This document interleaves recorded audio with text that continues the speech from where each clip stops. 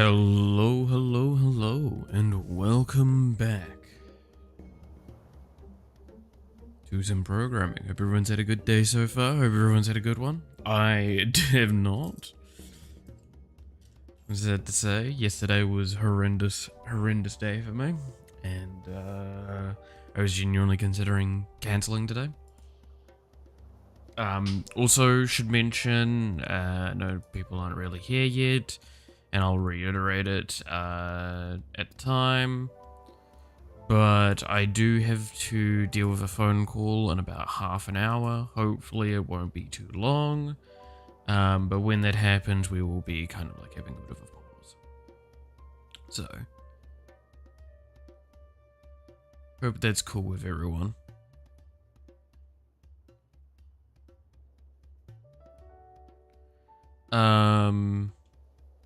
I did think that I wanted to share like just for the start of today, a little bit of positivity. So there was a random thing from, I think it was like the YouTube creators or something like that, Twitter, and they're like at someone that really inspires you, and I wrote this tweet here, which is about Iron Mouse and Thor. Mouse for showing me that my health problems don't define me, they can empower me, and Thor for reminding me what I once loved and that I can share what I love with the world, and that's fine. I can never thank you two enough. And just before stream started, I saw that Thor had liked that, and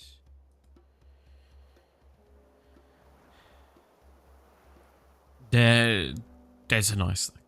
And I'm very thankful that he, like, basically, this isn't me going like, yay, he notices, yay, he saw this. I'm glad he saw that. Because that's something that, no matter who you are, I hope seeing something like this brightens their day. Hearing how much of an impact that they've had on people and just that sort of stuff in general. Now, I haven't gotten much done between now and last time in terms of the game development stuff. I finished off the idle animations for the two. I'm probably going to work on something different today. Again, I'm going to apologize. I'm going to probably be a little bit on the quieter side today. I'm just really not feeling great. And it's going to take me a little while to really step into the steam of something. Okay?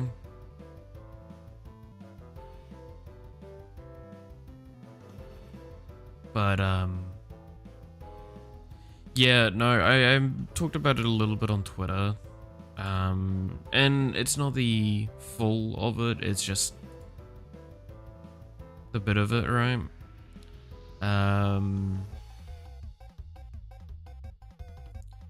I will share this here. This is the tweet I made yesterday talking about kind of what's going on.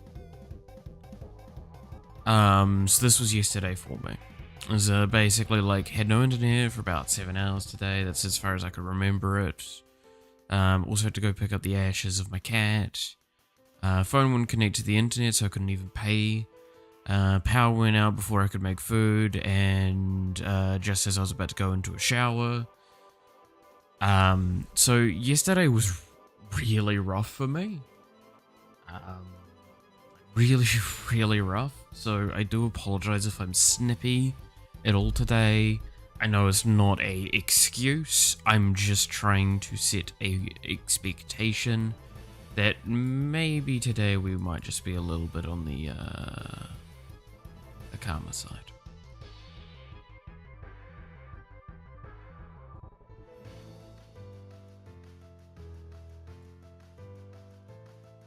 Maybe avoid heavier topics.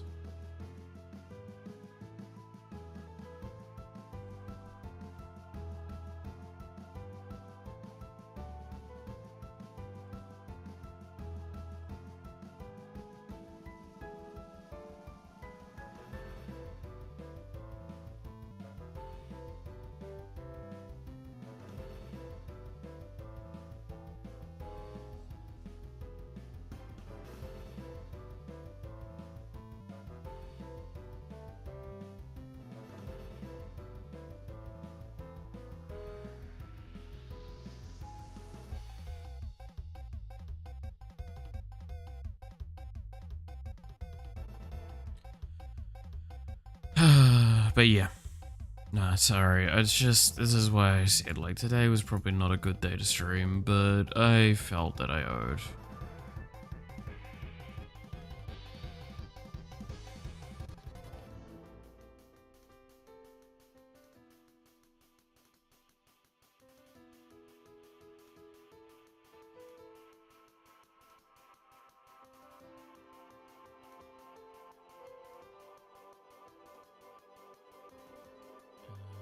So,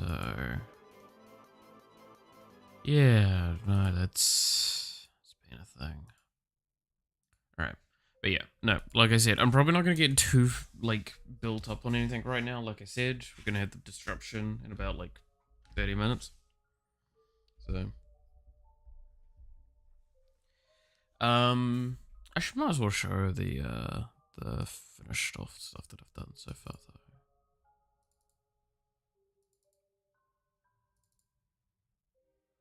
So, for was who we were working on last time. Not much really has changed. However, Morko, I believe I finished off hers. So now we actually have both of them done. I'm pretty happy with it.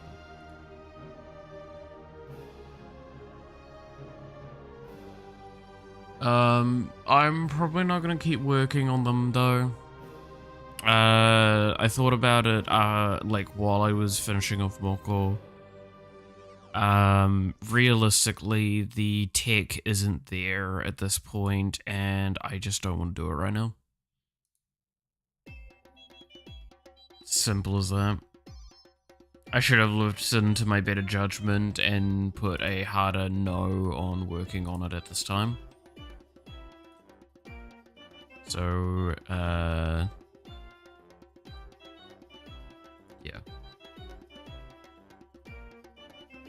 So with that being the case, let's go work on the one that I actually did think that I was going to work on.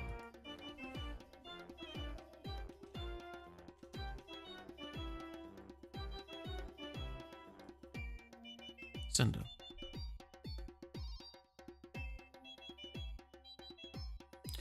So she's got her 1.0 and her 2.0s, and I'm trying to think what I'm going to use as the main reference point for it. Because for the most part, they're very similar, right?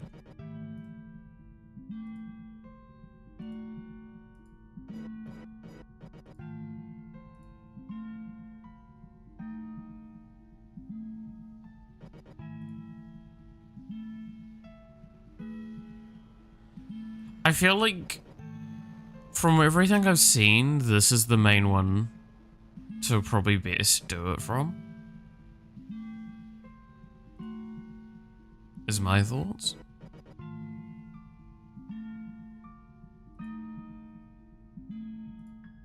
This is the 2.0 model.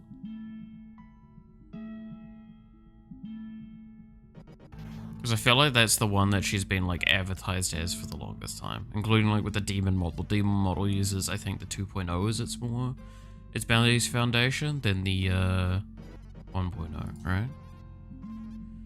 Kind of look at these.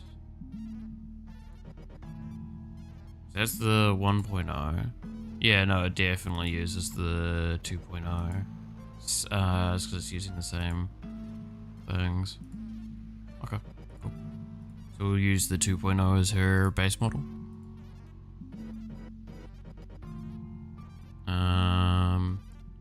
I'm gonna have a hard time because it's gonna be really difficult to get reference art for Cinder because, in the nicest sense, a lot of the beautiful fan artists that I would use as references and stuff like that typically, because I just look through Google Images, it's quite dangerous to do with Cinder because it's a lot of lewd art for her.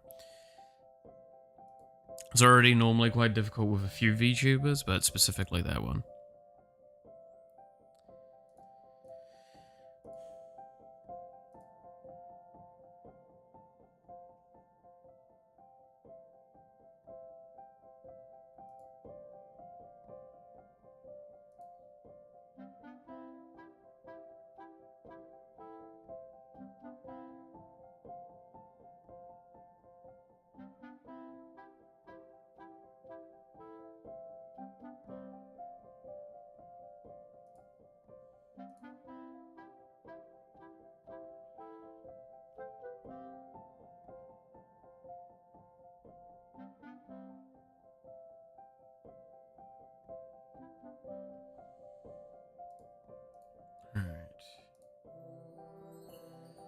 So, with that being the case, let's get started. What we're gonna need is we're gonna need the oranges, and I don't think I'm gonna need to do anything with the skin tone. I'm gonna do this so I can get some reference colors.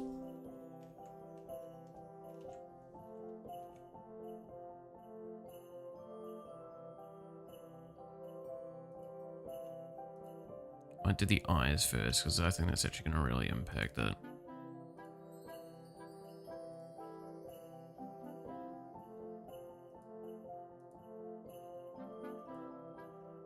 I definitely want one of the goldy ones.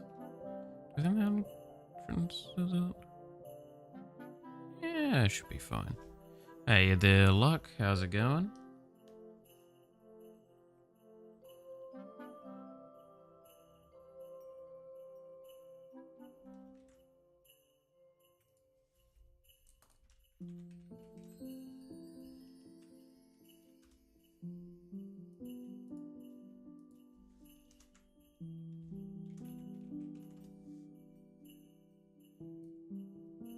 I'm a blob that's blobbing. I honestly, I feel that. I really do.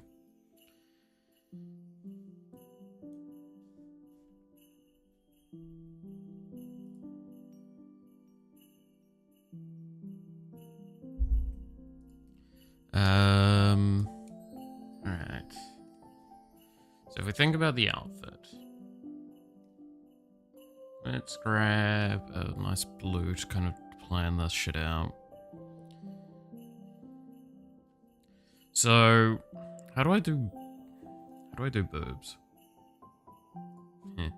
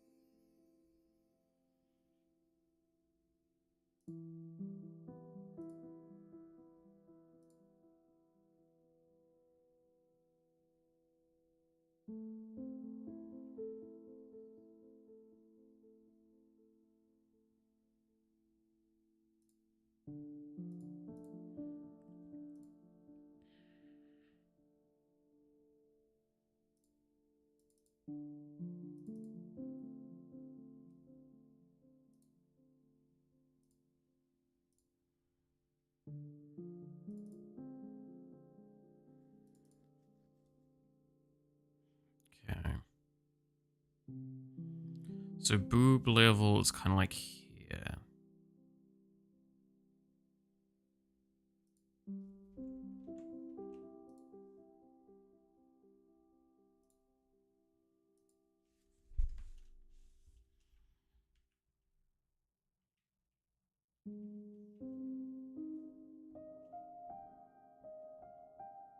Which makes sense, because we're probably going to do that, right? I'm just going to bring this to the side so I can actually look up some more reference art.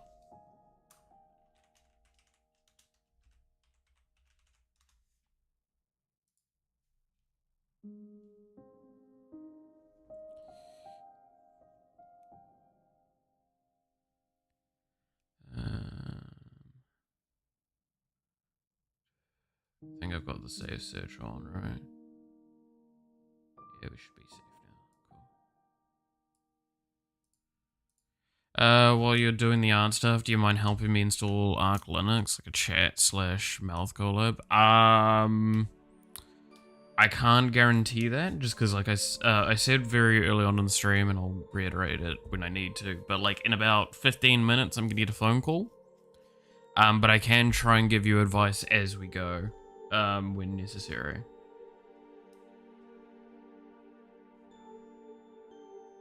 But yeah, no, sadly enough, I've got a fairly important phone call at past that I'm going to have to disappear for a little bit. I'm going to try and keep it as short as possible though. Just need to figure out the .sig and Ethernet stuff. God, it's been so long since I've played around with Linux. Give me a sec. Dot sig. Can always leave the message on Discord. True. I mean, like, again, you can always DM me if you need, like, urgent stuff, but I'm trying to think how much I can actually help. Sig.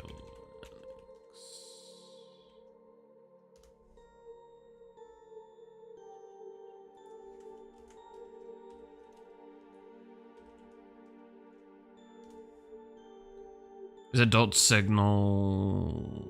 Linux signals. That begins with sig.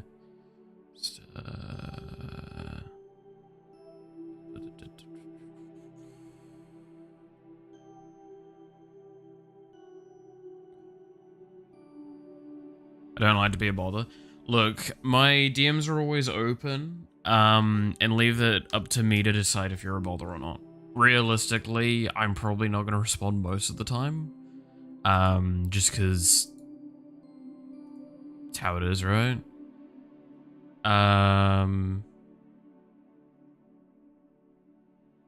But other than that, yeah, no, I just DM me, I'll respond when I can. Just having a little look into the Linux signal stuff now, though, so I can try and do a refresher. Because, like, I installed Linux 1 for myself and for another person. I installed it onto a laptop and used it. I didn't like it as much. I just felt it was unnecessary. What it gave me.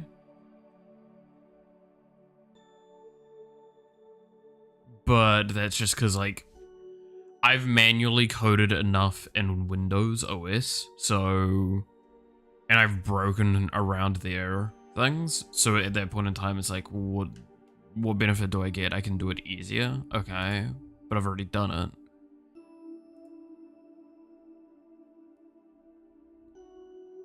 I do know that there is a lot of an appeal for it, and especially in certain cases, it is actually advantageous, like, just straight up. Especially on, like, a laptop that you use for, like, certain projects.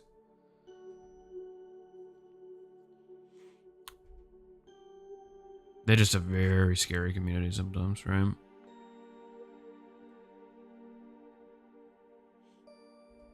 I mean, it depends on... It's because you said you were trying to set up Ethernet, right? Linux...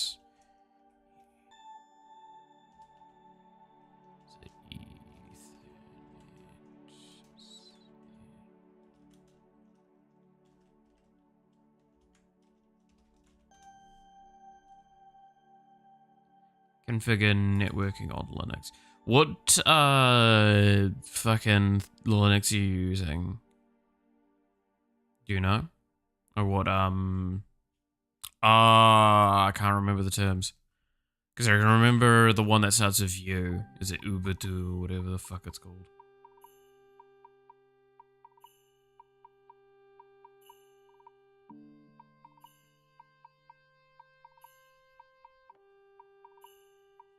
I'm using literal, that's fair.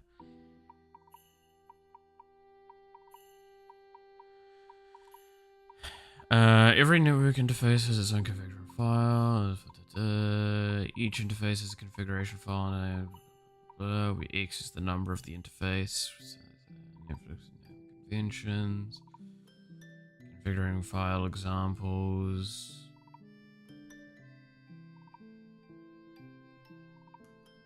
So Arch Linux on an old tower.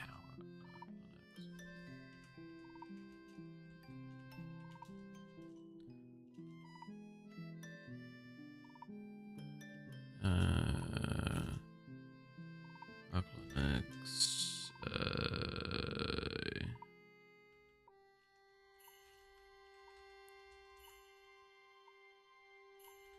Arch Linux Ethernet setup.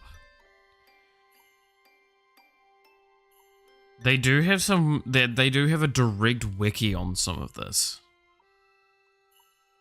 Have you had a look at those? And if so, have they made sense or given you the answer?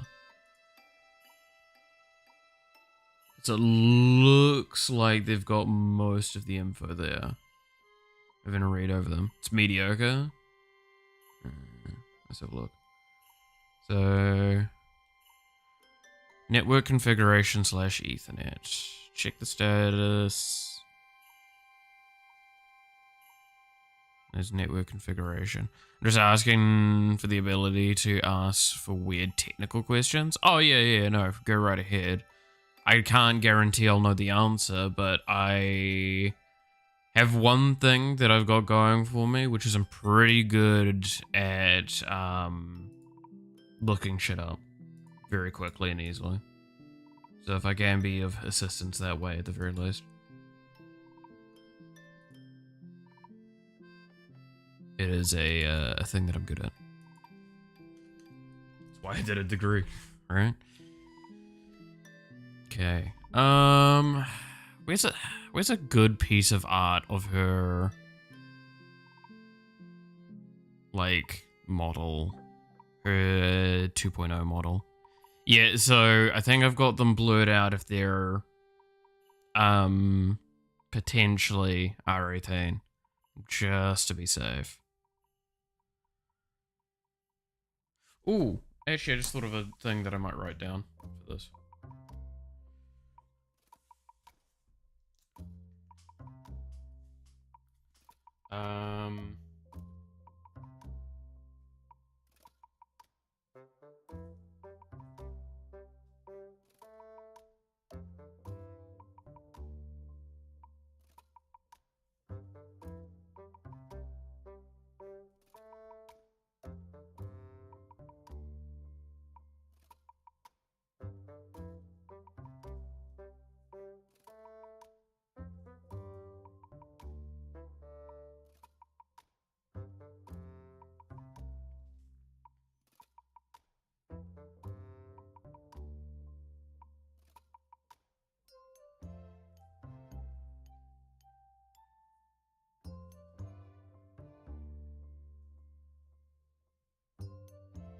There we go. Alright, I don't want to distract you from your stream, but your chat is one of my favorites, for malleability for engagement. That's fair. I mean, hey, I am always all for just talking things out and helping people where I can.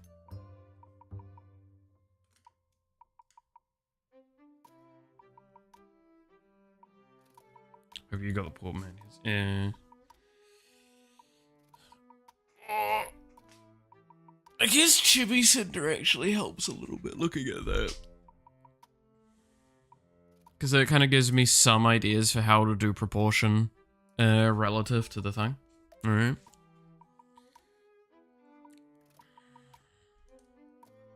Because, in a sense, probably this is where Booba is.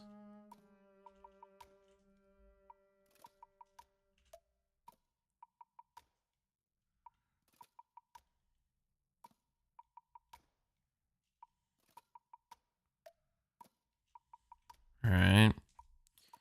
And this is where the arm bit is.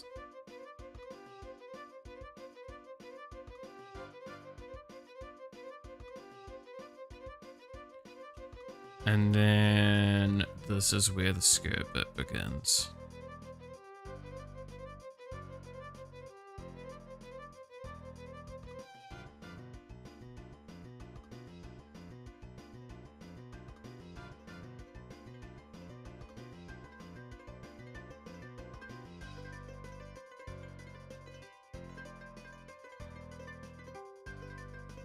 And then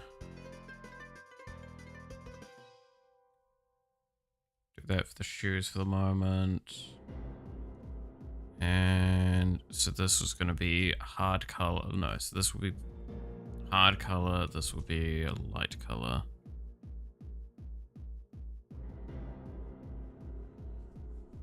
Where is the gotcha? Where is she? Exactly. Also, that name, I swear to God. I love that name.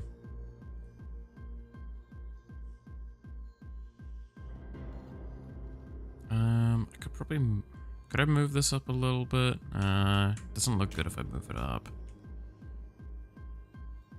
No, I can't move that down. That becomes dangerous. And then like, so there is a bow though, like right here. Does this look like she's just boob? This kind of looks like she's just boob. I'm not gonna lie.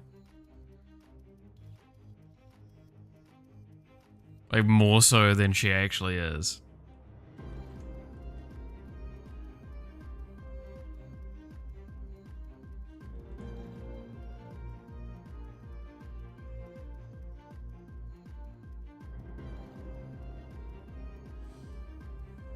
Obviously it's not colored correctly, so that is going to impact it a little bit.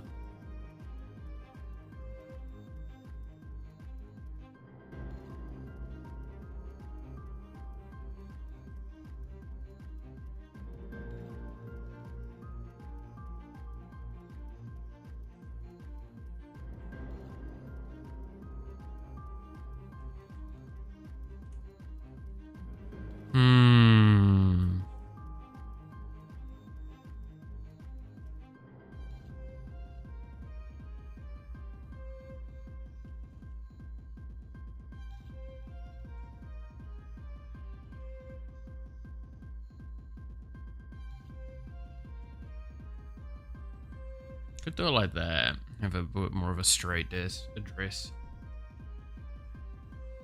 Then I would probably need to do like a little bit of detailing. She does have kind of like a chain thing here.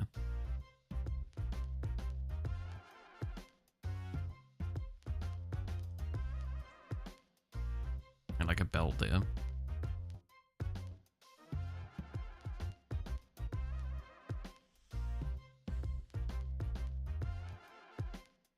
What about a naked belly? Well, I mean, she doesn't have a naked belly.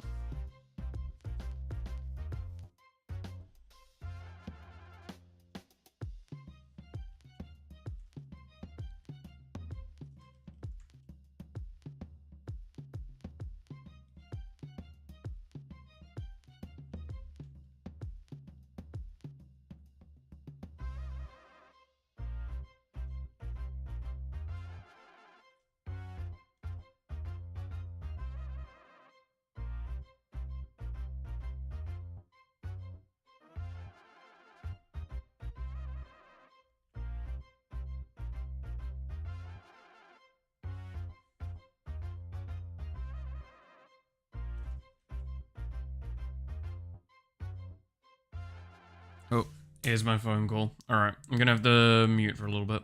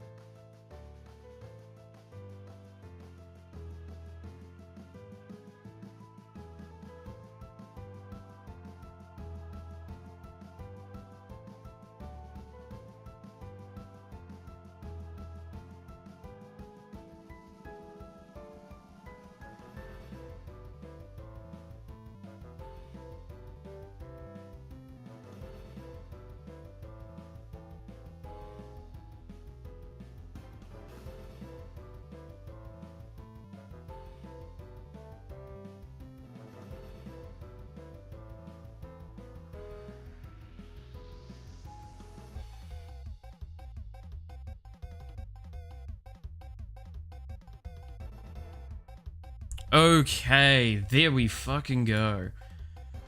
Oh, sorry. Very, very, very sorry about that. Like I said, that phone call was expected, and I knew it was going to be very, very disruptive, and it ended up being as disruptive as I thought. So, with that all being the case, let's catch up where the fuck I am. Okay, DM, let's see. Above is the wiki command. How do I modify it to get the right output? It says it doesn't recognize the file directory, which implies its connection with the thing. Okay, ooh, Jesus. So, no luck, you still here?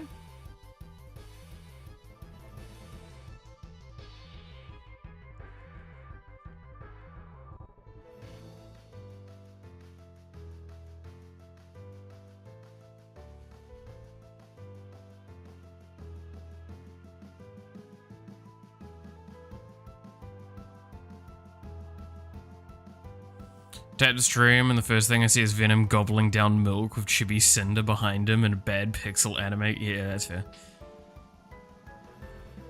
That is completely fair that you'd be on the confused end of things.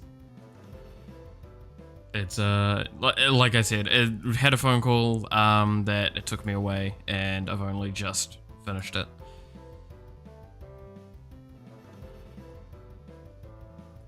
Okay,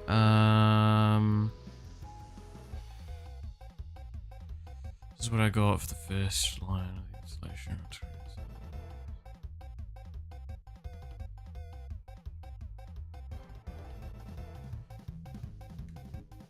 Can you send me a link to the wiki that you got that command from, Luck? If that's okay? So I can kind of read over it myself.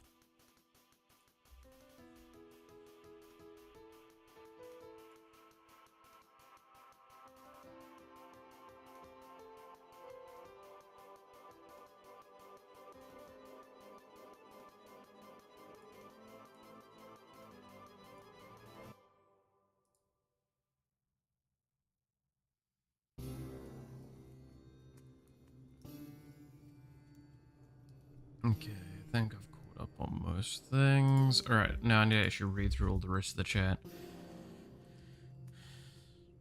Oh, Pretzel turned up on Twitch, I didn't see that. And Koo also turned up, okay. Yeah, no, sorry to the people that turned up while I was on that break. Less of a break, more of a phone call. Very important phone call. I definitely needed to take. And I knew it was coming. I talked about it to begin with. I probably should have had like a note on screen about it, but that's why I just put on the Venom quickly to just kind of indicate the BRB, right?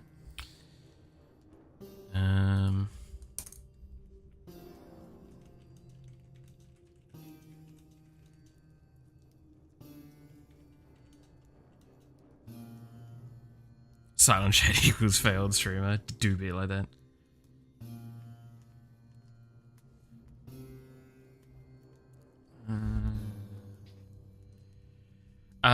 Do I just copy paste what the wiki says after the thing?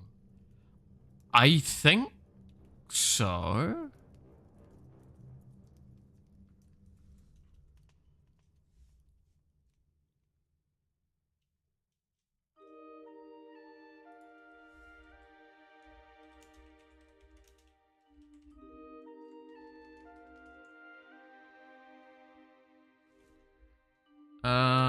I'm gonna look up this command.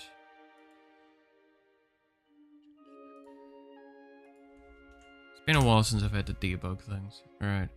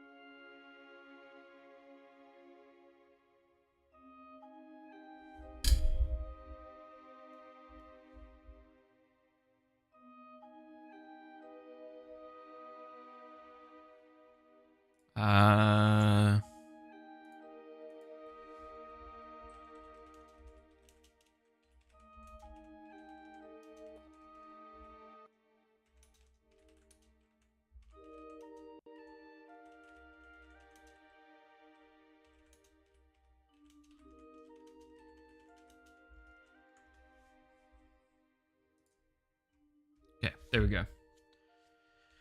There you go. Now look, hopefully that sends you in the right direction. Let me know if that's not what you need. Alright. So. I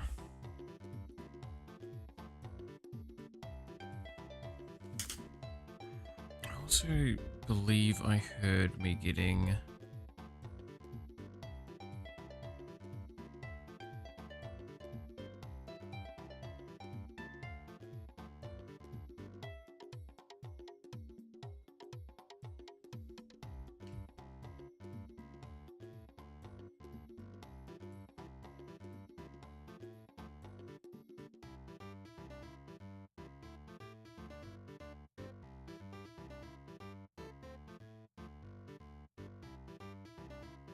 Okay, I'm just gonna mute for another second because I think I got another phone call while I was on the phone and I want to see what it was.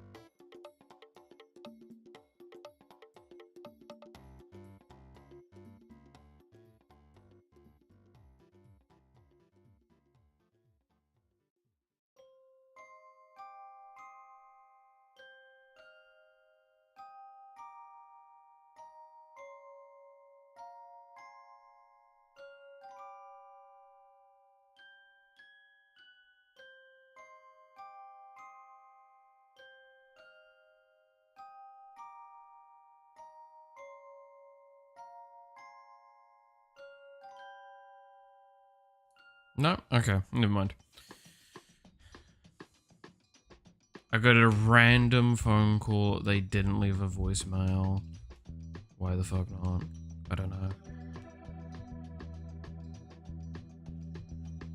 But I had a voicemail in there from one of the last times I ordered pizza.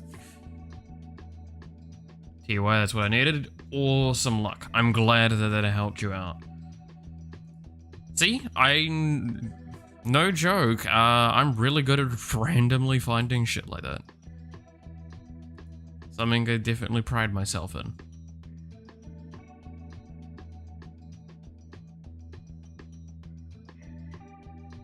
You're the beast.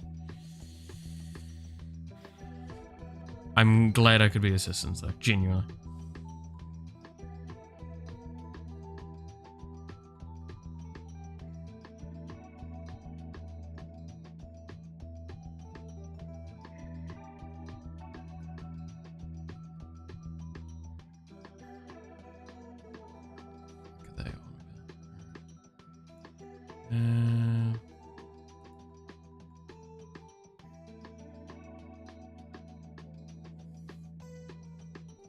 Oh yeah, I also saw your message in the important thing ages ago.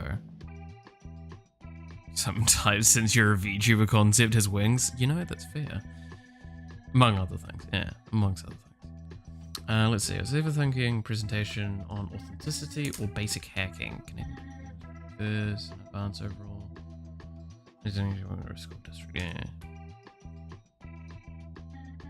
Media arts. I don't know what the best answer for that is. What would be the best answer for something presentation on media arts? You guys watch Arcane 2? While I'm gonna make a blanket rule not talking about spoilers yet, yes, I have.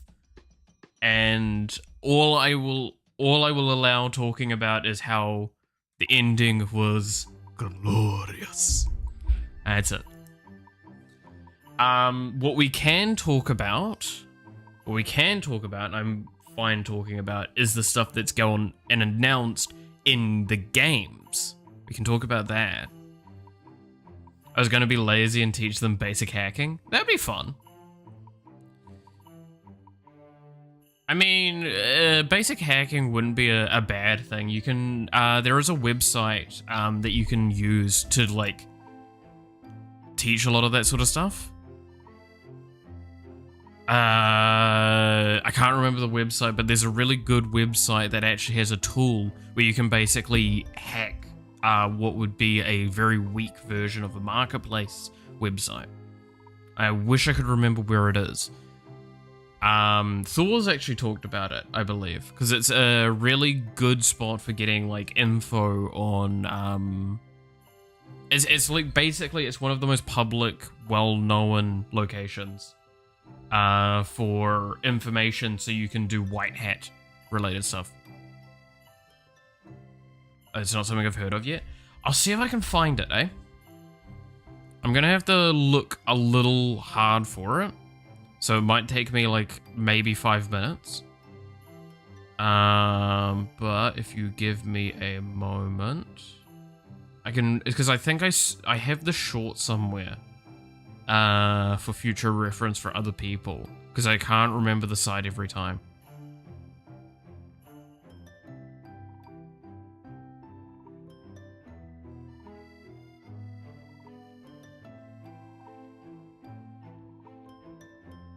I have to go through my special, I have a DMs folder that I have for myself where I post things of interest, and it's just filled with a bunch of crap.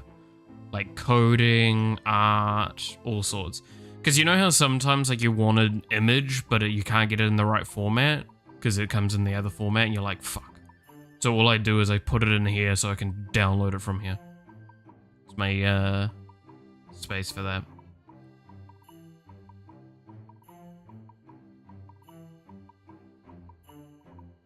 Here we go. I think this is the short.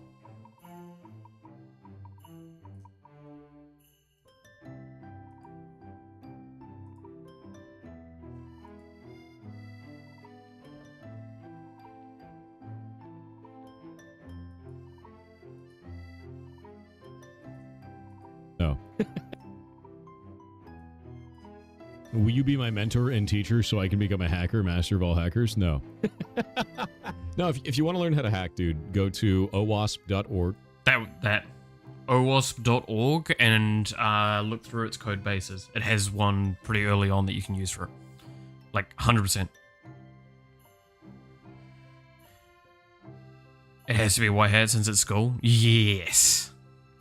But no, this is an official acceptance thing, so owasp.org Foundation. Explore the world of cybersecurity. It's all about cybersecurity stuff. They're fucking awesome. It is updated several times. This is even updated again since I last looked. Juice shop. That's what you want. This. If you want to do like a fun little hacking thing, get this. Do this for them. Because it's like you go through and you actually have like a scoreboard, figuring things out, like going through the things, all that. And it's finding vulnerabilities and such. I'll try it before I do the thing. Yeah. No, it's really cool though. So no, genuinely, that's a fun one. I think the program is free software. You can redistribute it and modify it under the terms of the thing. Yeah, so you can use this. I believe you might have to, if you're under an official education thing, you might have to get clearance for it, but genuinely send them to this and all of the stuff for it, and you will have more than enough evidence here to go, look, this is a very well-known official place for white hat hacking. So this is cybersecurity. This is really good educational tool and environment, and this is specifically, this tool here is a really, really fun and interesting way of doing it. I'm not going to deny there are difficulties with it, but that's the point, right? So this is really cool, though. This is really cool. Highly recommend it. And by the way, to anyone that's slightly interested in cybersecurity, OWASP, go look it up. Honestly, just genuinely, this is one of the best sources of this kind of information you can find. Go try it.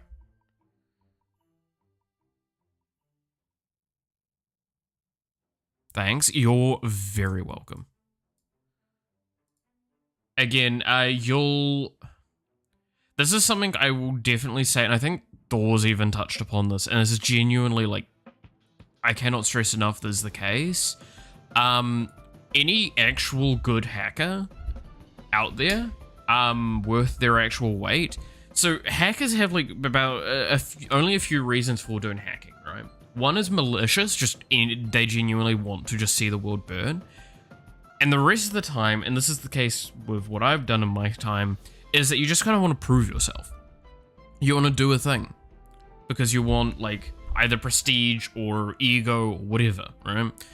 And the thing is, with that kind of mentality, which I would argue is the majority of the time with a lot of hacking, that's actually done by like people that know what they're talking about.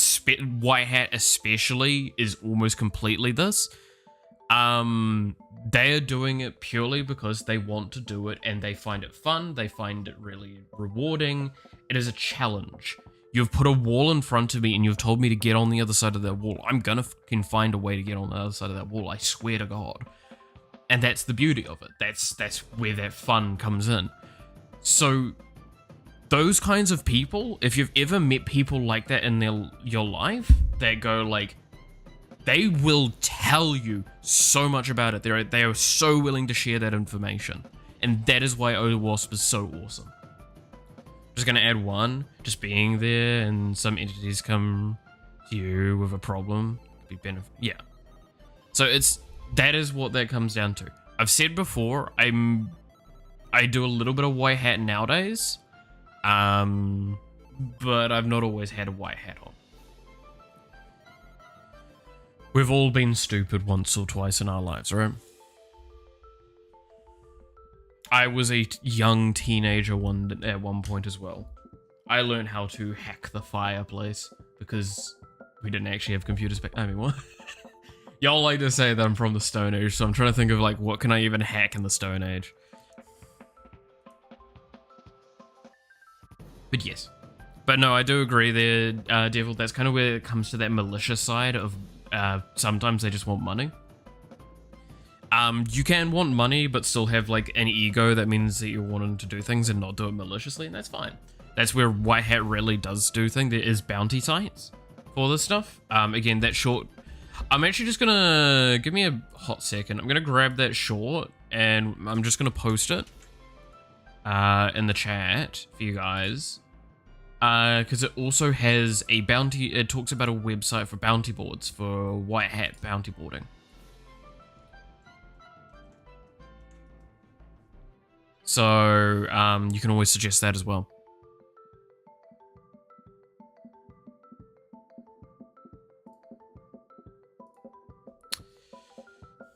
You remind me of a PE class. The teacher put a wall in front of us and told us to get on the other side with any method we wanted. Everyone climbed it until one kid walked around it. And then the teacher said he passed. Yeah. No, that's exactly, right? I genuinely, right? So my PE teacher was a weirdo for a lot of things. But one of the things that this is my high school PE teacher. One of the things he did that I actually enjoyed and pissed everyone else with was if you did something wrong in his classes, he wouldn't actually like give you detentions or anything like that. He'd make you do sit-ups or press-ups or something like that. He stopped doing that with me because what I would do, and I'm not anywhere near as physical now, but like keep in mind at the time I was training up for gymnastics. So I actually was like on the rings, if you've ever done the rings, which are those things that hang from the ceiling like this. And the person does like weird, cool flips and shit like that with it. I was really good at those. That's what I did a lot. I was training for to do it professionally. So I actually I had a shitload of upper arm strength and a lot of control over my body. So one time, he's like, okay, Malith, you've talked in class. Go do some I think it was 20. He was like, do 20 press-ups. And I said, what kind, like, it's like, what type?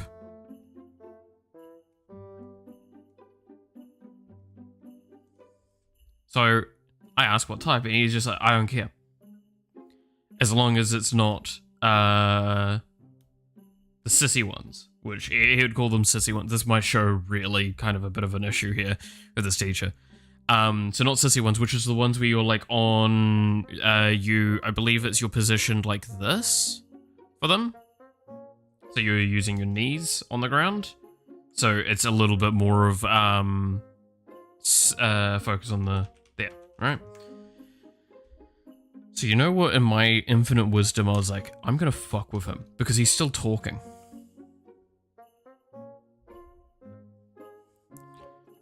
Anyone want to take a guess at what I might have done?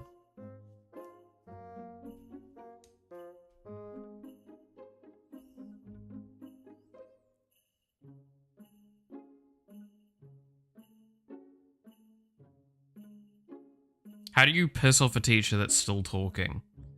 For telling you off for talking, and he punishes you with press-ups.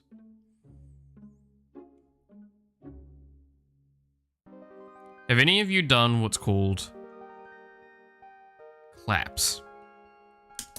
There's a few different terms from them. The main one I know of is claps.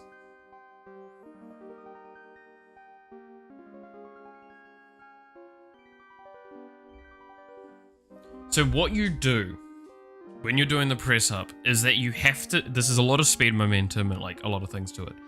Do the press up.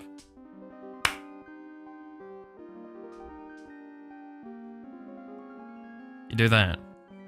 You clap on the way up.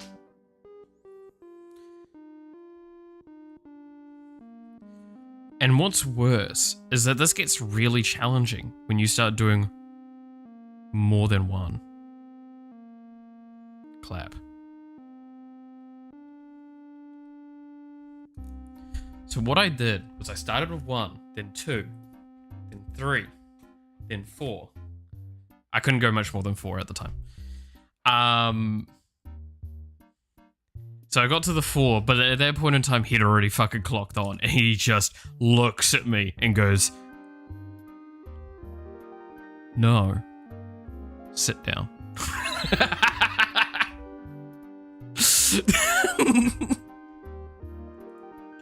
So that's what I was doing. Again, I had a lot of upper strength and a lot of control over that, so I was very good at that. If we had those rings in our gym, I would have been the kid that puts his head in neck in one go to the ER because of it. You trust me, you cannot get your head through those unless you really, really are small. Because we're talking like if I was to hold them now, they're like slightly bigger than this. Like they're genuinely tiny. You can barely get your arm all the way through them.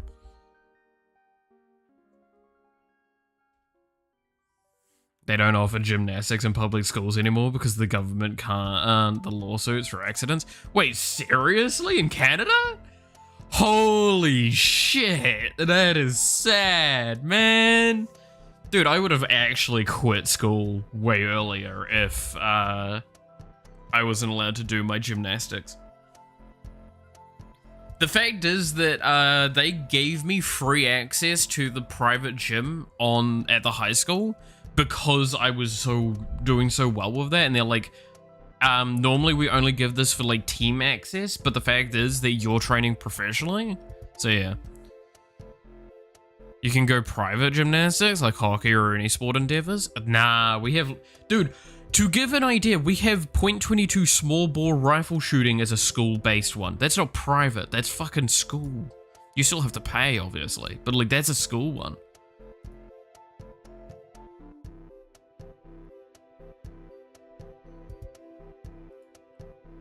Dude, we shoot guns, and we don't like, and we have so many laws against guns here for our fucking things. It's heavily generalized. That's fair. Okay, I will give you that, because obviously province stuff, because Canada is a lot bigger, so provincial government obviously always supersedes. But the fact that that's even the case at all is just really funny to me. I cannot understand that. I would have hated doing that shit if that was the case. Like, so much. I would have hated that.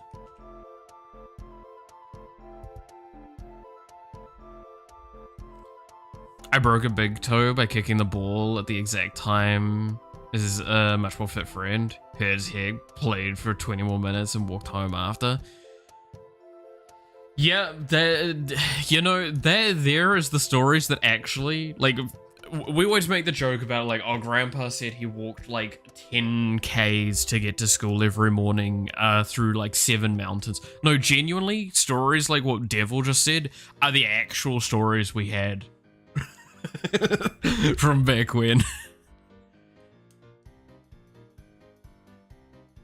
Got a 460 average over an hour for 10-meter pistol, but I don't know gun. That's pretty good, actually.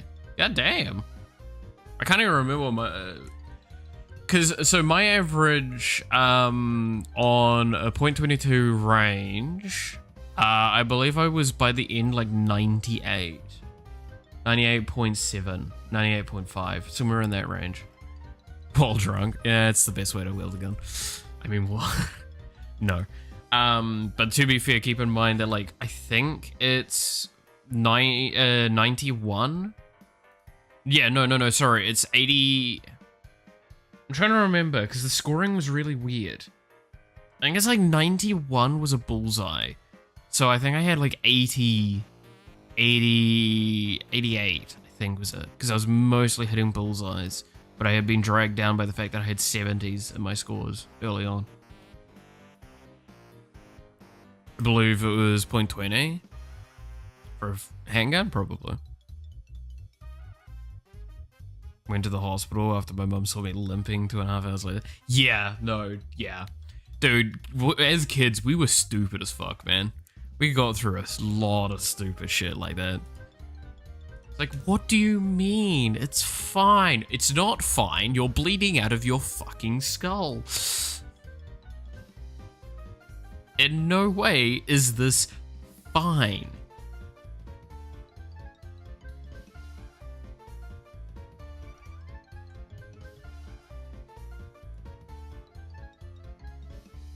Nah. I don't think we changed the skin color at all. Alright, let's start getting the colors done up, eh?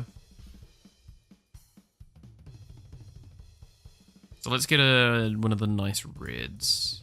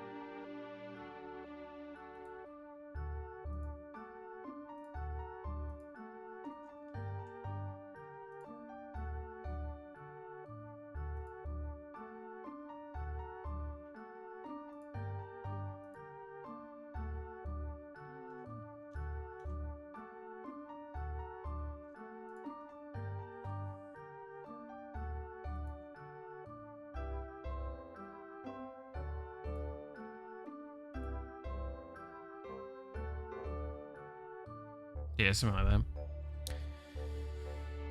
First time I stepped on a nail, I was walking with it for 2 days. Jesus. Kids fear no pain. Yeah, no, kids are... Like, the best part is, right, is I've lived a long enough life to now be able to accurately compare kids versus drunk people. I don't know who's stupider. I know which one regrets it more. Like, in 1-2 days, I know which one regrets the thing action more than the other. Right? Because next day, the drunk guy, he gonna regret it a lot more than the next day kid. I've climbed and fallen out of trees. I've done my due diligence as a stupid child.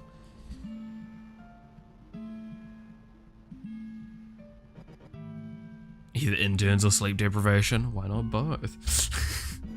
That's about right for this, most of that sort of stuff. But that's sucky, yeah. I had a drunken friend start a fist fight with a bus stop and lose. Yeah, I have had friends do that as well. Not even like no, 100%. I've had friends do that. Yeah, that is probably one of the most relatable fucking things, and I hate that that's relatable. Oh, that's actually so fucking stupid that it's so true. Oh, that's so fucked. What world we live in where that's a relatable piece of fucking shit, man. Oh, man, we really are a fucked fucking species, huh?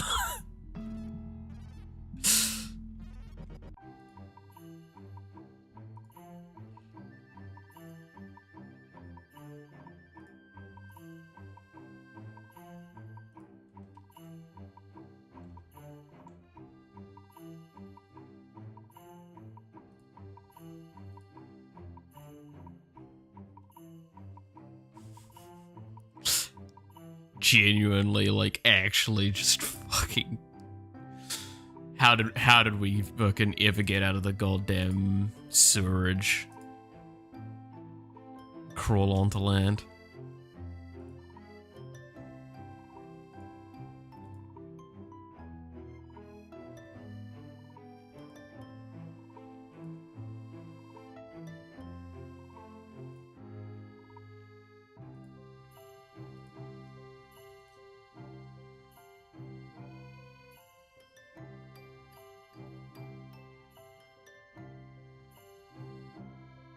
What do we think? I think that outfit actually is looking pretty close. All things considered.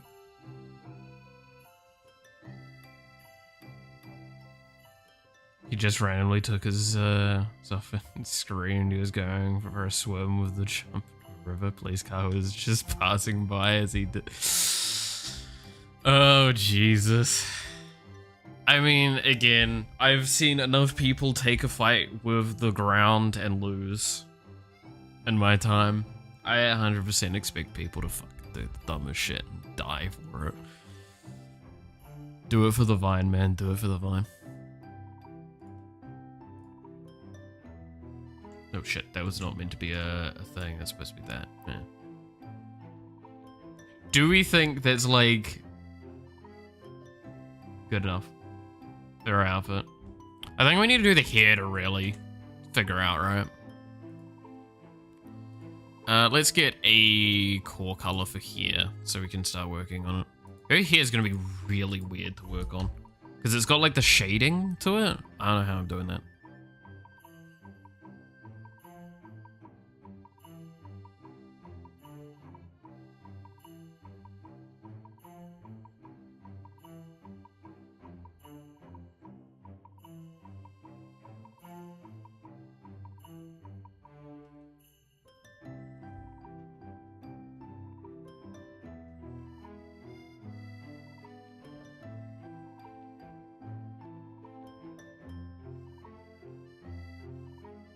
Oh my god, short hair cinder, man. That's actually... Dude, that's doing some things to me, man. I don't know.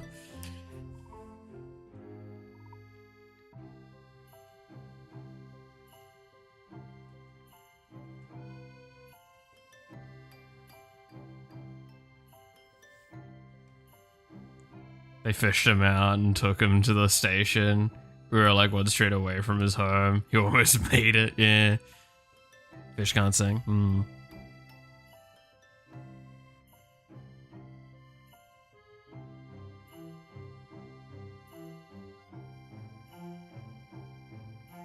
Dude, why does this actually look hot as fuck? God damn. How did I make a good looking pixel out like that? Alright, time to give her long hair though. We gotta give her long hair. Let's use the orange for doing the long bits for now.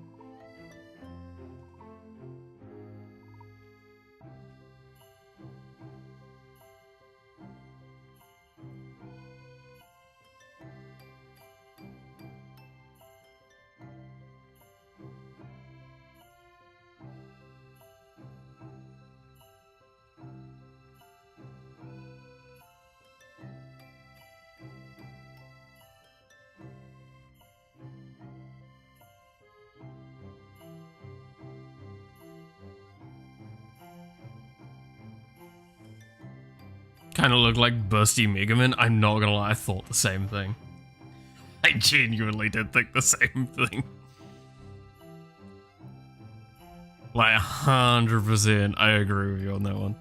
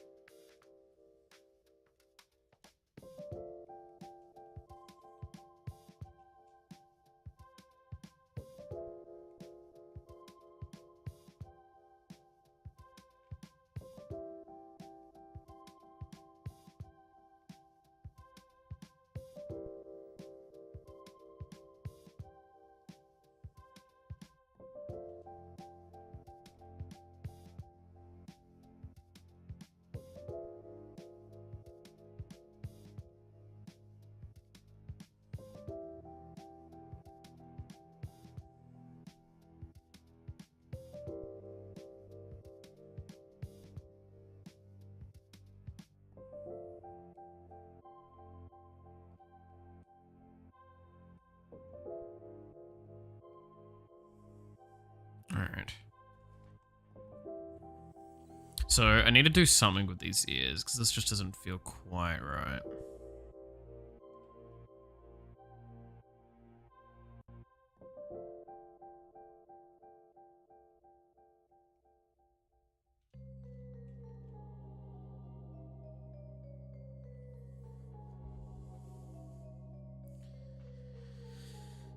I love that people name stuff in the worst ways, like...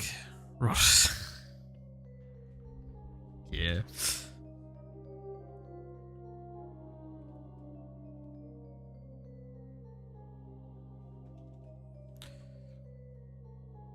What do we think? Are we thinking this kind of looks good?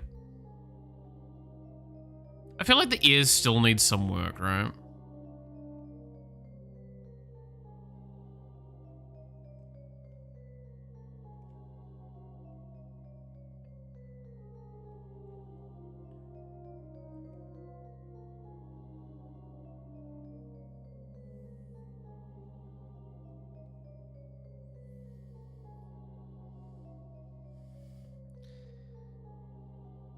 Can't spell for the life of me. Yeah. Torture for funism. Yeah. Dude, English language is a fun language because you can just bastardize it in such an interesting way. Yes! I mean, it's the same with dyslexia is one of the worst words in the English language for actual dyslexic people. And I can't remember the name for it, but the one with speech impediment is like near impossible for those to say, right?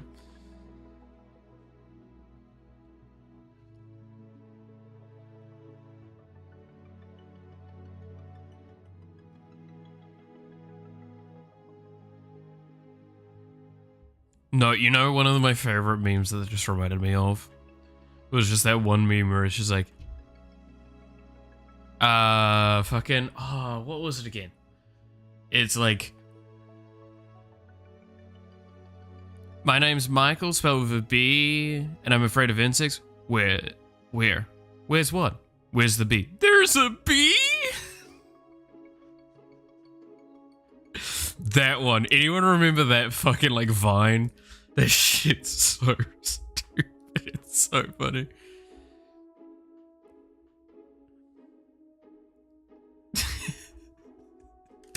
Back when the internet was funny, man. Back when the internet was funny.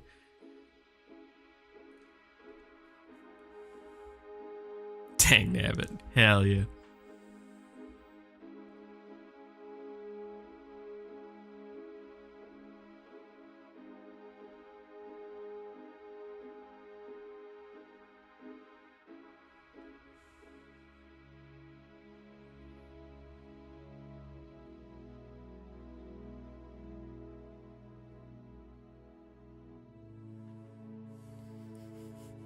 Dude, Vines are great, man. Vines are great. Humanity really peaked at that point.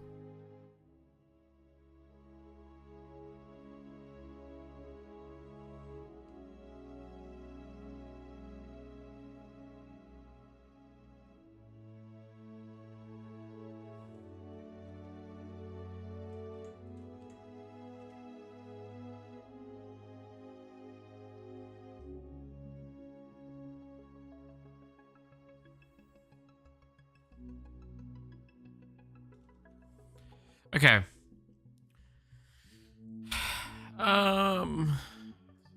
This is the difficulty with characters with like lots of random colors in their hair and shit.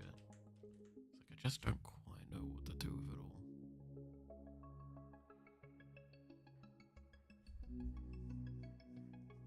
all. Hope is the color that devil is. That's fair.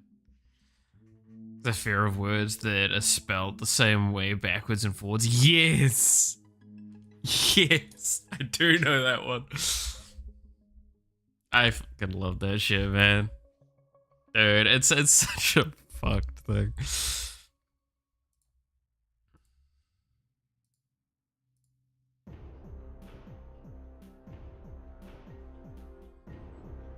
Like swaz.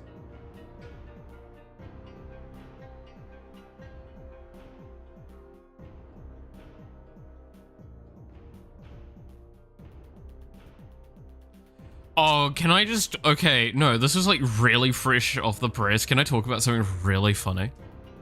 Because I just saw Pirate Software's tweet about this. No. Okay, we're talking about something very funny today. This. I'm just gonna put a like on this. Okay, so have you guys heard about what Elon Musk has said towards games? What if Chad said no? You can eat my entire ass if you said no. You go and put up with it. No, so...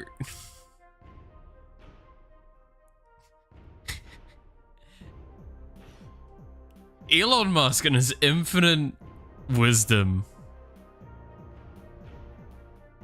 Oh no, I have to eat ass. Such a shit. No, I mean, what?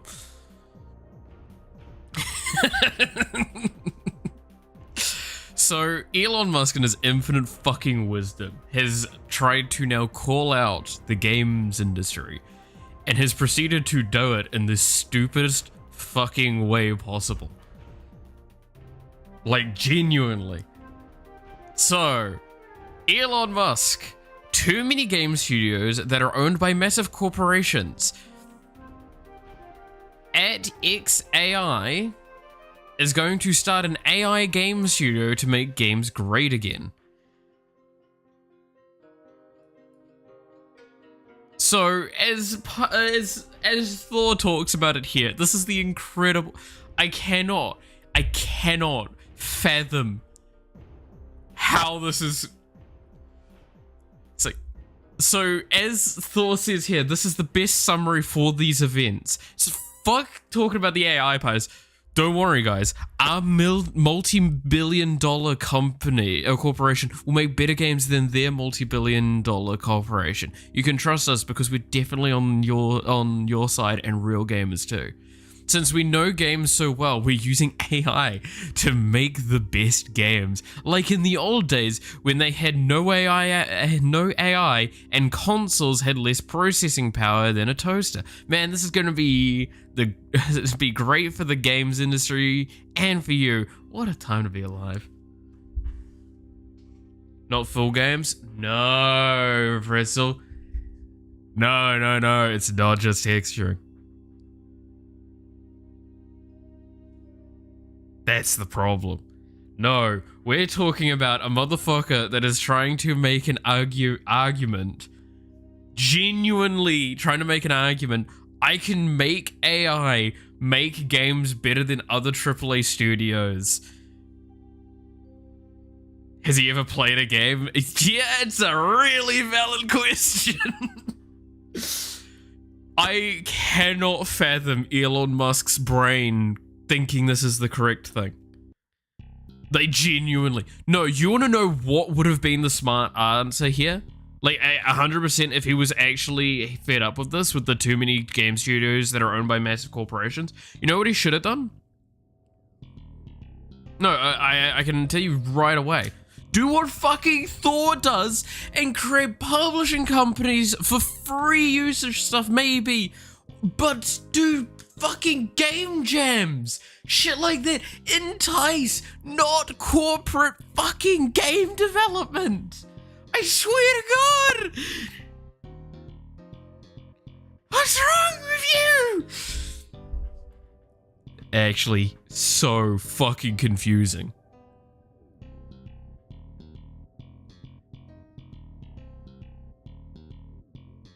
But they're not putting on the clown makeup themselves, but they're asking for it. Yeah, no, I cannot fathom how Elon Musk thinks he's not looking like a fucking clown with this. I'm gonna be honest. I want to see this train wreck. I kind of agree.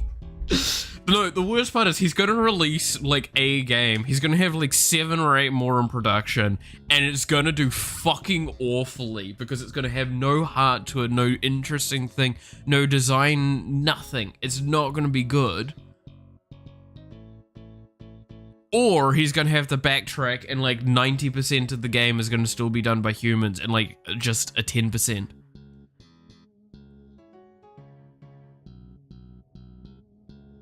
No, it pisses me off listening to someone like Elon Musk try and talk on so many subjects he is not educated in.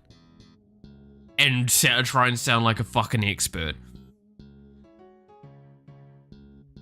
Like, even he doesn't run his bloody companies anymore, for the most part.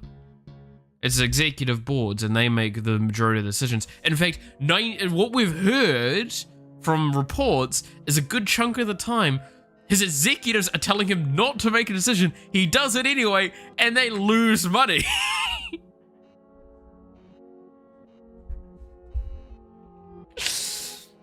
He surrounded himself by yes men, and the few that aren't yes men are like sitting there going, please, Elon, stop. Stop, just shut the fuck up. I think texturing hyper-realistic shit in this is the most that AI should be allowed to do. I want to draw wood for 3 days. That I will actually agree with, right? Again, if he wants to say make AI tools for game development, I would be fully down for that, right?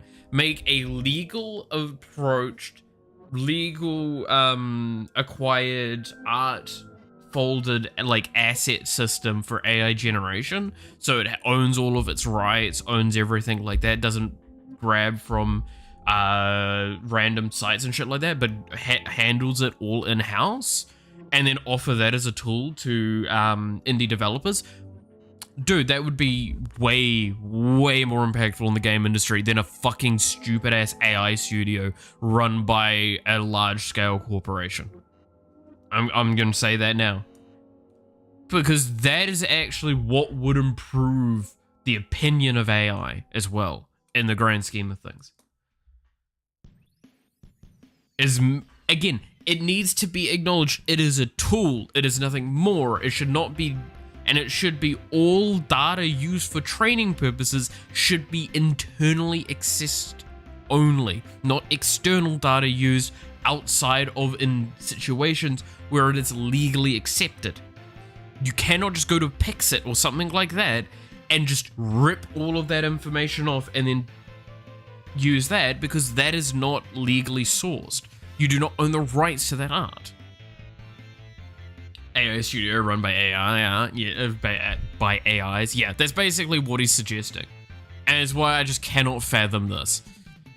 No, we're gonna repost this as well. We have to repost this. This is, oh my god. I cannot understand how this is something that someone thought was a good idea. This is what happens when you give fucking children too much money.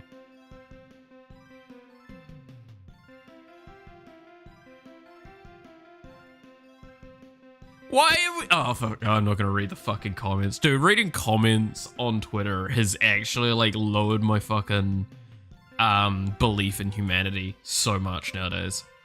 I've done it a couple of times and it's just, y'all on Twitter that actually are in the comments are fucking stupid.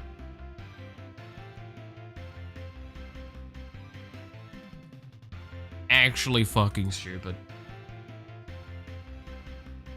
Let me see some comments. I don't use Twitter and I'm curious. You want to see some comment? The first comment we saw was someone calling out Thor apparently on like a political agenda. Very refreshed thing. I'm gonna have to fucking go to my profile and find it. Alright. Let's read some of these comments and see how stupid people get for a little bit. For a little bit, okay? So we're not going to look at Thor's statements in return. We're just going to look at stuff like this, where it's go make games mean everyone go make games. Sad to see Thor going political like this over an unmentioned agenda.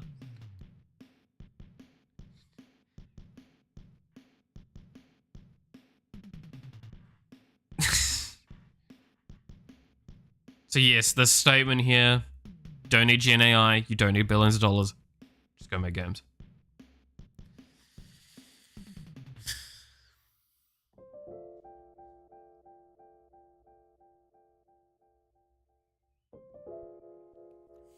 While coming from the #1 ranked Diablo 4 player, I tend to think he knows a little more about games than you give him credit for. I usually agree with your takes, but this seems a bit premature to judge. You say, what are they on? Yeah. We should have gate-kept our community harder. What happened? I completely agree with it.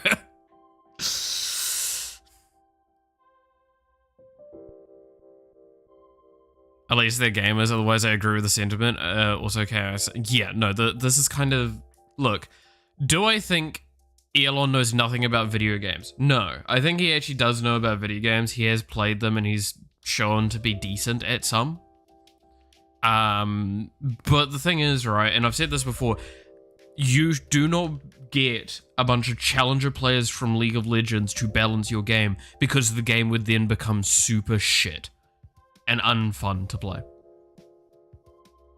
You may not believe this, but this is the truth.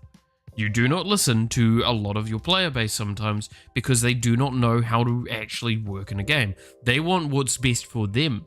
They do not want what's best for everyone. A challenger player, an objective challenger player, will actually not give you a good answer. They will turn around and say, it's not my space to balance. I will play to the meta. That is what they'll do. They will call out when they see something wrong. Like, hey, this buff doesn't seem like it's good and it's healthy because I think this is going in the wrong direction. And that's a fair one to respond with. But yeah, no, like the best players won't sit there and actually tell you what you need to rebalance the game. They'll say this doesn't feel right. High tier game players are affected by the greed mind virus. They're objectively good at competition, but that's, yeah, and exactly, right? Is like, so TFT is a great example of this, is the most picked portals of the last sets were like Scuttle Puddle and Crab Rave, and apparently it was by such a margin that it wasn't even funny. Like, it genuinely, the next highest weren't even in the same digit category from what was being talked about. Those are for fun portals. They're not good, but they're also kind of good. They ruin competitive integrity, but they're fucking fun. And I agree with that. I loved Crab Rave. That was such a fun. I would turn my music to nothing for that.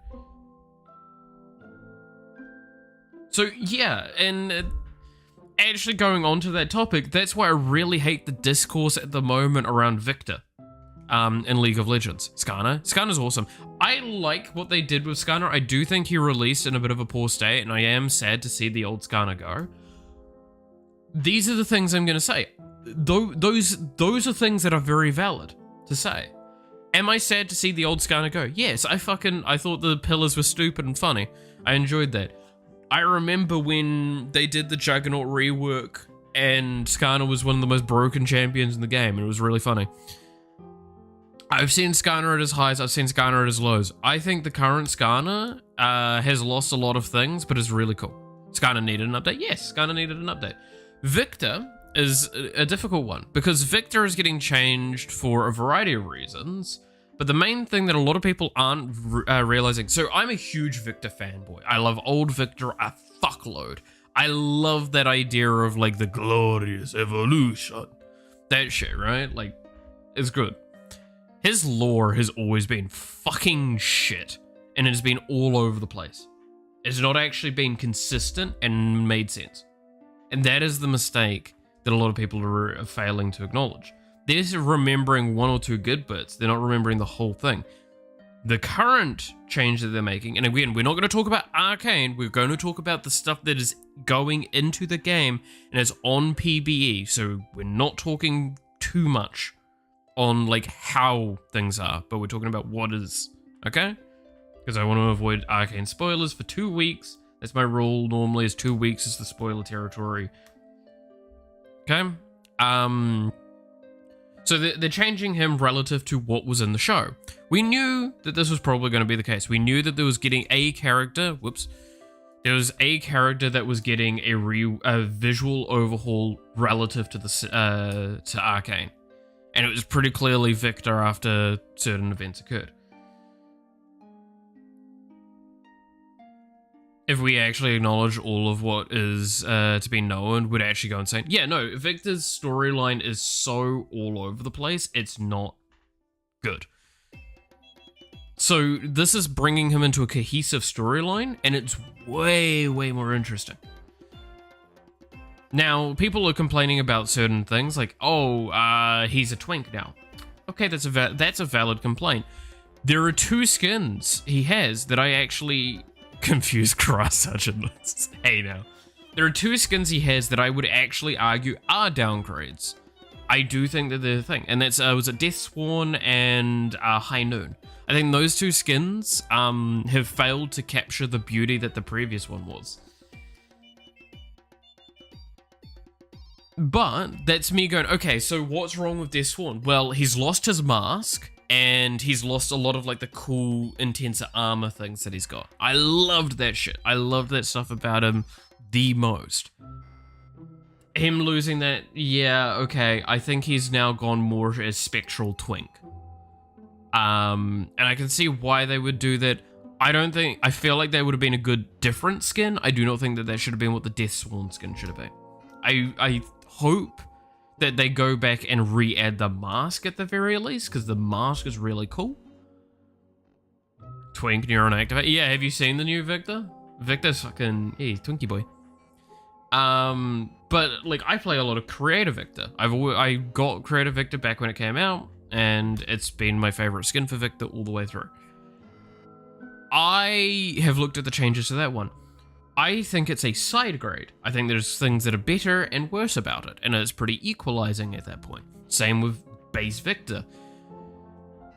Those that are thinking the old one is better is just diluted by not, like, someone talked about this, I think it was SpiderX, which is one of the, like, more prolific people that talk on Twitter about, like, things coming up.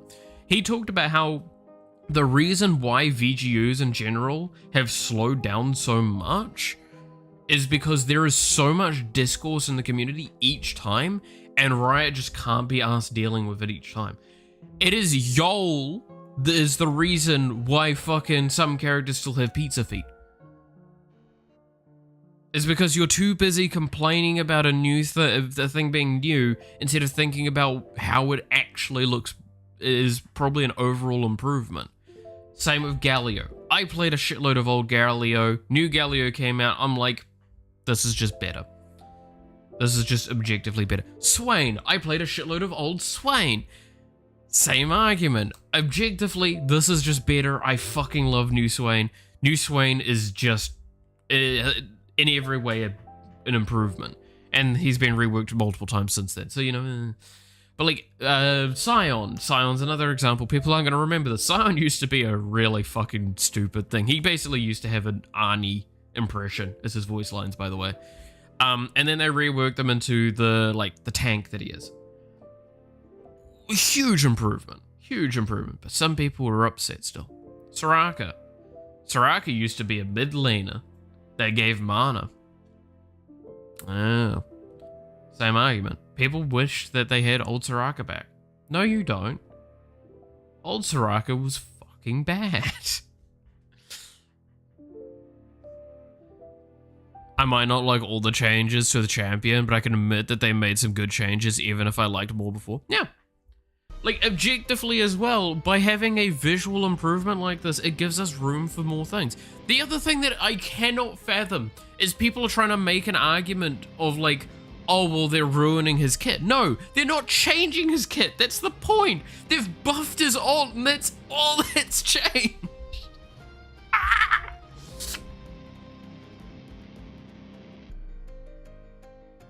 This is why I get really upset with like listening to this sort of discourse. So at the end of the day, realistically, nothing about Victor has actually really changed other than he's got a more refined story.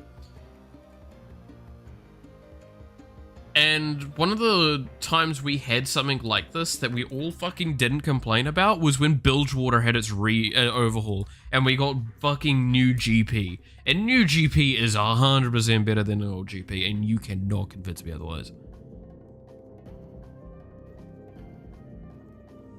What does kit refer to? What is a laner? And is Mel Twink real? Okay, so first one is kit is their abilities. So like the abilities that you'd have, their passive, that's what a kit is. What is a laner? In League you have, I can draw this very quickly so you don't have to get stuck with it. League map looks like square with this, and this. This is all jungle. And then there's a river that goes between here. This is what's called top lane because it's on the top part of the map. This is what's called bot lane because it's in the bot part of the map. This is what's called mid lane because it's in the middle of the map. Because it's a lane that the minions go down, and this is how you siege to the win. There you go. That's literally the description of lanes. If anyone's going to tell me there's more complexity, eat my ass. And is Maltwink real? No, sadly. No. I'd like it to be real. And the most important question, yeah. No, I would like it to be real. Yeah. I am not Twink, sadly. Like, does this look like a Twink? Wait, I need to stand back here. Here, go to the side. Does this look like the body of a Twink? Dude, I look fucking horrendous from the side. Got a fat dumpy though.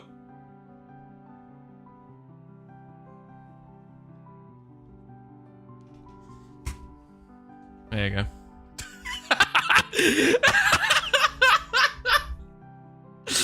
That's gonna come back to haunt me, I'm pretty sure.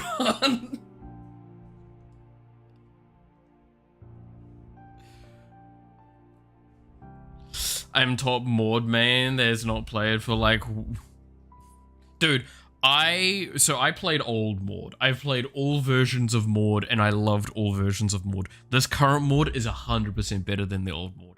I will refuse anyone trying to convince me otherwise anymore. This Maud is so much more fun. Dude, Death Realm is so good. So good. I'm gonna send this bitch to Brazil. Fuck the ghost shit. What's coming back to haunt you? I missed the joke. Just me jiggling my ass a little bit. It's fine. I totally didn't just like... Did I press the button for it?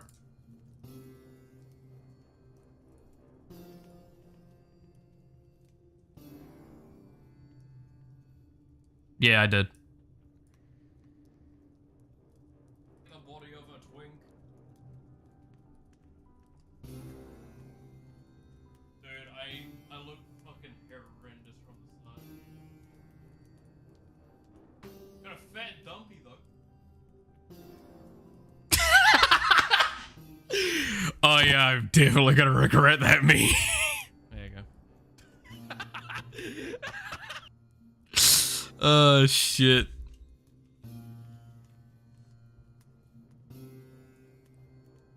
Got a fat dumpy though.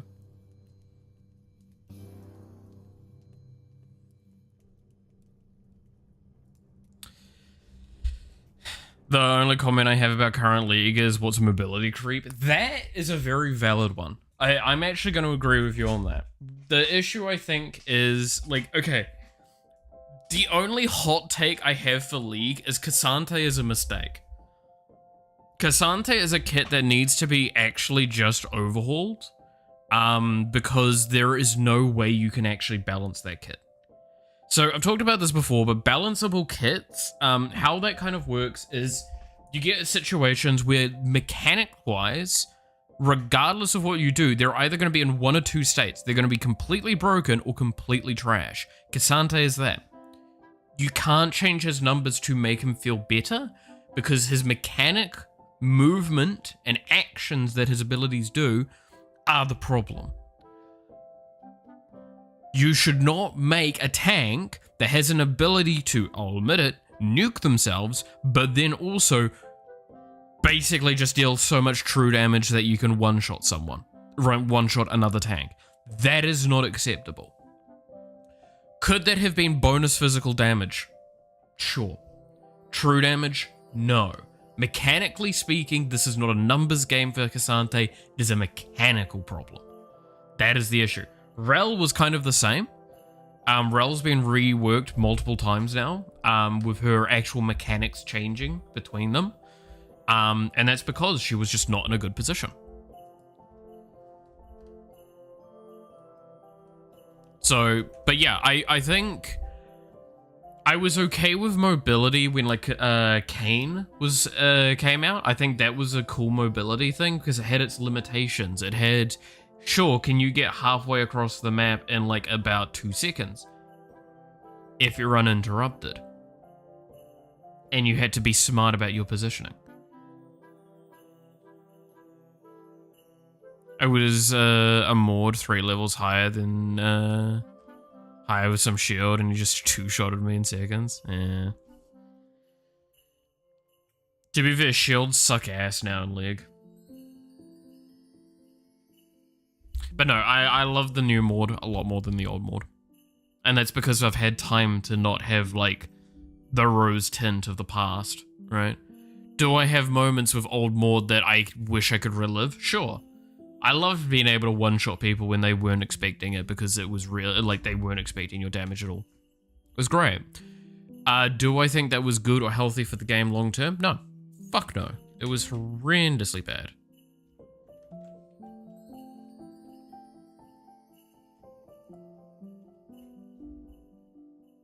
Resurrect Dragon? Yeah, so that was after the Juggernaut rework. I thought that was cool. I thought that was a really funny thing. However, the moment you hit level 6 and you go do a drag and then you've won your lane, you push to that first tower and now you've roamed down to bot lane with a dragon, your jungler, and if you ever thought that like the early game mid and jungle combined gank on bot lane was horrendous, you did not play back then. Maud was stupidly broken, and then it was worse because they designed it with the intention for him to be in bot lane, but he didn't like bot lane because bot lane was not good to melee or APCs at the time. They tried to make Ziggs an APC as well, and I still think that they had room. I think that The problem is Swain and Ziggs were like their premier ideas for doing bot lane AP carries. So APC is AP carry, ADC is AD carry, if you're wondering. And AD is attack damage, AP is ability power. This basically refers to are they a magic damage or a physical damage. That's all that is. Maud deals primarily magic damage, he always has. And that was kind of the fun part. He had his like 3 bonk Q at one point, which yeah, that's the idea, right? It's like the amount of times I would hit ult on someone, EQ them, and I would just blanketly vaporize them would be great. Why the Booba Hound? I feel like doing the Booba Hound. Cinder's fucking cool. I think she's an awesome person, and I don't know why, I really felt like it. I need to remember to do her tail. Remind me after I get her outfit on all of these things to do her tail. Don't let me forget. Hear that? I'm gonna blame you if I forget. Hear that, chat? You're responsible. Don't mess it up.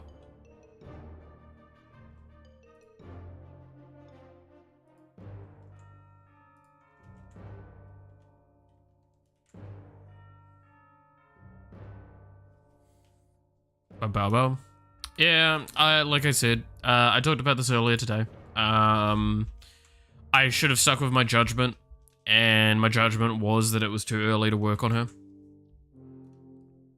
That's it. The twins, the stuff in game is not there ready for them yet, and that's not gonna change for a while. So I should have just gone with this one.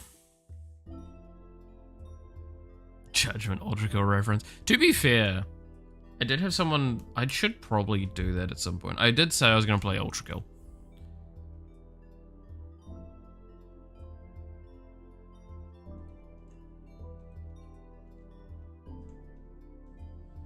I still kind of want to.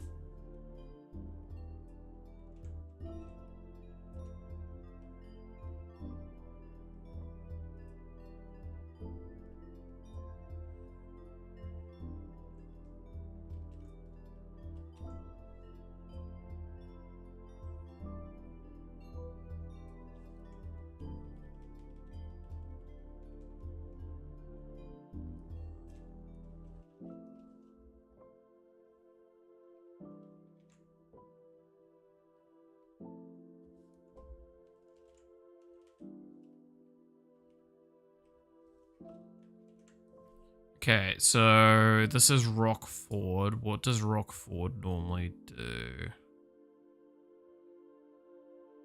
You're not a good example. So it's Rockford does that. Okay, so with the here, it's going to probably be this.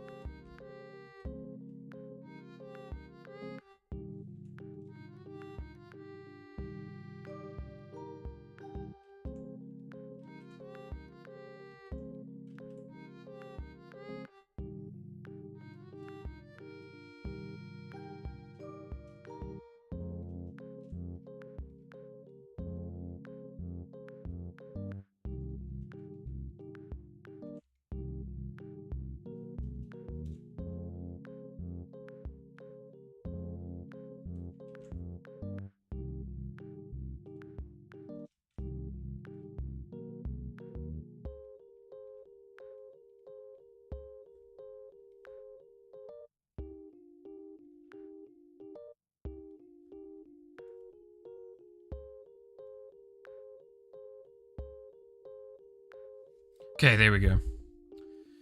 Alright.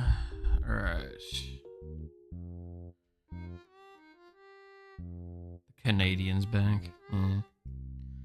That's some neat hair shading. I mean, like, I have to do hair shading. It's Outsinder's designers.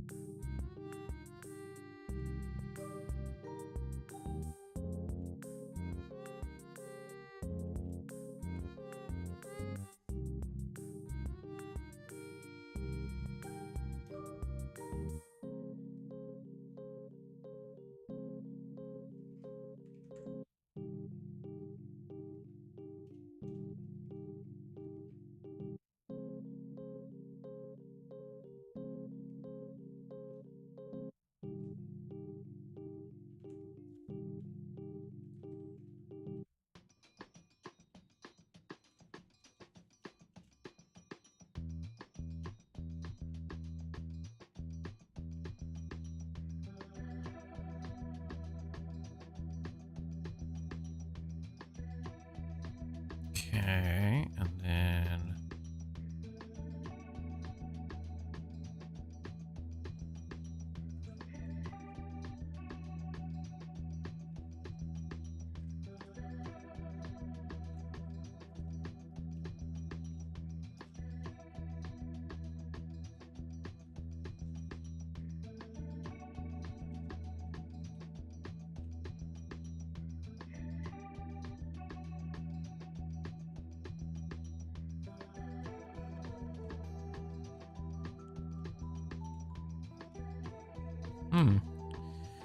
All right.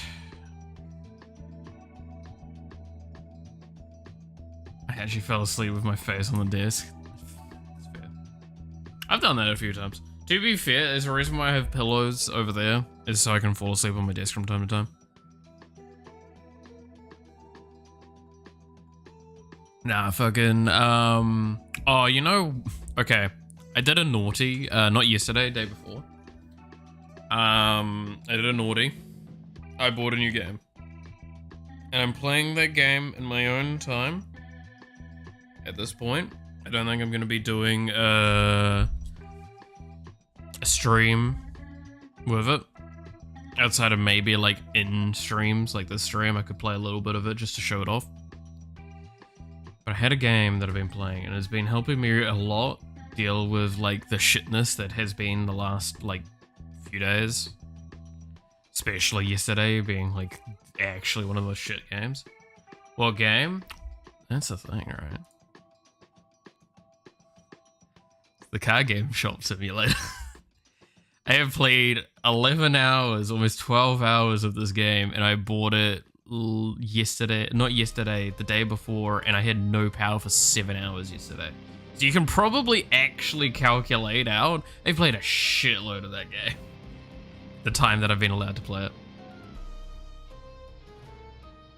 I even played a little bit of this morning, before stream. Shut up. Yeah, it's a great game. I'm enjoying it a lot. It is very good for helping me de-stress. You know what's the fun part though? So I've made a rule. I have not sold a single card in the game. I refuse to sell cards. I've not sold a single card.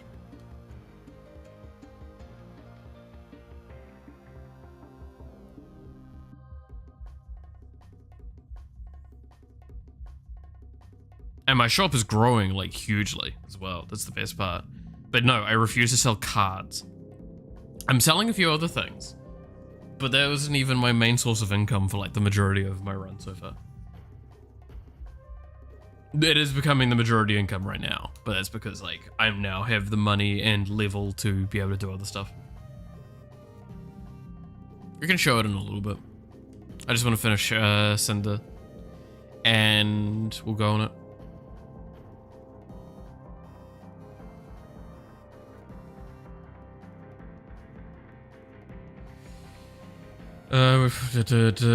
Came home to eat and did a little project for school. I'm recording videos and have a lot of footage, but no time to do stuff. I understand that, Devil. I understand that well. But ensure next month I'll start posting. Nice. That'd be cool. I might die on your streams because it would be so boring. How? Okay, first of all, fuck you. Second of all, I already just said I'm probably not going to stream it.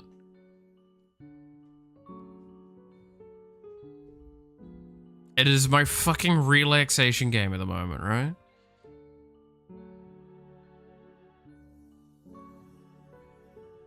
I kind of fucking need it, especially after yesterday. Holy shit, yesterday was bad, man. Yesterday was bad. I've already talked about it, but like, I'm just getting reminded of it.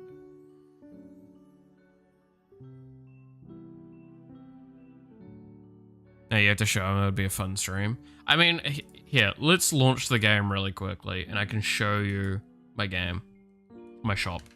I'm not gonna run the shop, I'm just gonna show you the shop.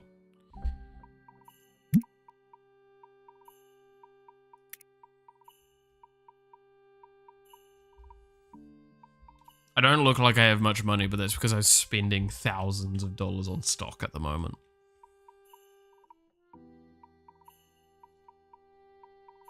So I have 3 workers for me. So this is my shop. This is it. 36 days in. It's not selling any cards.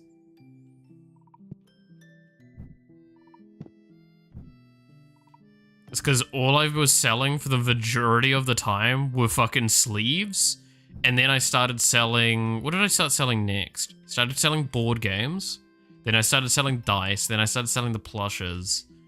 Then the boxes. Then some more board games. And now I've just recently started selling the things. It's a gaming den for card players. Yeah, honestly, this makes me like $1,000 or so per day. Like, easily. Just having people turn up and play. This is where a lot of my income has come from for this. Don't get me wrong, now I'm getting about like $2,000 a day from the shopping. But like, the longest time, this was a solid $1,000 I was getting. Because I currently am running Golden Star now, which is like quite a high-end event.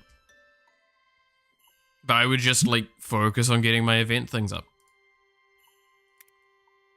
My bills, like I could pay the bills right now.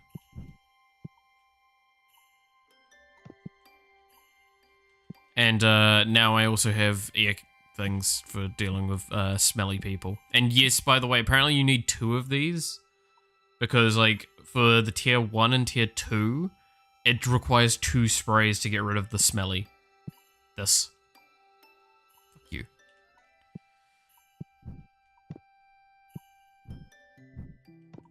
But yeah, so this is my shop. And also I don't have, because I believe this is the warehouse zone. If you buy this, it can become a warehouse for you. I don't have that, so this is where my storage is. And yes, I do own cards because I just opened them myself. Do you want to see my collection? I don't have a great collection, but keep in mind I've only opened like, I haven't actually opened that many packs. I've mainly opened the tier 1s only. I've opened a few elites, but it is R to open an album. So this is my album, and you can't see the value, but it is 11,000 in value. This is my most expensive card. It is one of the few epics I got. It's an epic foil. It's cool. But then you start getting that's a rare.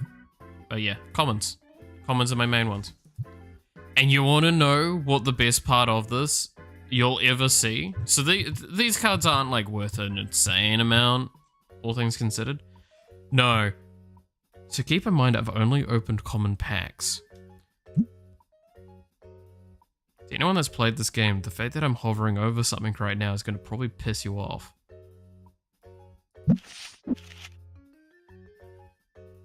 Say hello. my ghosts.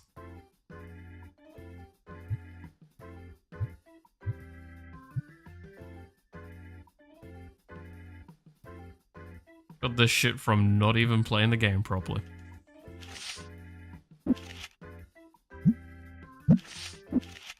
Ghost? Ghost? Yeah.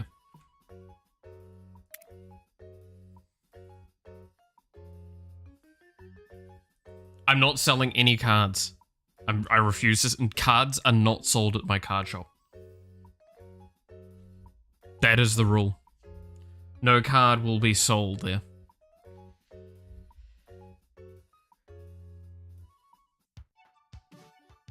Any cards purchased are for me and only me.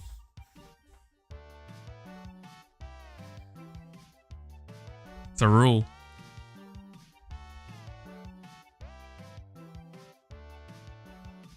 It is not, it's a card shop, not a card shop, right?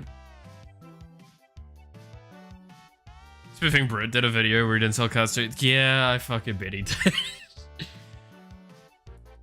I tell you what, I can guess this now. I bet you Spiffing Brit did the fucking tables as a strat. Is that right? He did tables, he didn't sell shit for a long time. He probably didn't even run power, and he probably didn't upgrade the space. Because that actually costs you quite a bit. He just got events going, and got events higher. And then would buy, I'd assume he'd probably buy cards just to level up, right? Did I call it? If anyone's watched the video.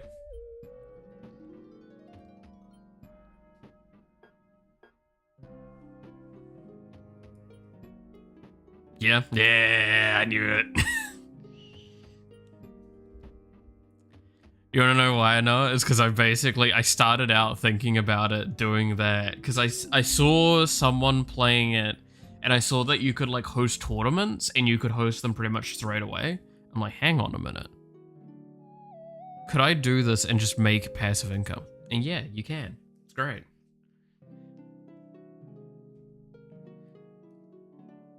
Right, hosting a TCG shop but no cards. Honestly speaking, I actually do love the idea of running a TCG shop. When I move back to my main town, if I'm given the opportunity, I would love to set up a store there. Because there's only one card shop there, I believe, anymore. There might be two. And it would be interesting to create competition there. But no, genuinely, I think like there's a great opportunity for those sorts of places. Create spaces for people to come play. I think that's awesome. I think that's the big thing, right? Remember the tale? I haven't finished off, but thank you for reminding me. Once I do this here, remind me again.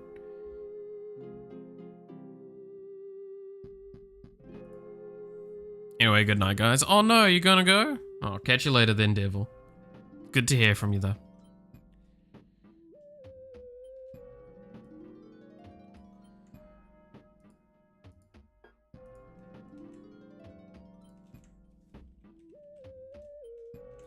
Right, now I need to do this flick to the side.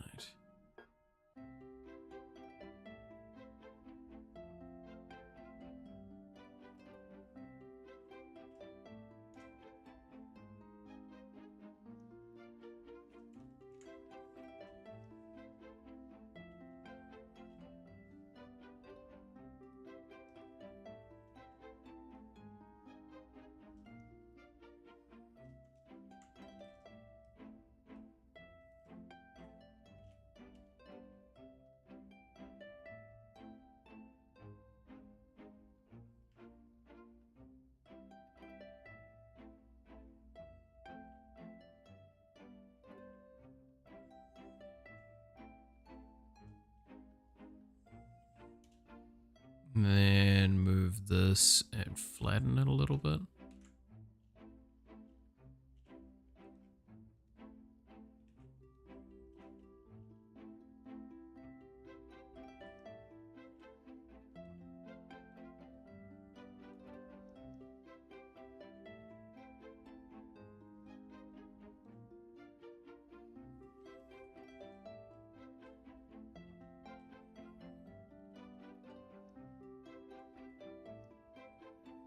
There we go. Then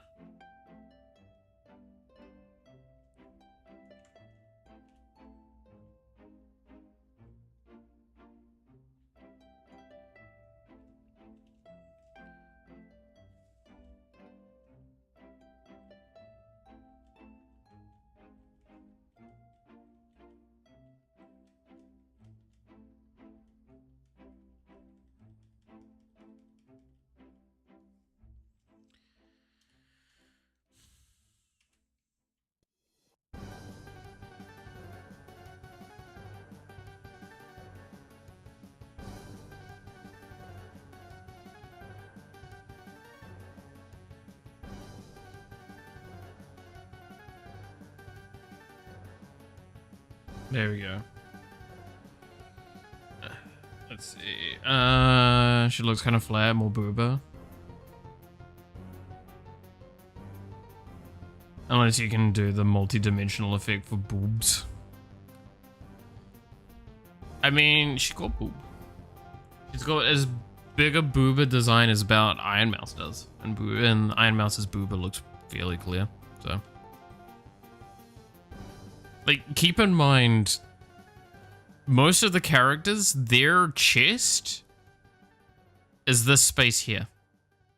She's already got more than the normal booba. She's got one square down.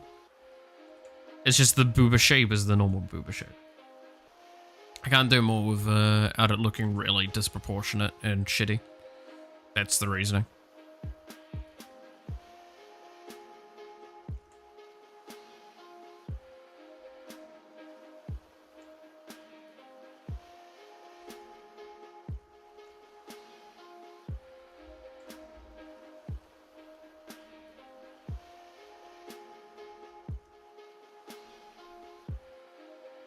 Okay, tail.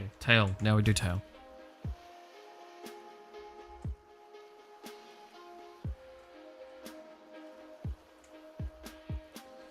Her tail hair color. Do I have a reference to that? I do, because it's different than her actual, like, hair color.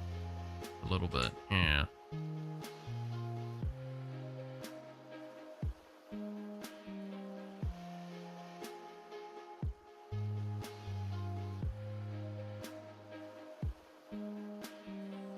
But it does get the orange tinges. This is gonna make it difficult.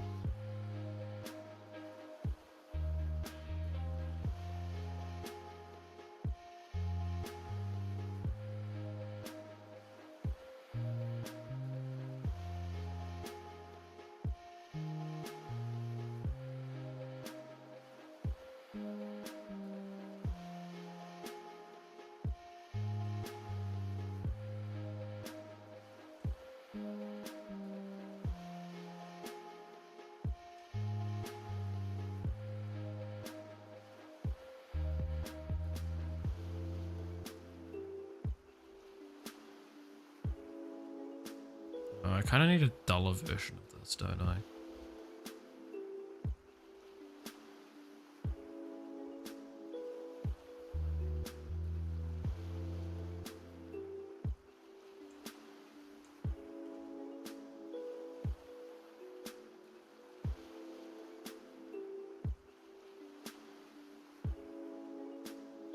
Getting piggy 16 age with this cleavage, hell yeah.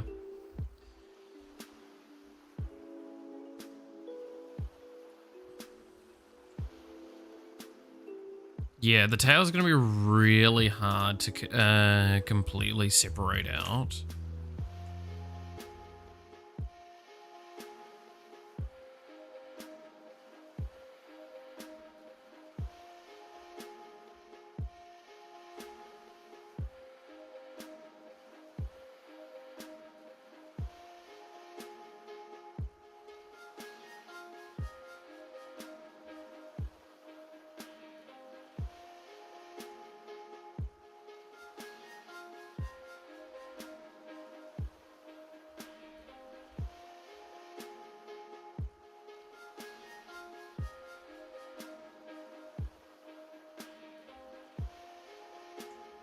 And then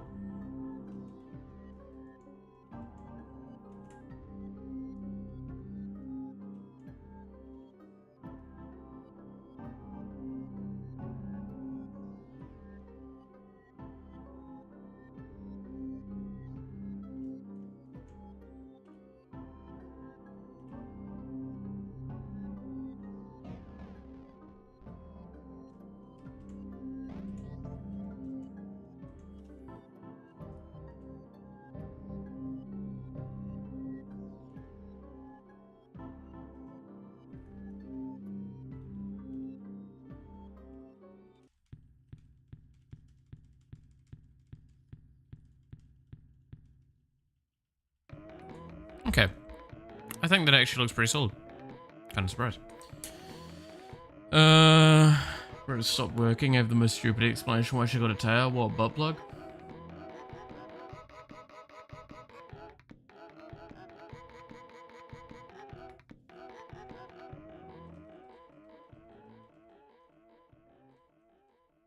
Really long ass hair. Oh, you know, I could give you that. Sadly enough, I believe there is an art piece here that shows it is a tail.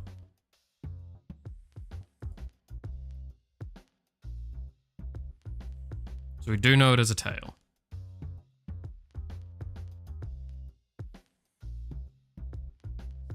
It's just the positioning of it, especially there, looks weird. Yeah.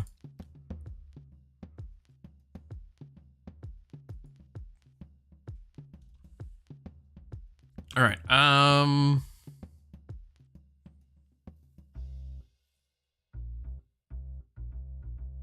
need to remind myself, is her weapon what I remember it being?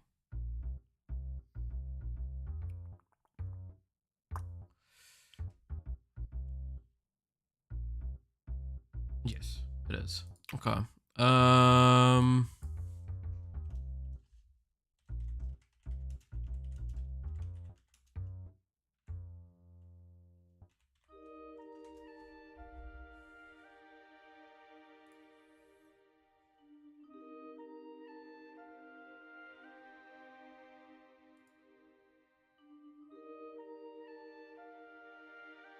It's all just fucking tails, man. I don't want tails, I want tail stuff.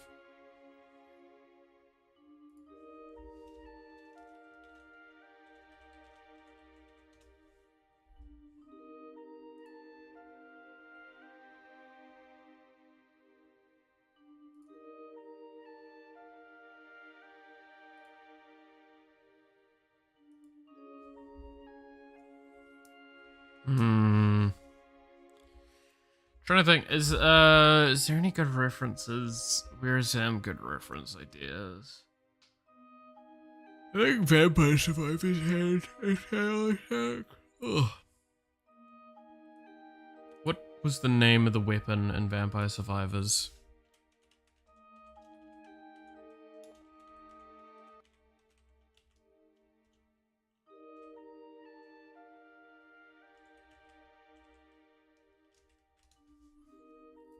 I swear there's one that's kind of like a bit of a tail swipe.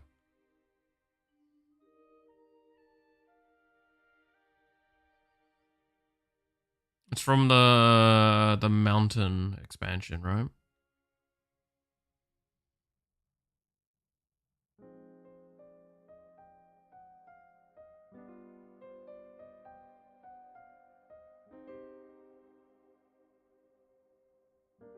Summon Night.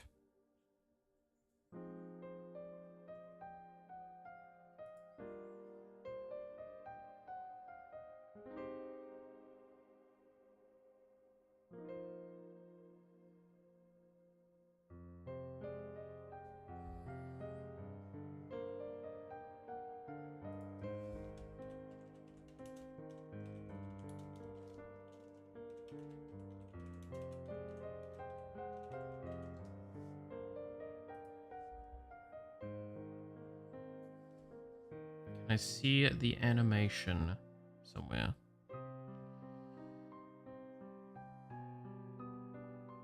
just want to see what it looks like. Don't make me have to launch the game, bitch.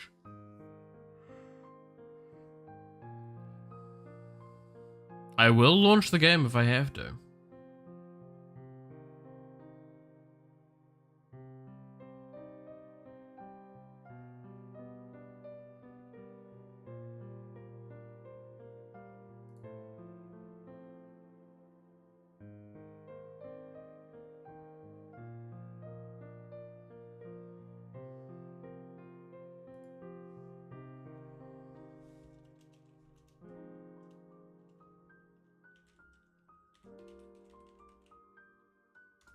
Ninetales. I mean, it's like I just need a reference point of what like the tails in a swipe animation would look like. Right?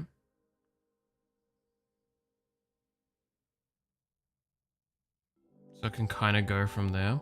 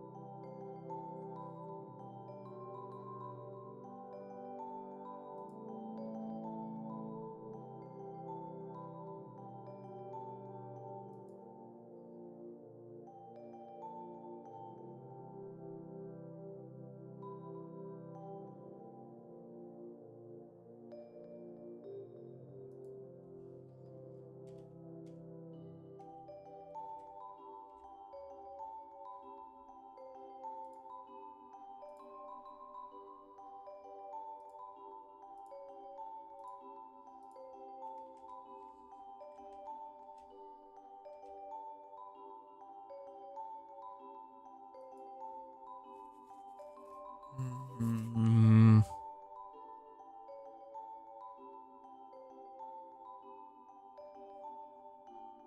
You need to use tweens then if you want to save processing power, if not isolate frame motion based on the appendages.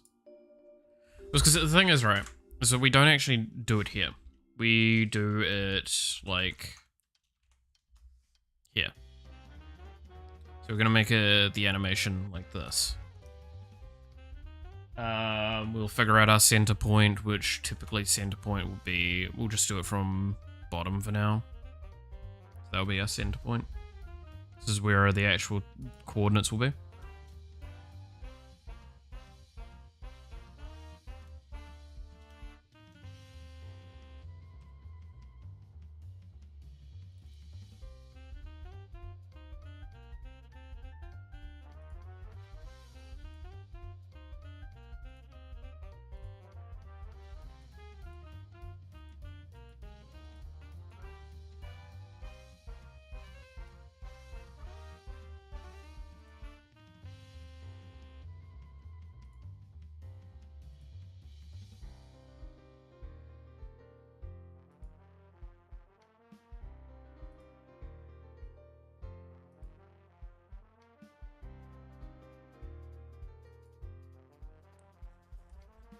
So, like, what? Some of the stuff I'm seeing here. Animation for the between frames is a skill and an art in itself. Trying to imagine the wiggling physics of the tail. It sweeps from one side to another, or not just moves. The moment is extrapolated. Something from there, maybe? Well, no, it's because, like, what I'm probably going to do...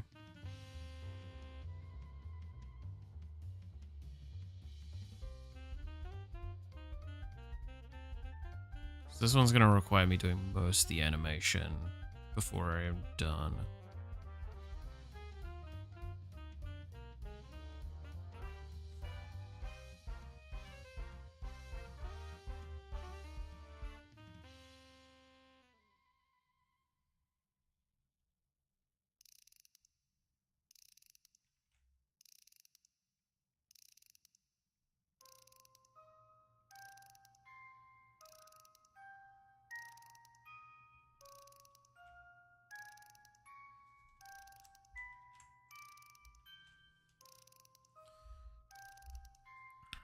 Like... maybe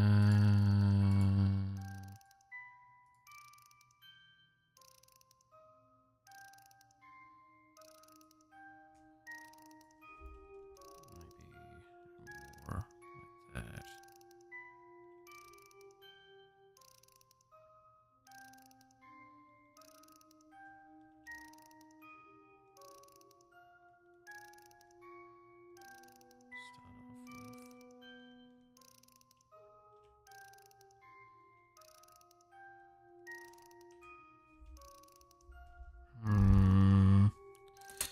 Hydrate first, you know, that's fair.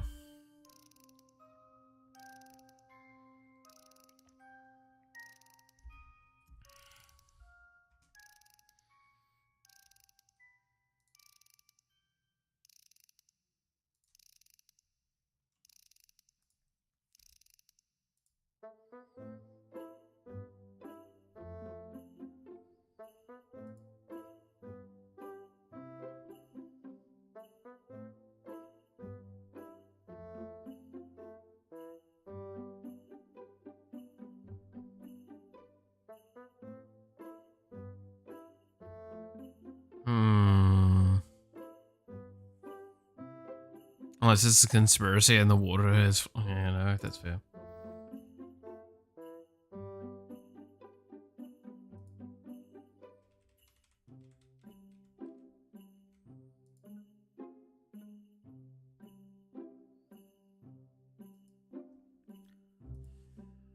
Trying to think.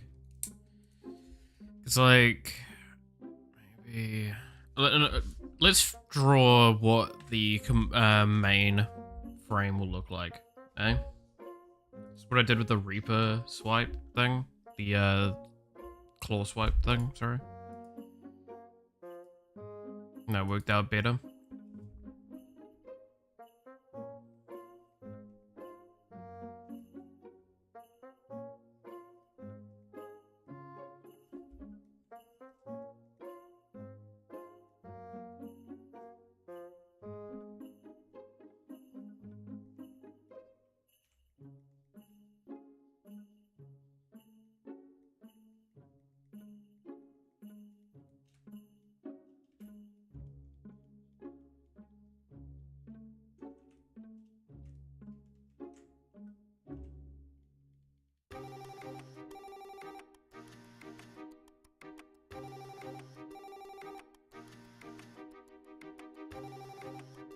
So it'd be like this.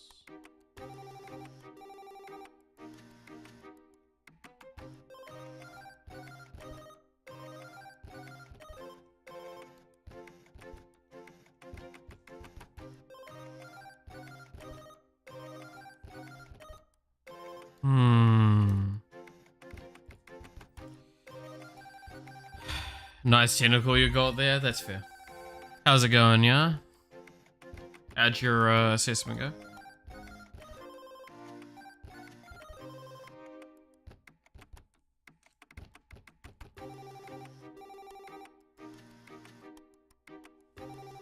Is that right? I feel like this is still wrong.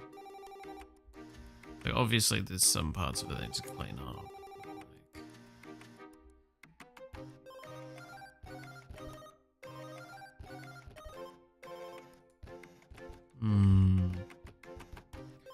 Is it maybe because I don't have color?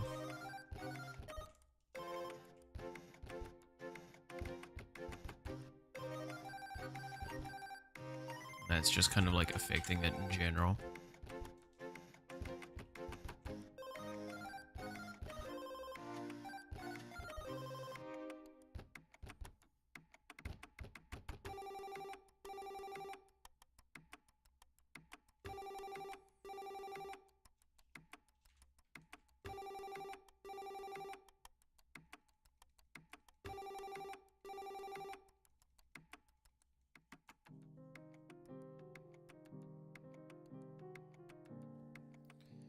And then like, what was the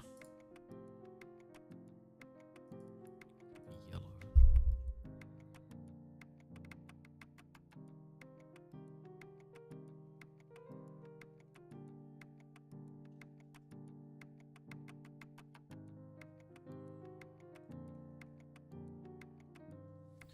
Alright, got almost full grade, just didn't have automated testing, just some unit testing done. That's fair. You'll make me want to be smarter, but not for the right reasons.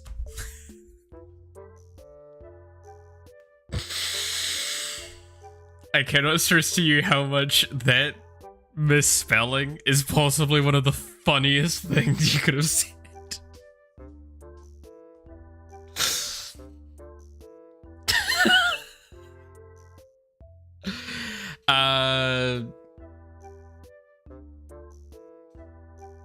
Oh god. Do you have time to talk about our Lord of the Coils? Sure. Also notice I sent you the version of the game I used in the presentation. Wanted to be sure to show off one card, so I added to starting deck, but it's too OP for starter deck. Oh no. I do need to actually like sit down and play it. I'm still upset. Yeah. Now, did you hear what happened for me yesterday? If not, it's a very shit time. Just as the short answer.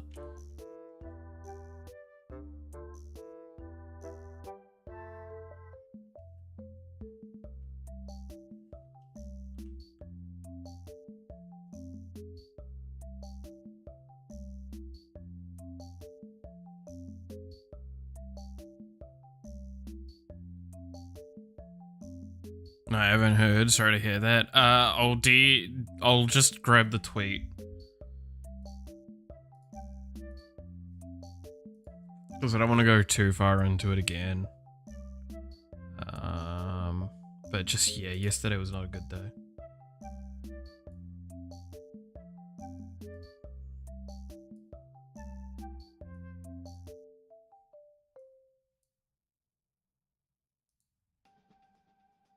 Damn.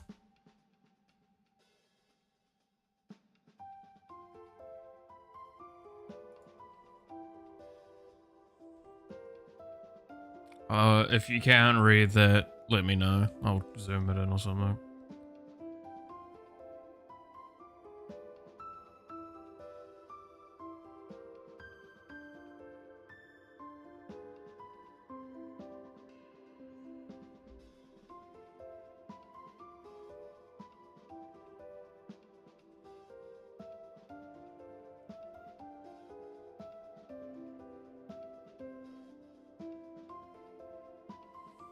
So, this is definitely not how I'm going to do the color. It's going to be a lot more of the fire effect, yeah.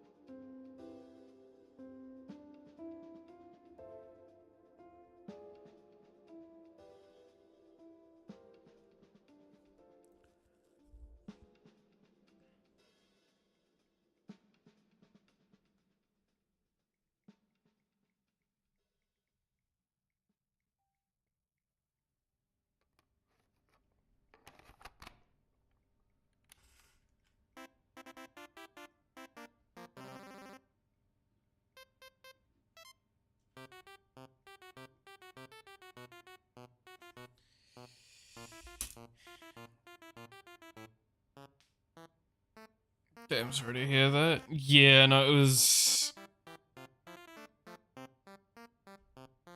just not good.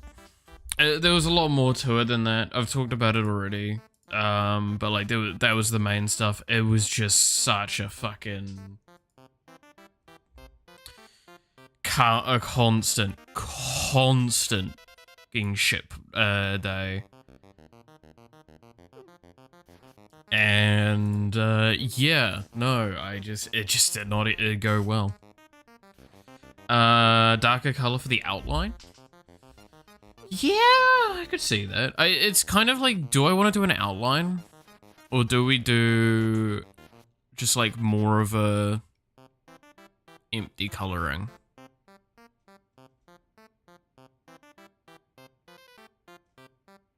Because then we'll probably take this and we'll go and make like a little bit of a shaded...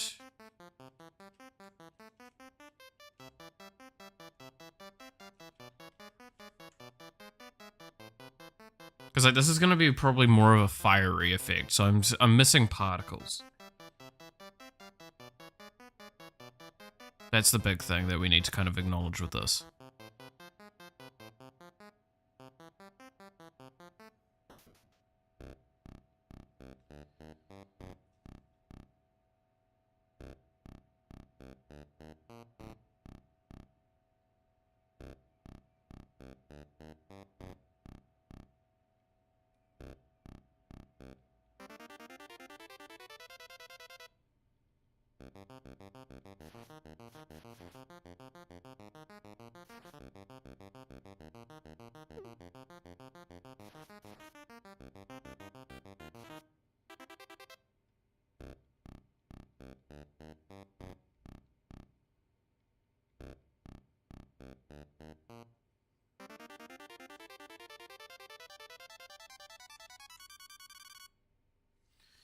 It's me, Dio, hell yeah.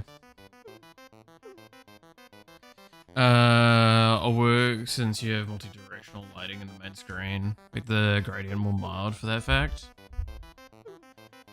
Yeah.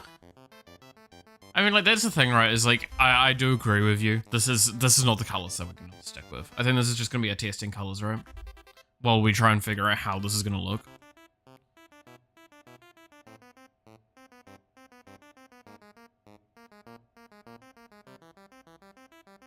It's more for color for shape language, so it doesn't look so bad while I'm doing this.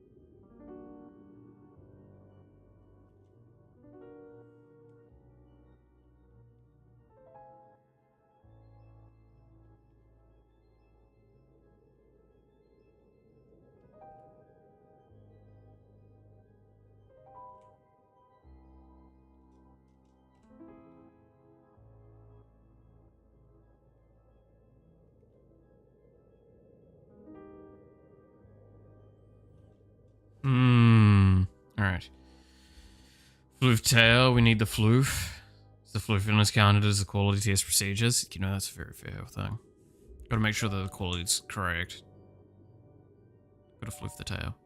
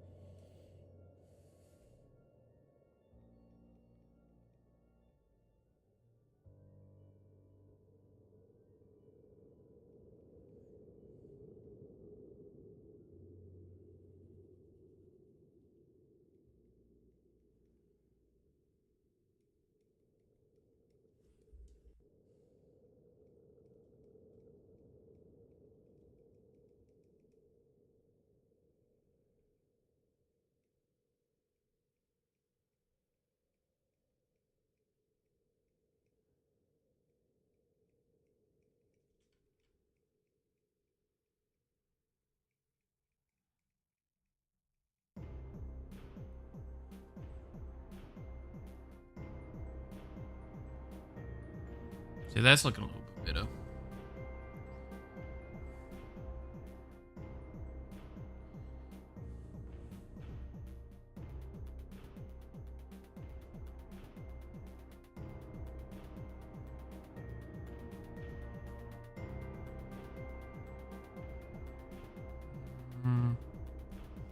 Alright. I mean, she's got a leather band on the tail, make it less floofy a little bit. See, that is an interesting one, because you're right. If we pull up... We have a good image of that band. Kind of here, right? So we've got, like, 2 belts on it.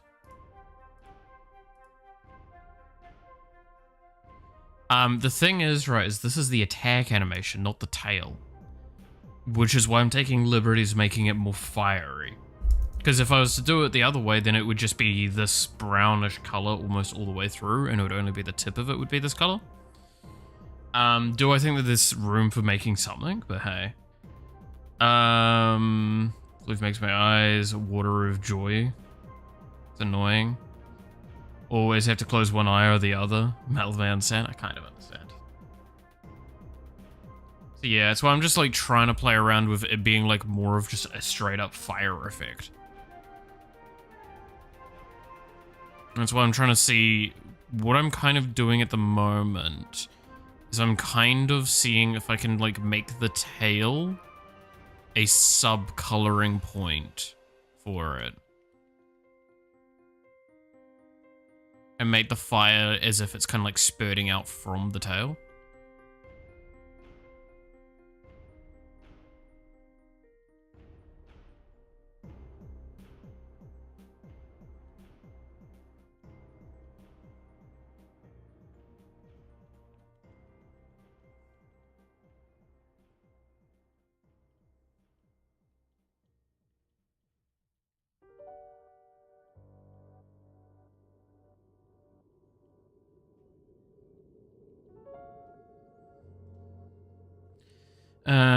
No, the middle is not correct angle, yeah.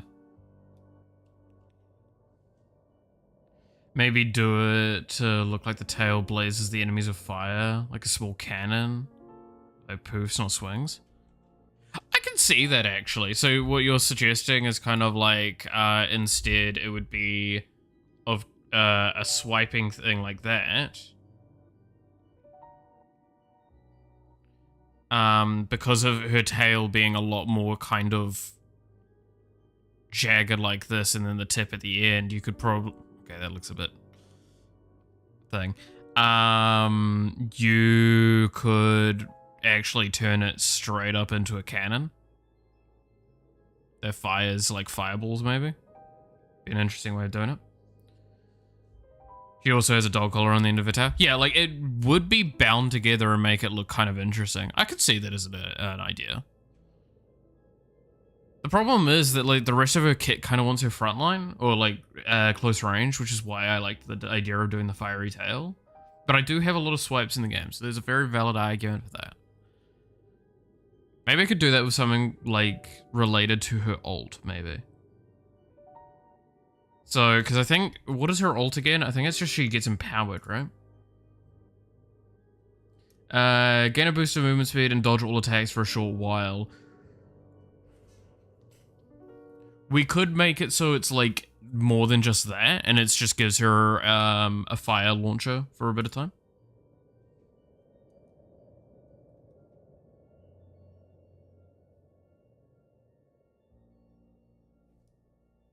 Right? Because I keep in mind, this is an animation. This is something we're going to see at like a fraction of a speed.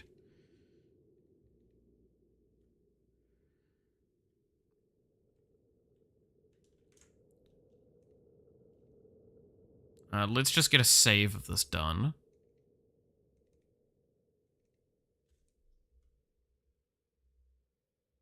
Whoa. What is this weapon called?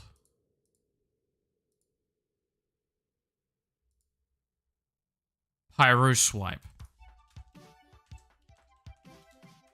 Whoa. What the fuck is going on with my code?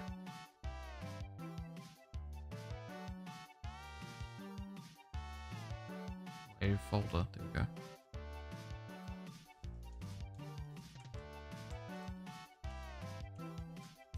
I've got caps lock on, haven't I?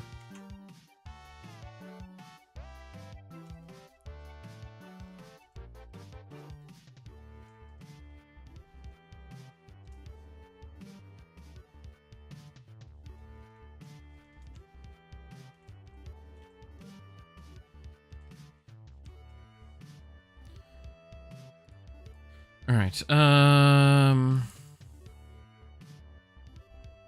get, it'll be hard to match the environment shadows. Yeah, you got a point with that.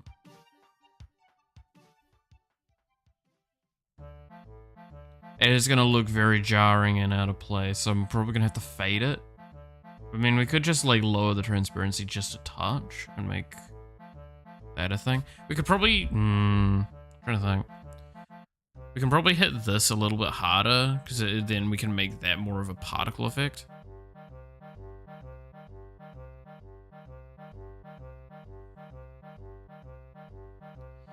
I think it'll be like 5 frames at most. I don't even think it's gonna be that, right? Like, let's...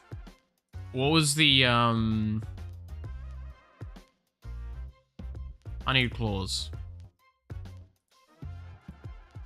So this was the swipe we did before. This is an example kind of the point that we're making with this, right?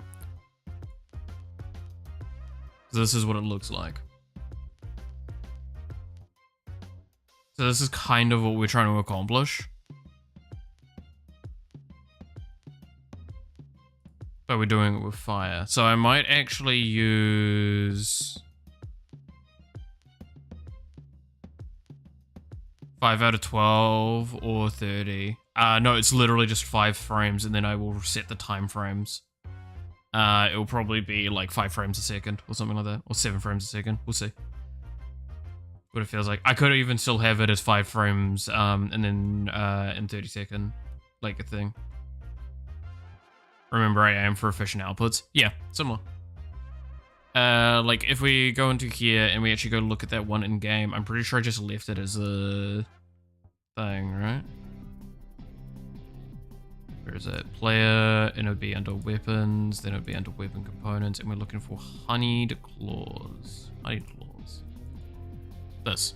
So it is 15 frames per second, and it's like 5 frames.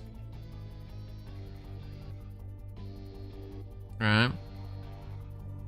1, 2, 3, 4, 5, 6 frames. Sorry, 6 frames.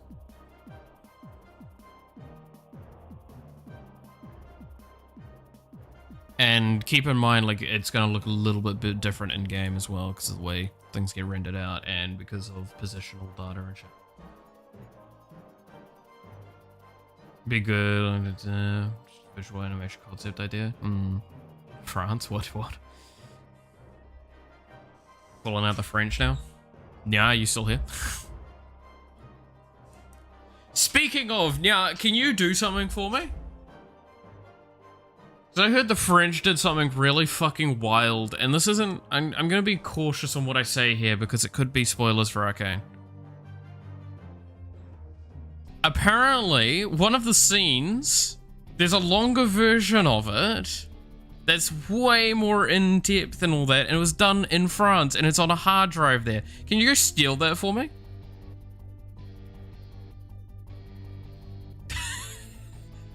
For research purposes?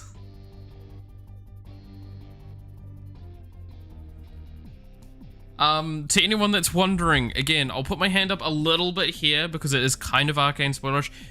There is a sex scene in the series. This scene is extended and longer. There is an original thing for it, and it's way more like thing. Yeah, that scene. If anyone knows that scene, that scene. Not gonna say more than that. I'm putting my hand down now. But yeah, so that scene, there is a version of it in a French hard drive somewhere. I fucking want it. That studio that made it is in France. Yeah. There's like one person in particular, I believe, that worked on it and went really hard. And I want it. I want to see it.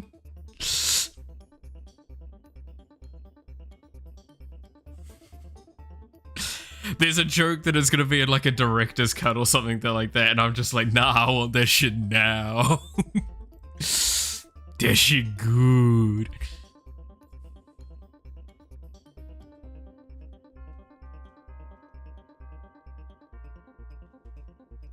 Okay, I'm gonna work with this for now. We'll see if we can muck with this in a little bit, though. So I'm going to need to make at least a precursor frame.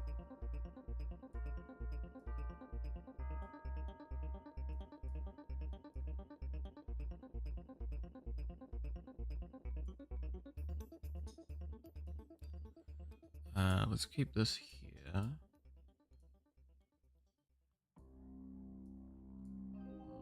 This out. We can. How many precursor frames do I think I need to do?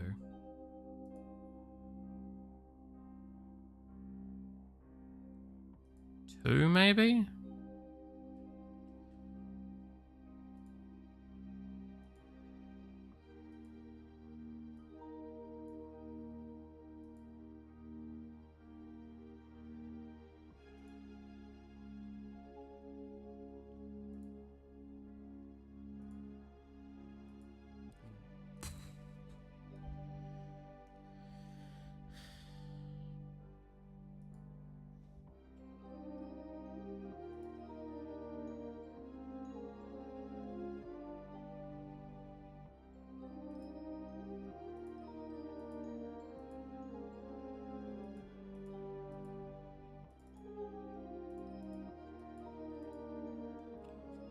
Why is it so hard to do this?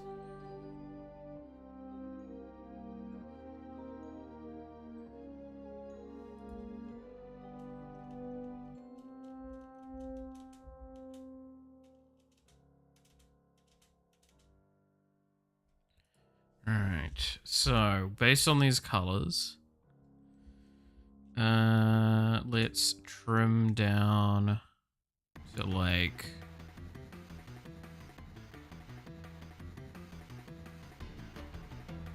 that's getting scrapped.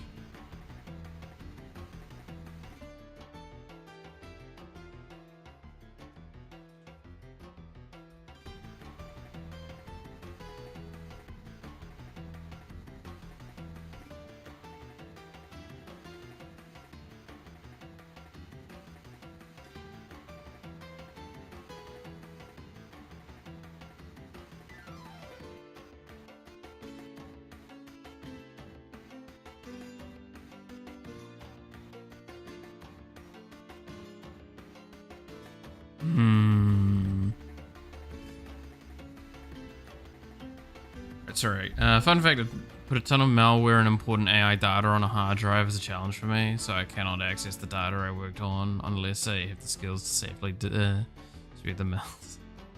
You feel me on the idea? Saying the tail blaze automation animation could work if the tail would turn to the closest enemy predefined area.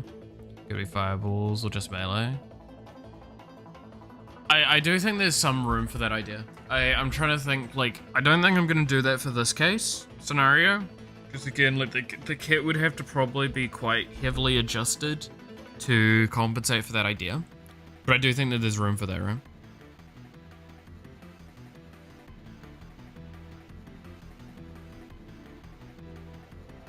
It's nothing worth stealing. It's currently available online. Speaking of, I still haven't posted that thing, have I? The work from the other day.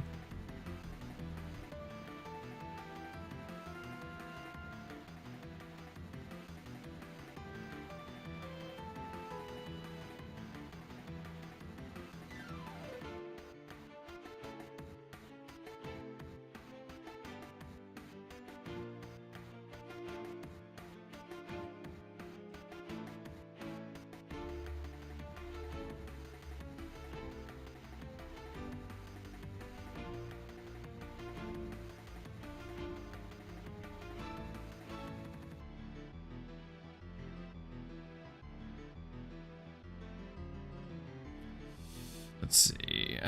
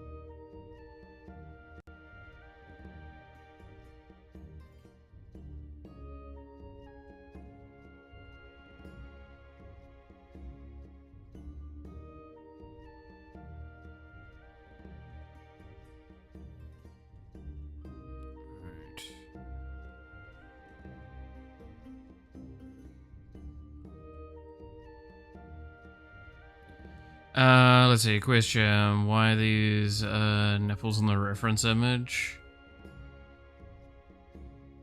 Truly a piece of horny art. I mean... yeah. It's what it is, right?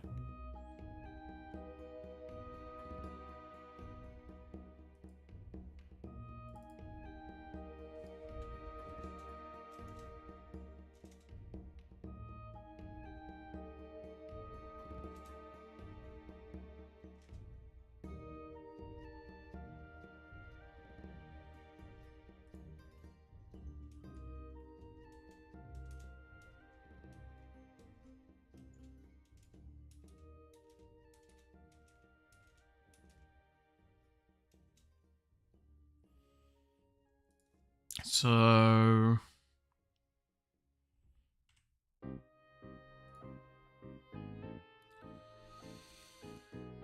one of those. Well, this is a reference art from the official thing. I believe this is actually considered official art.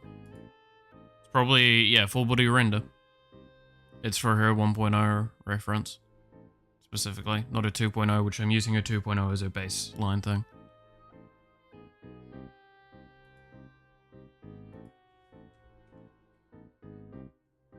Yeah, so this is going to get turned more to a shadow, like a proper actual shadow, but that being the case...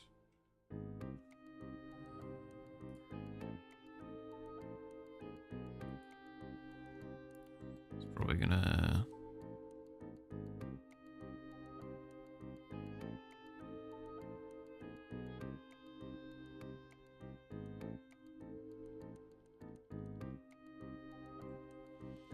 I'm gonna have to make the tolerance really high so I can get all of it, yeah.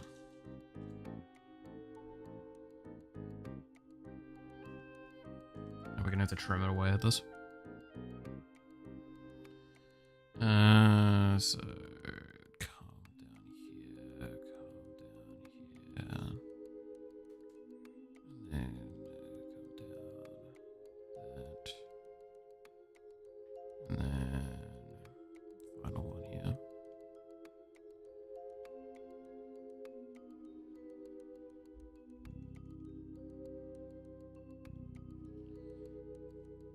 Now this needs to come up further.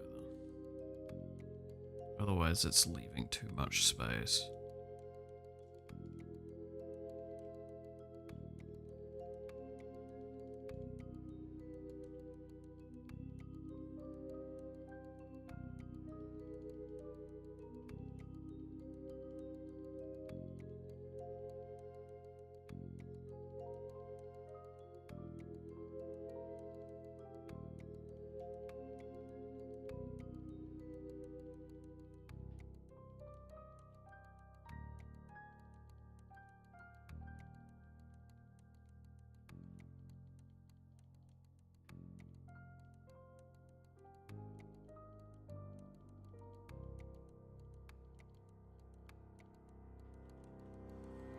Bit more like that.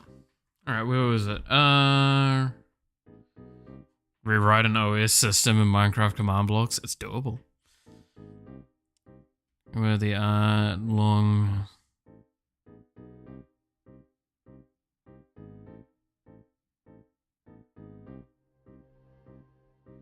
I'm doing DevOps. Hey, working with VMs. Yeah, nobody likes VMs, man. I honestly don't know anyone in my entire time that actually enjoyed VMs. Genuinely.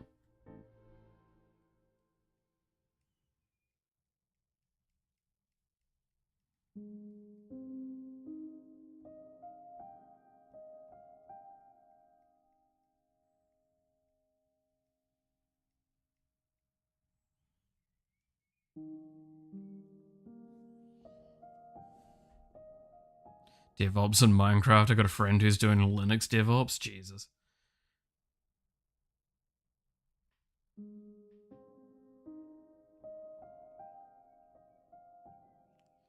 Not envious of that shit at all.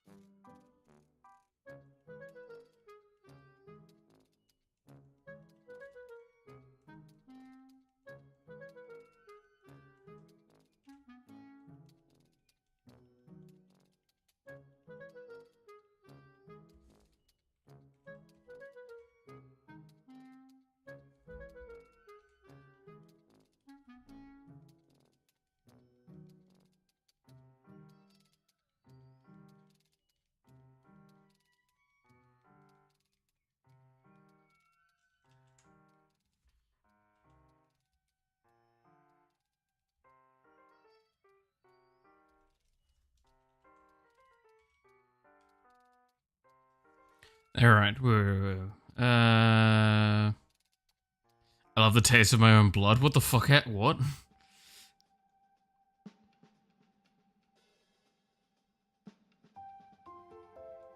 Good thing I know this is something of a smear frame, because it would be odd. Yeah.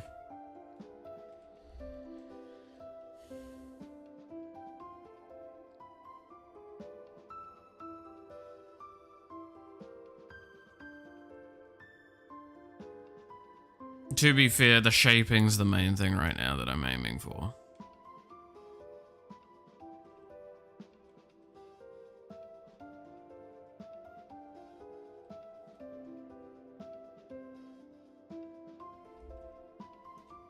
I still think angle's wrong.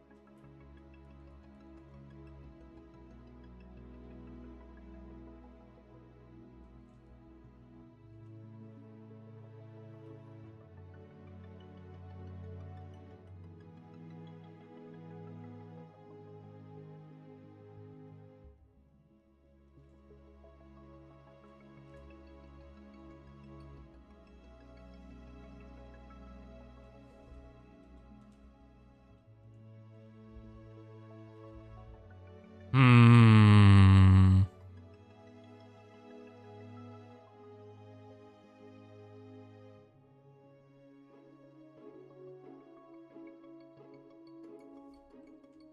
I'm really not getting this where I want it to be. Because I think this is probably close to what we want is like the main core frame. And I do think this is how we probably want it to begin. I just can't get that, like, between, right?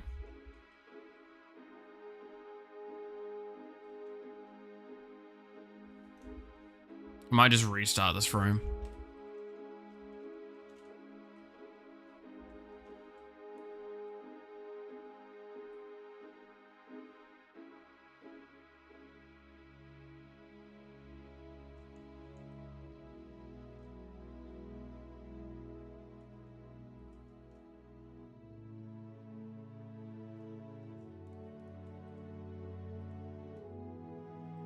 Like, that's kind of probably what we want.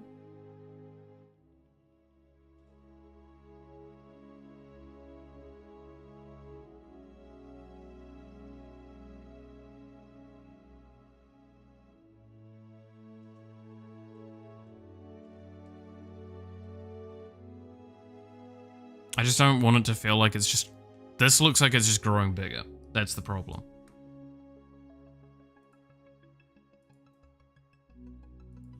I'm having fun with Commander, Doctor Who Villains deck, playing artifacts. Dude, I want to play that deck so badly. I want to buy that deck. Oh, I want that deck. I want that fucking Villains deck, man. With, wait, which Commander are you running of it? Are you running the Davros or are you running Missy?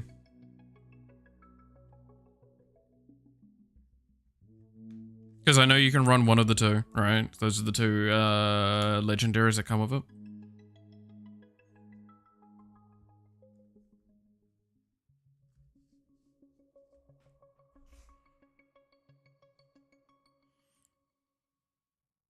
I'm running none of the both? Who the fuck's your commander then for that deck?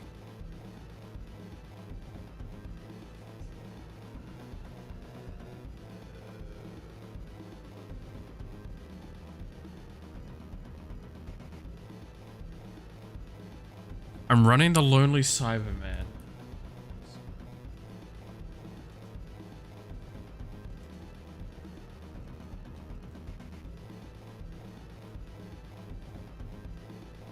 The Lone Cyberman, there we go. Legendary artifact creature. A Shada? Is that it?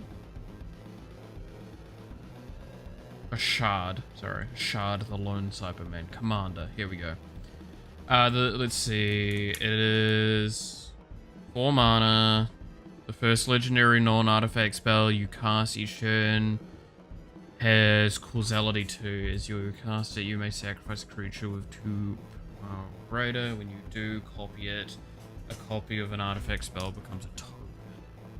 When you sacrifice another creature, put a +1/+1 counter on a Shada, the Lone Cyberman. Oh, Jesus. Okay.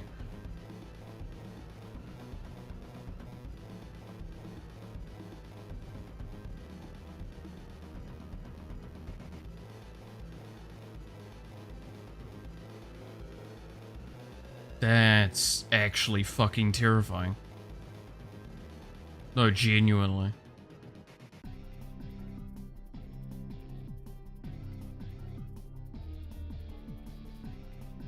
I can see that cycling so fucking fast. Lots of Doctor Who villains are artifact creatures. Yes. That I do remember. Because, like, the main villains deck is... It's because I know there's, like, the Cyber Controller as well, right? But, like, the main ones are Missy and Davros, if I recall correctly, right?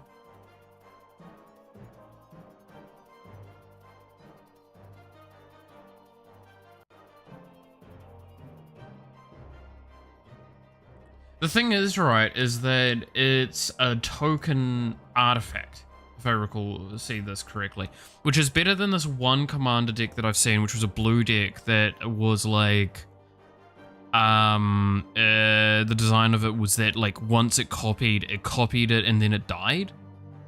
So that's locks on the board. So that's a really, really, really huge board you'll get very quickly. There's a few reasons for the master on the deck. Yeah. Missy's fucking awesome. I liked the card. She gets Cybermen going real well. Look at the Plastic Men card.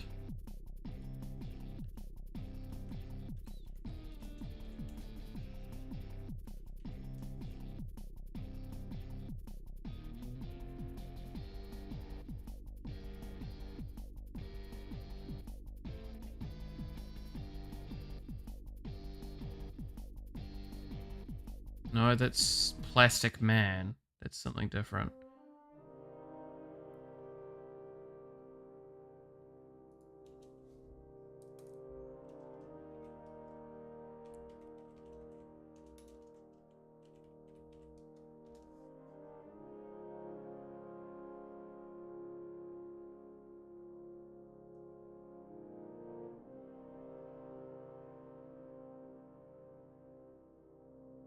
The English name nor the... Yeah, I don't know if I'm gonna be able to find it. Is it Killer Plastic?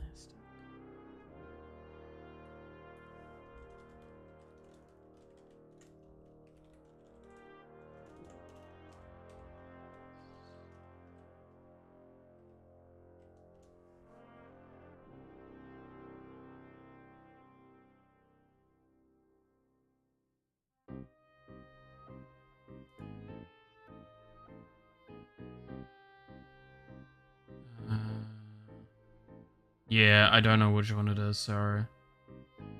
Because there's like... The plastic... Is it the mannequins?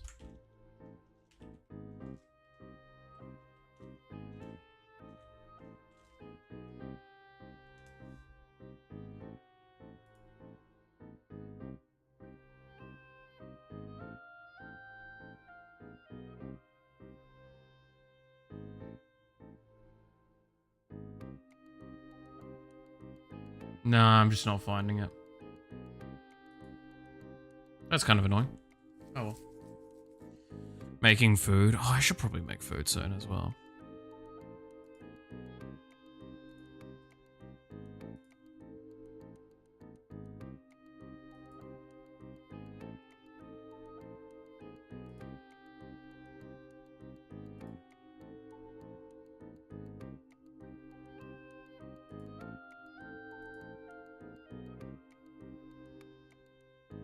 Not gonna lie, I feel very hungry. Would it be okay if I dick off for a minute and set up making food? And then I'll eat food later, a little bit later on stream. I'm gonna do that. Fuck you. You guys don't get a choice. I'm gonna put some, like, things... I'll look at that in a sec.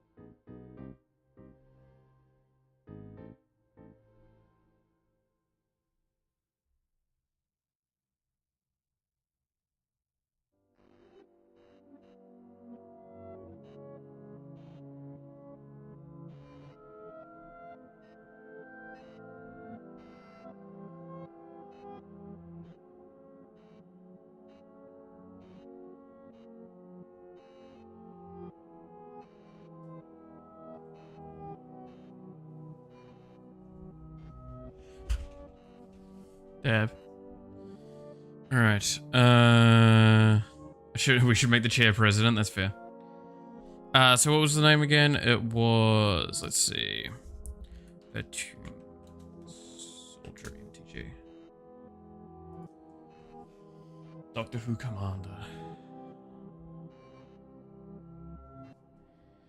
You may have entered the battlefield as a copy of any creature on the battlefield, except it isn't legendary, is an artifact in addition to its other types, and has myriad. Whenever it attacks, for each opponent other than defending player, you may put a token that's a copy of this creature onto the battlefield tapped and attack that player or planeswalker they control. Gee! Oh no! Oh, at least that's 6 mana, but like, 6 mana on a blue. Gee!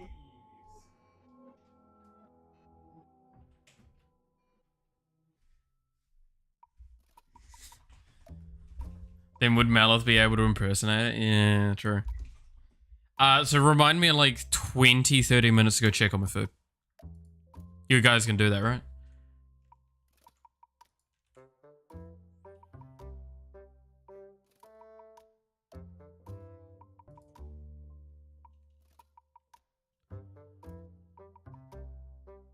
This is a PNG. Why is this saved as a PNG?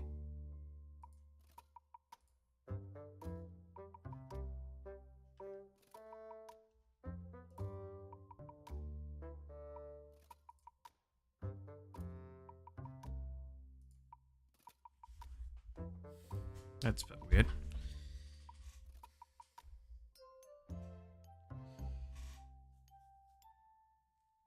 You can somewhat believe in us, yeah. Almost won me a game, summoned 25 tokens of by copying my friend's commander, then stacking on attack effects to spam counters. That sounds fun. I'm not gonna lie. Last player top decked a card, making each creature ping their owner for 1. Yes, I have that. I want to get that card. That is on the list of the cards that I want to get for my main deck that I'm gonna play. Have I told you about that now? The deck that I want to play? The commander deck that I'm like, I'm actually saving up money for, and I'm playing around with some of the ideas in it. I'm not sure it's going to be good, but I'm trying to make sure that it's like effective. Because it's for playing with a friend group. So at the end of the day, it's not supposed to be good.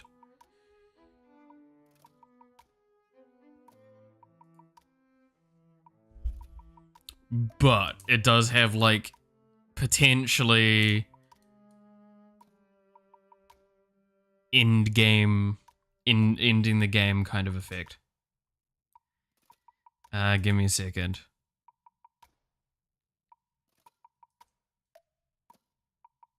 Like, that's the thing, right? Is that's probably the best way to describe me, is I like having silly, wacky combos, but I want a combo deck at the end of the day.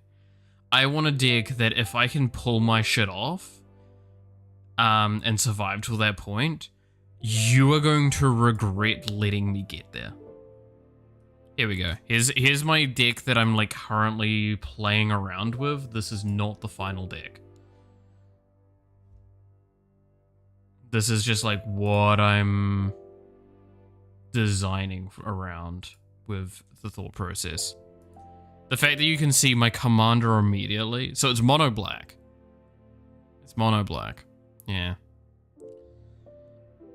So this is the commander.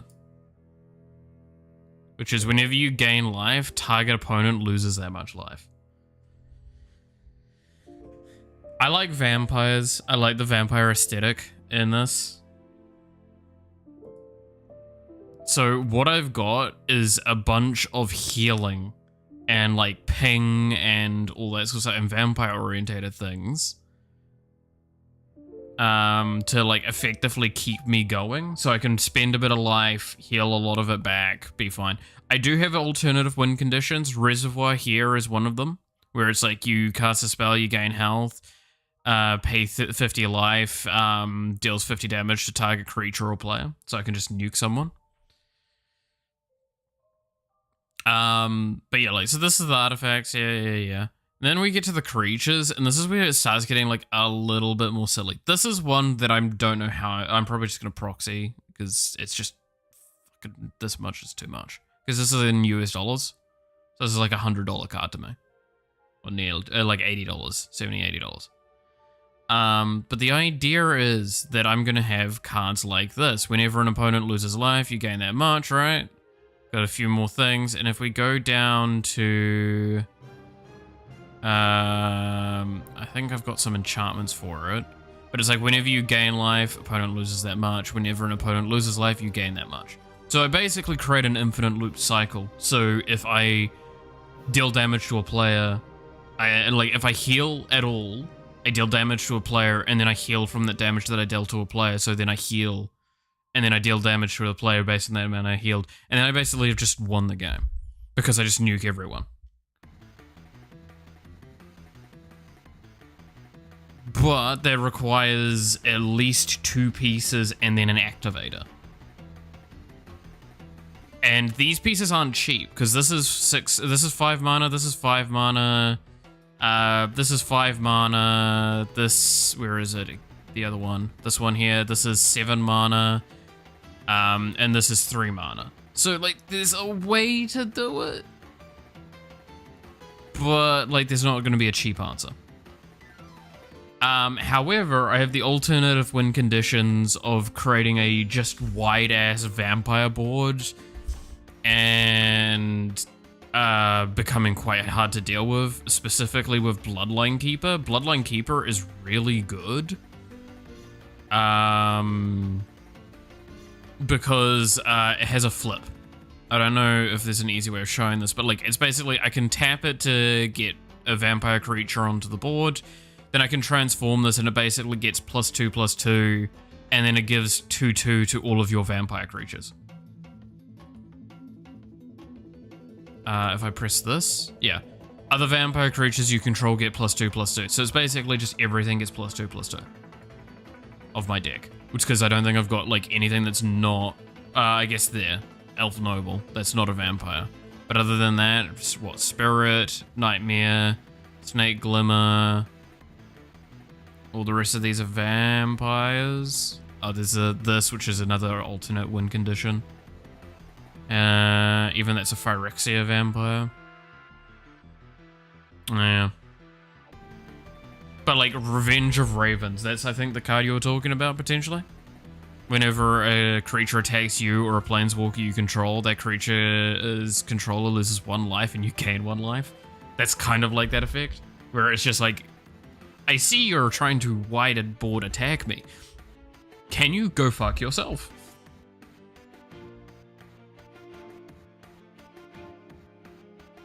I also want to stress, by the way, the only reason Liliana of the Dark Realms is going to go into this deck is because one of the versions of Liliana,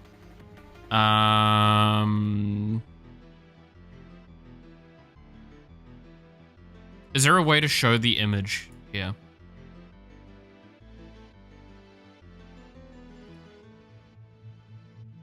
There it is. It's a Hatsune Miku card, it's Luca. That's the only reason, because I want to buy this card.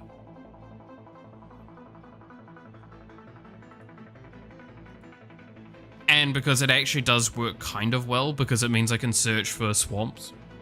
So, I can get through swamps a lot faster. I was very tempted to get the 1 land. That means that like all of your lands on the board are also swamps, because that would probably work really well with Liliana. But like, yeah, it's just like target creature gets plus XX or minus XX until end of turn, where X is the number of swamps you control. That's really good. And then her fucking final effect, which is gain an emblem, swamps you control tap for add 4 fucking mana. Like, holy shit. If I have her down, I get that emblem, that's pretty much, I can just freely play my deck. There is some expensive stuff. Like, again, my combo is expensive. I could just completely negate that with the Liliana. This is the only card that, by the way, I'm actually questioning if I should add this or not for casual play, because this effect here is what would actually ruin friend groups. The control target player during that, you control the target player during that player's next turn. Basically, it's worse than skipping a turn, because I can actively make it bad decisions. I can go, I want you to attack this person. I want to destroy this card. I want to sack this card. I want to do all that stuff.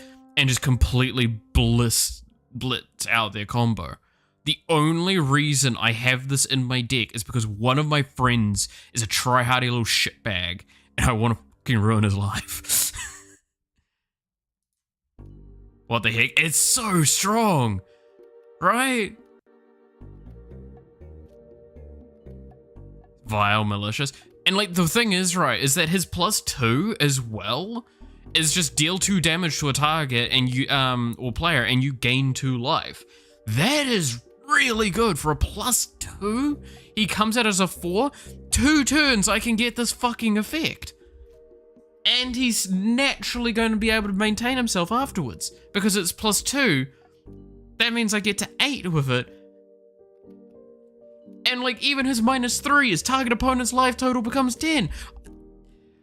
That's theoretically a lot of fucking damage. Because that could be anywhere between, technically it could be a heal, right? But it could be anywhere between like 0 to 1,000,000 health, potentially, that I'm dealing damage with that. That card's just really strong, and is again, like I said, this is the card that is the most like, I don't know if I want to add it because this could actually ruin my friend group. But I only want to have it because that one friend that I know is going to be like tryharding. And like I have done the math out, as you can see with lands, I have a 94% for my land cards to come in. I actually have like a decent chance of getting draw in my hand. Like I've got a lot of removal effectively, and I have some decent ramp in here. Like the percentages here for me getting my combo kind of low, me getting to my combo much higher, right? So that's the deck that I'm intending to make.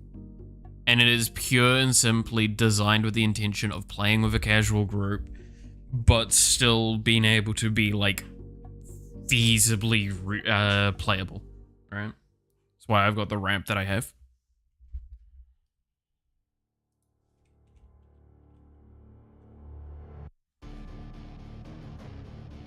Remember their foods? You know what? I will go check on it quickly, but I don't think it'll be ready yet.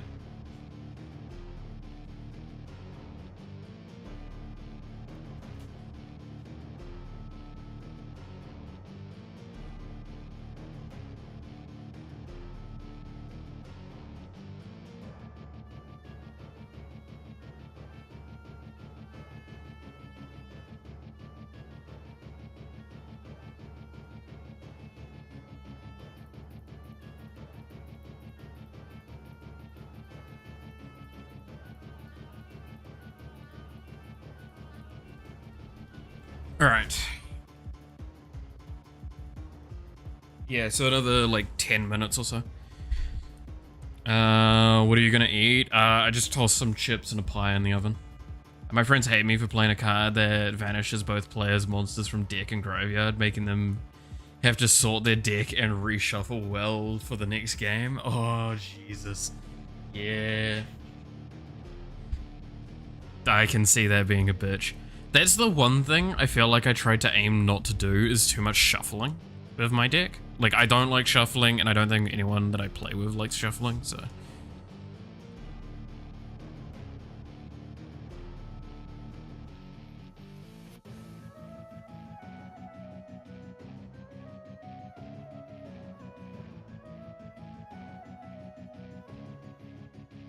The fact that, like, one of the times I was watching them play, one of them asked me to shuffle, and he plainly said it's just because I don't want to do it myself. And I'm like, that's fair.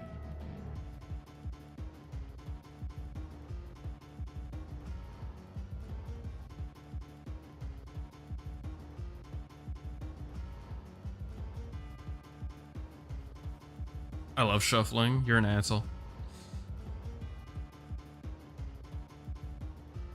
To be fair, the problem I have is the card things I have. I can't pull them out. It's going to take forever to pull them out. The ones I've got are like the really slippery ones, and they're really not able to do it. And the other problem I have is that I used to do a lot of shuffling of cards, because I used to play a lot of gambling, things. So that's an aspect of it. I don't like doing shuffling too much because my brain's thinking of gambling. And I'm trying my best not to gamble as much nowadays. I'm actually pretty good at not doing it. Also means I aim to rig decks, which is not a good thing. Same with dice. I actually have to actively fight to not rig dice nowadays.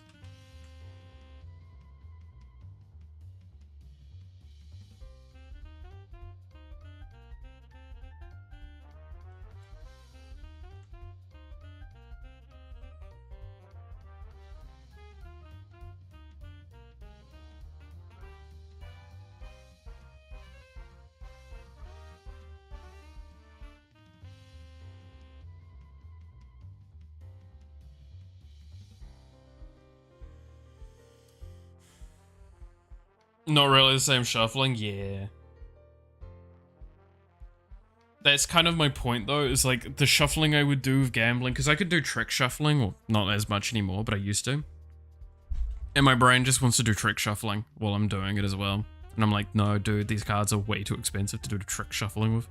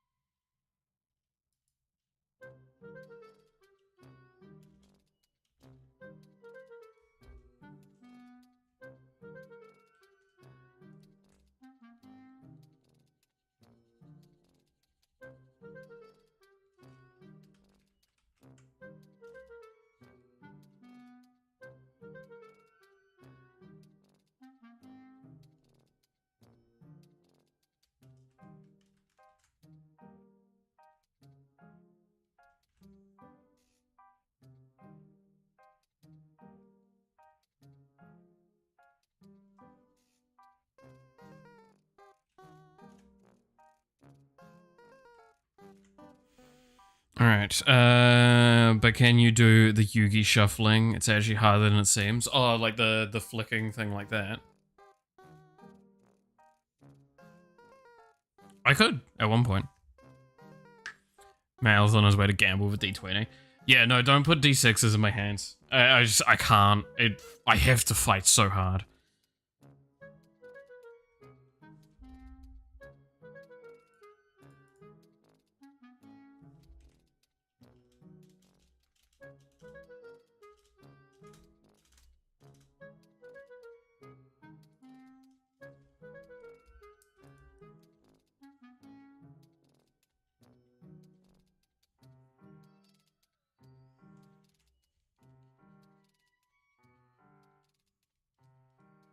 Like, it's one of those things of like, can I probably do like a weird shuffling thing? Yes, I can.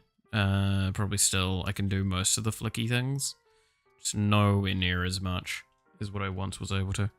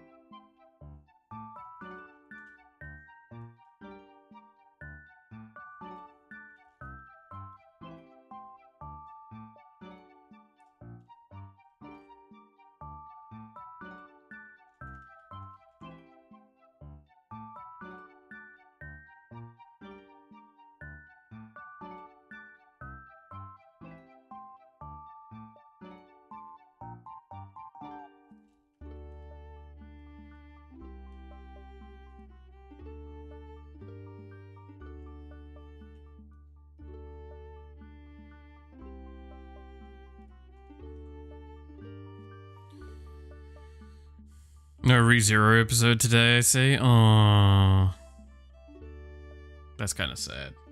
No, okay, I don't have one on me, but do you want to know a little... I'm gonna say this in a loose sense, so it's not easy to replicate. But do you know a little trick for D6s and how like a bit of the rigging works with them? And how to like recognize if someone's doing it. So you know how like you might get I don't have a D6 available to me, do I? Like, at all. Also food. I'll be back in a sec. I'll explain this after I come back.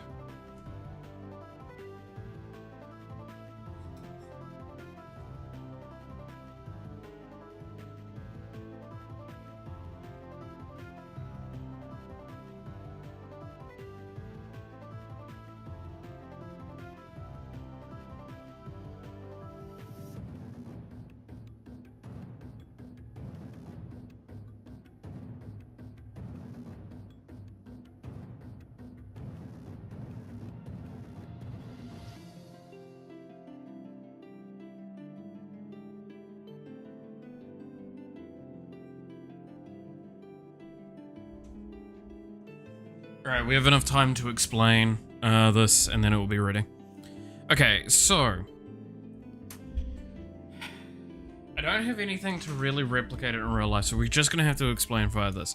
So you know when you're doing the shaking of it. So, say this is your hand here. Alright.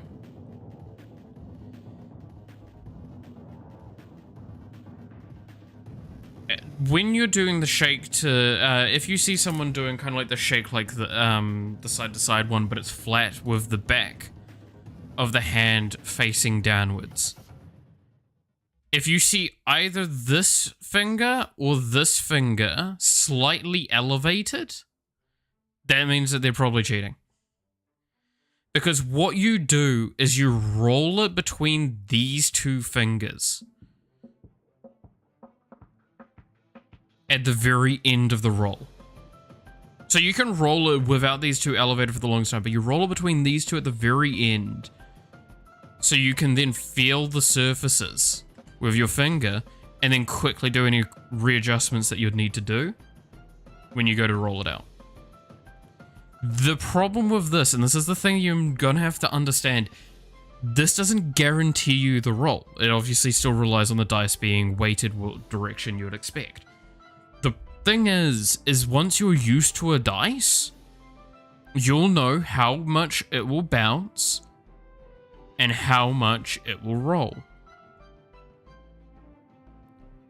Once you figure these two things out from this, you can guarantee any face you want, pretty much with a very low failure rate. This is much harder to replicate on a dice that's not a D6.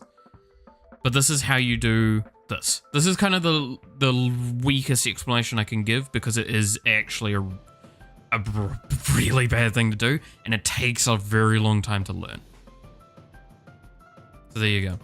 That's how you cheat at your casino, I guess. Don't follow this as legal advice, please.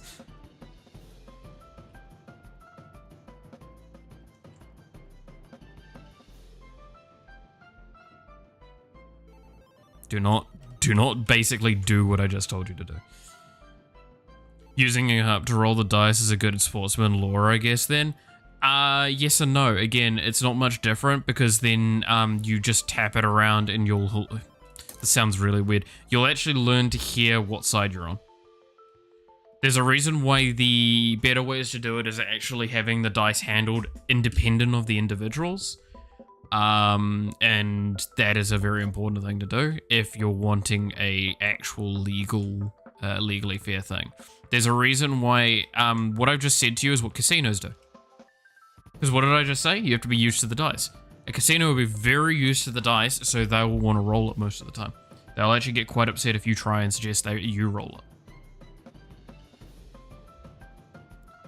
I'll go back to building a nuclear reactor in my garden instead. Do that in New Zealand. It's a really funny idea.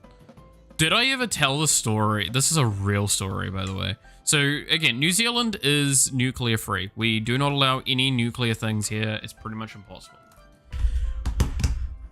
A dude built a nuclear reactor and sold it on Trade Me, which is like New Zealand's eBay. I'm not even kidding. This was like a really big deal at one point. It was very funny.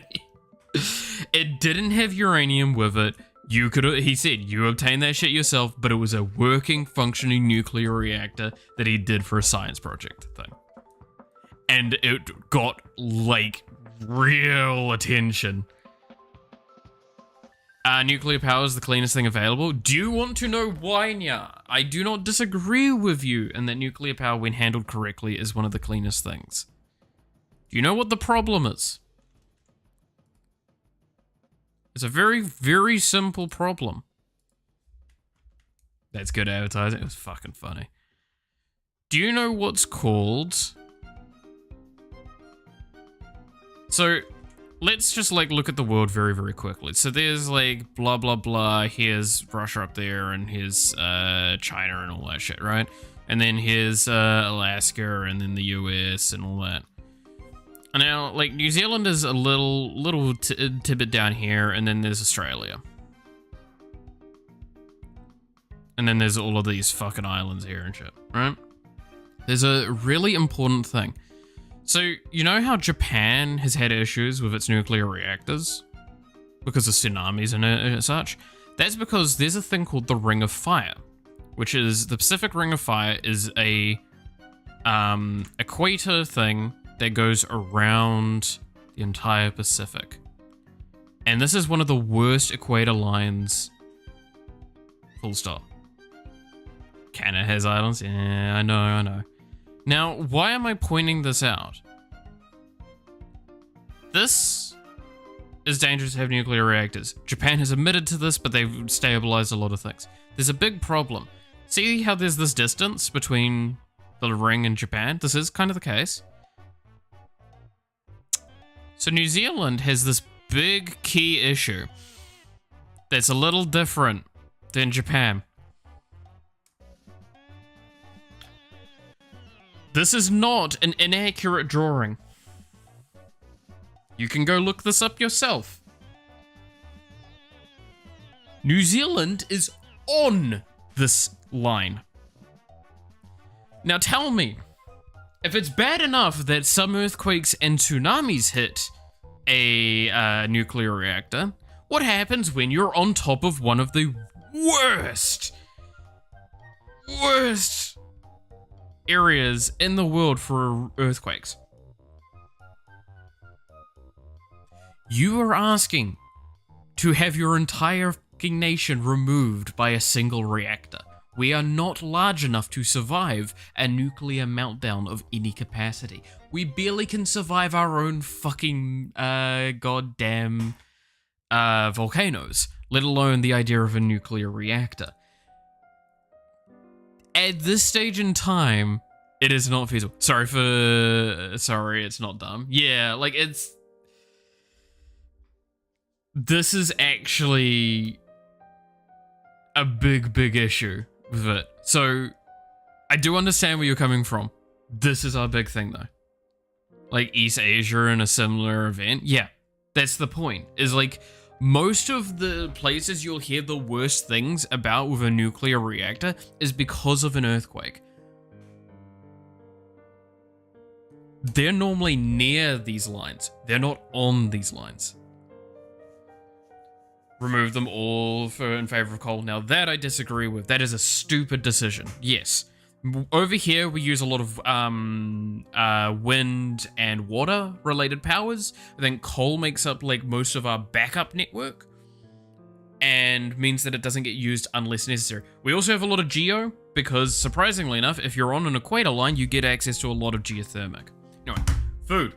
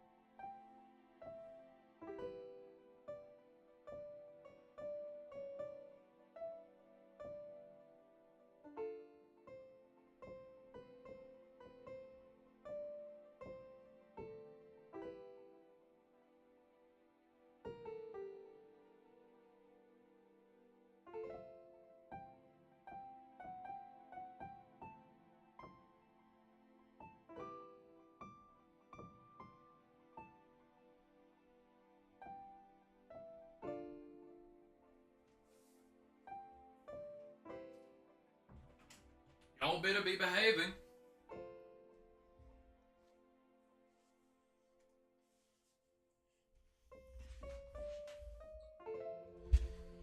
Alright, let's see. Give chips, eat my ass. Let's see. Them stopping ecologist one nuclear removed so they... Yeah, no, like... I do remember that situation was very stupid. Why not have lots of hydro? Are we talking about New Zealand or Germany? If Germany, I don't believe they've got the positions for it, right?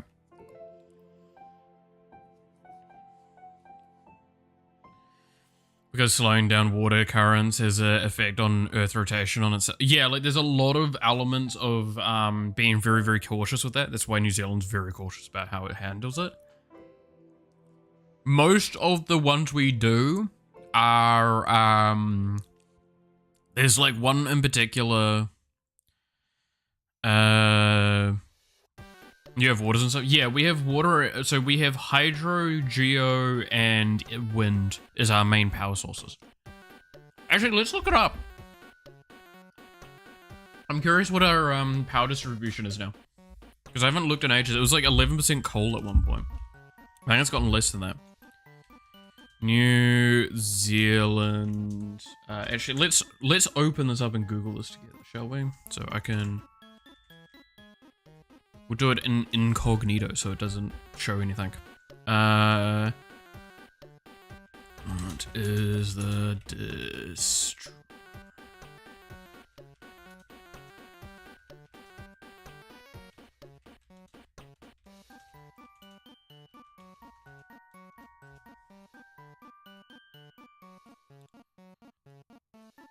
Alright, electrical sector in New Zealand. So it's gonna actually show me... Here we go.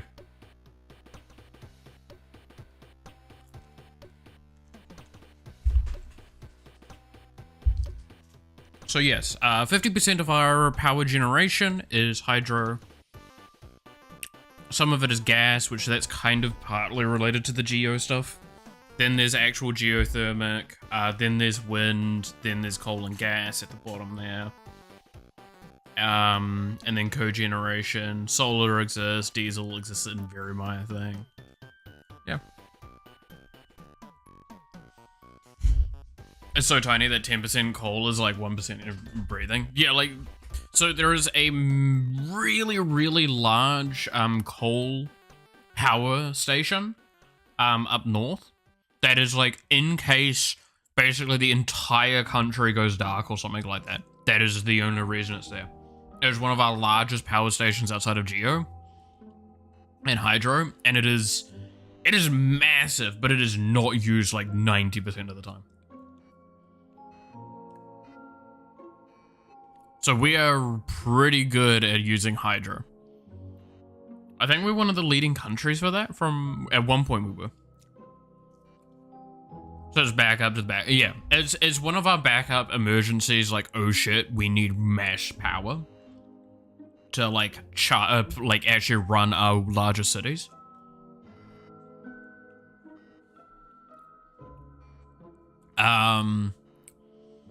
But yeah, like overall, we're not a large country. That's the thing you need to keep in mind. But yes, hydro is insane. Waitaki River, yeah. Waitaki's one of the main ones. A lot of it's in the South Island, yeah. Benamor is one of the ones I've seen. It's fucking insane. Arapuni's cool. Yeah, that was a cool station to see it. Waikato River. This one's not too far from where I can go here. It's not that insane.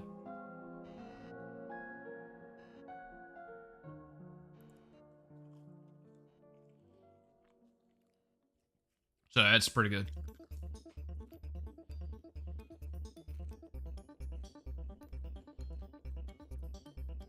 It's past midnight here in Europe now. I may have to head to sleep. That's fair, yeah. Catch you later. Gotta love when it gets that late, huh? But yeah, so if anyone ever wonders, like, this is not the sole reason we have no nuclear here, but this is the reason why we've definitely not retracted on our no nuclear statement. Right? Because we were part of the main movement of not wanting to have nuclear options at all in war and shit. We actually almost went to war with the US because they wanted to go to war with us because of how much damage we were doing to that argument. I've talked about that before though. It's a really interesting story. Look up stuff around the Rainbow Warrior and you'll find out.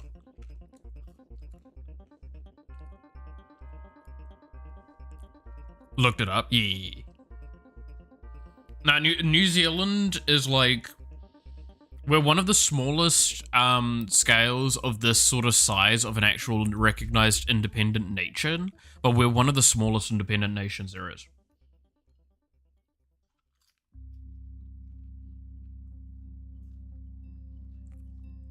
We have pretty much the same, what is it? We have the same land space as Japan. Smallest, biggest islands, yeah.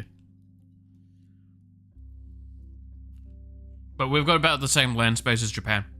Not joking. It's just really shit. We don't have that many people here, nor do we don't build up. We've learned really heavily to not build up. We're only building up in, like, Wellington and Auckland. Really? And mainly Auckland at that. You are Japan? Nah. Japan's fun. Above landmass or livable, like, genuine buildings going up. To give an idea, in my home city, it was, I think, up until recently, about 80% of the entire city was you couldn't go above 2 stories. Like, no joke.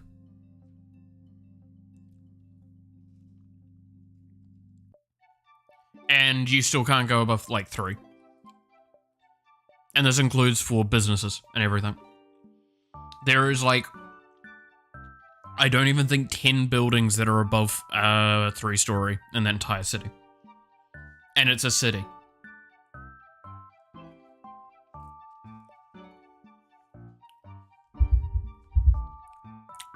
Imagine that. Good engineers know about the rotation of the Earth, yeah. Nah, it's just they, outside of, like, key essential buildings, we've never actually, like, really correctly, done foundations in accordance with earthquake safety until, Christchurch happened. Where the large-scale Christchurch earthquakes happened and basically completely... It was one of our largest, like, scale disasters New Zealand's really ever faced. It was fucking horrific to watch.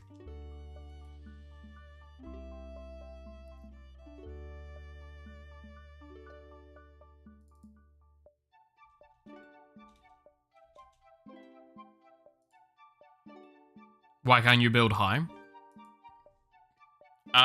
Do you know what happens when an earthquake happens and you have a tall building?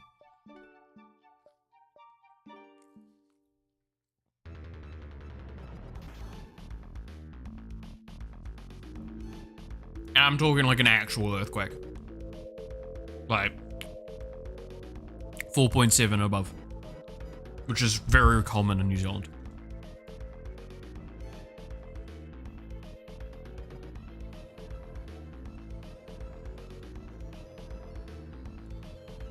Tall buildings stop being tall.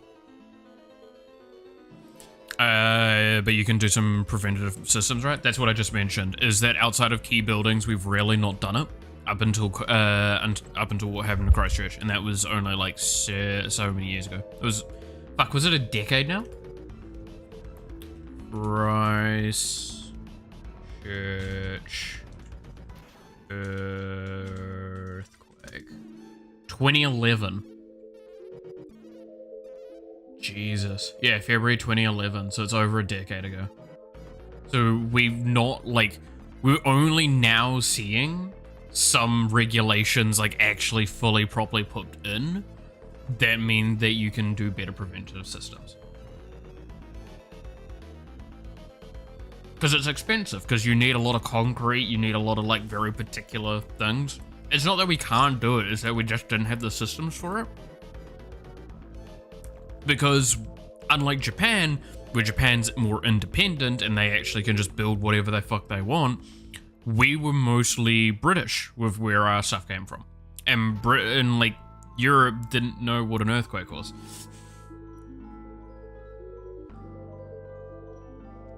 And there's no nice way of saying it. Like, yeah, y'all in Europe don't know earthquakes. Not as much. Why do you live in such an unfavorable country? Because I was born here and because I love it here. While it has issues, it's got a lot of cool things. Like, not having tall buildings sucks, but like, it's not the end of the world, right? Nothing I've said so far is a deal breaker.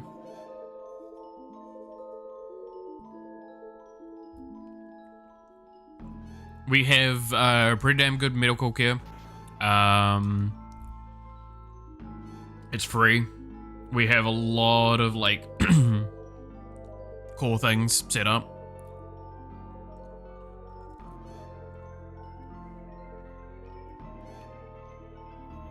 One thing except bushes that are actually cool. The people. New Zealand's a lot of cool people. When we're not being dickheads, we do actually care a lot about the environment, and the environment's very pretty here. I don't know. I mean, I cannot stress enough, the outside of me being like very uppity ego because of like my education and stuff like that, my thing, everything about me is pretty consistent with New Zealanders. Like the way I look at a lot of things, it's about it. So, like, New Zealand's a really cool place, and New Zealanders are awesome. We're a self-deprecating lot, and we can be assholes at the best of times, but we're also really funny. Just a mild reminder, okay boomer. That was New Zealand Parliament.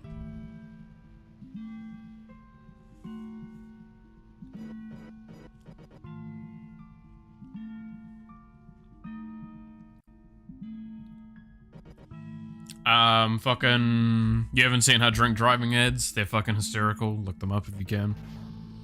I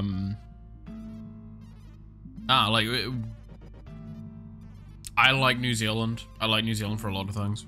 So.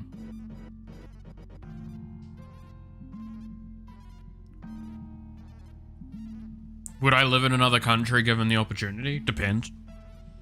I've said before that, especially now that I don't have any actual ties to New Zealand,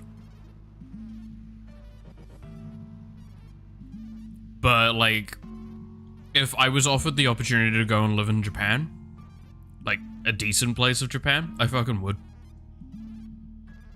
I would. 100%. Because it's not far enough away that coming back to New Zealand's out of the question. But it's also awesome enough to go and do entirely different things. And live in a very different world.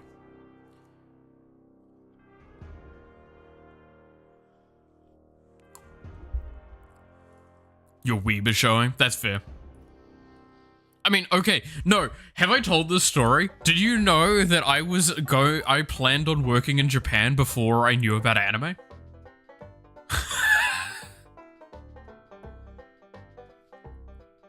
I've talked about this, right? Like, I learned Japanese, and in my Japanese class, they showed me anime, and that was like some of my first actual interaction with anime. That's kind of amazing. Yeah, no, genuinely, because when I was younger, I've talked about this a bit. So we had art, we'll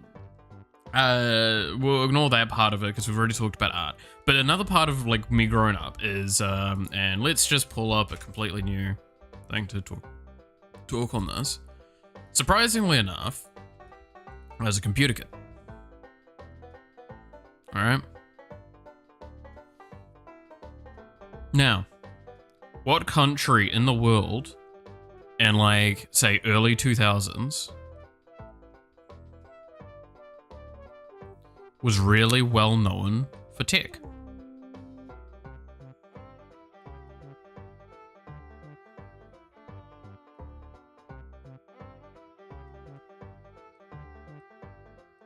Japan. They were really well known for games and tech. So, here I am, early 2000s, looking at computer stuff and going, huh, well, Japan, I'm probably going to have to learn Japanese then. So in high school,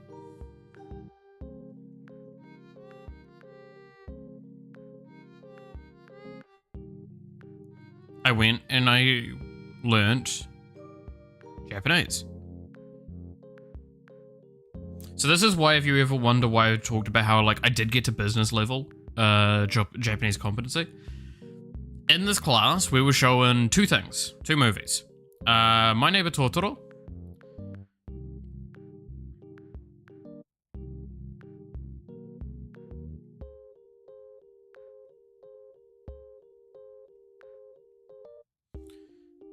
And one of the fucking Naruto movies. I didn't really pay attention to that. I can't recognize the first one.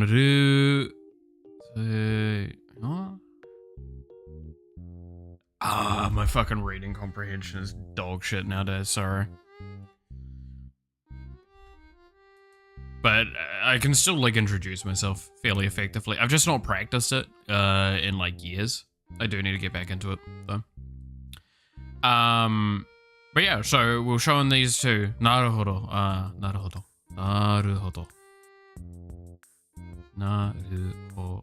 Yeah, do.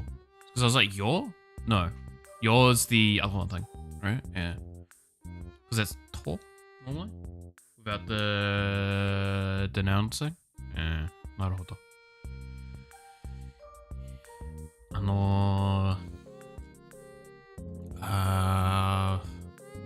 私名前は、マリスです。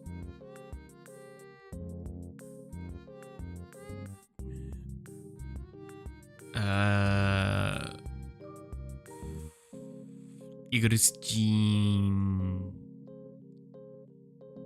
です。ノーゼーランド。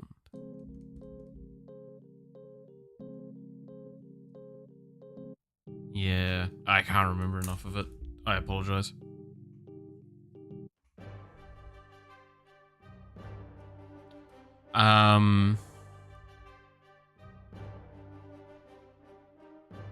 Much better. Yeah, that's fair. Like, that's the thing, right? Is like, you need to practice it. You actually do need to actively practice it. But yeah, no, so this is when I found out about this, and it's not much better. Oh, okay. That's fair. But yeah, no, so with this being the case, right, so this was, and I've talked about this story before, skipping too much and not going into the story. This was when I was like, hey, I remembered the series from when I was a kid, or when I was younger. And I asked my anime friend what it was, and he told me to look it up, and that's when I looked up the thing and found out it's Tokyo Mew Mew. Watched Tokyo Mew Mew, well, watched Mew Mew Powers, which was the 4Kids version of it, then found out there's more of it, watched more of it, saw that it was in Japanese and all that, and then, like, kind of cascaded from there. That's how I watched anime. So yeah, no, I learned Japanese before knowing about anime, really. Which is really funny. So you could actually say learning Japanese turned me into a weeb, not me being a weeb got me to learn Japanese. So I still would love to move to Japan. I really would. Very rare. Yeah, no, that's why I find it really funny. But yeah, no, I would like to move to Japan because, like, I've gone to Japan for 2 weeks at one point, and it was one of the best parts of my life. I really enjoyed my time there, and there's just there's things that I have in my day-to-day that I really, really like, and Japan has the majority of them and has a few more that added to the day-to-day. Really enjoyed the pudding. Yeah, I did like that. Buy one of those 5K houses. The problem is, right, is that, like, so I've looked into that a little bit. Let's look into it further, shall we? So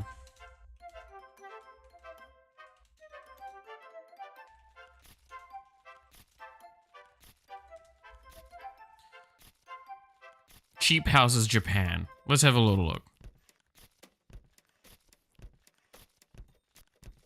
Did you know you can buy houses in Japan? Yes, even if you're not Japanese. Yes, even if you're not a resident, you can buy a house on a tourist visa and have full property ownership rights. It's a well-kept secret, blah, blah, blah. So these are, I'm assuming, US prices. These are cheap as fuck for these places. You would need to do them up, right? I mean, I know of you, don't know if you're handy with tools. Yeah, no, that's the thing, right? Is like some of these, no matter even if you're handy with tools, depending on like if it's a thatched roof especially, you need to go get someone to do it for you. It's actually a legal requirement. There's all sorts of stuff like that. It's not hard to find properties for super cheap. Like, this is insane when you think about it. This 2-story house for 35,000 US dollars. To give an idea, this would be... this is actually close to a fucking deposit for a 1-story house in New Zealand, in most places. A deposit for buying an entire house that's, like, decent sized. But if we look at it, is it going to show any inside photos?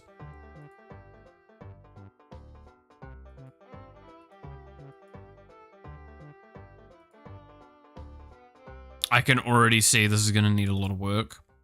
Yeah. Yeah, this is going to need work. From just some of that.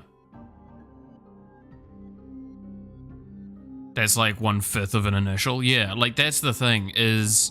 So in New Zealand, it's what, 10% for a deposit? So this would be about 60,000, 50,000 New Zealand dollars. That is about, yeah, about 10% of a house. So like, look at this place, 48,000. This is looking like a fucking mansion. Look at this place. This looks awesome. I would, oh, dude. But like, this looks fucking grimy as shit. This would, oh, look at that mirror. Ooh. Ooh, look at that fucking mirror. Oh, God. That's gonna, And like, this kitchen looks kind of depressing, I'm gonna be honest. And I can see, yeah, like, some of this flooring's shitted on. Like, shit. Some of this wall needs to be replaced a bit. The tiles, yeah, the tiles do look awful as well. Paper walls, yeah, that's the other issue you got. Like, the thing is, most of these places you're gonna see, they require probably double that amount of money to, like, do up. Easily. If not, sometimes 3 times. However, what I've just said now, with that being like 3 times, okay, so I then need to pay, what, it'd be, about 150-ish thousand maybe to guarantee a house in US dollars. 150,000 US dollars? You're telling me 300 New Zealand dollars? I couldn't even buy a fucking property with that. And then I'd need to build a house. Would you recommend buying such a house if you knew someone could help you with the renovation? Probably. But you have to keep in mind, you have to probably abide by laws. And the other thing as well, so this is something I didn't really talk about this, the location. Location is also important. Because what is the location of this place? This could be kind of out of the fucking nowhere. So unless you have a way of getting around, it's kind of going to be difficult. Then, on top of this, you're only going on a travel visa most of the time for these, I believe. I don't think you can actually just stay there. Not legally. Which then comes to this thing of like, so you've just bought a house in another country and you can't stay there permanently.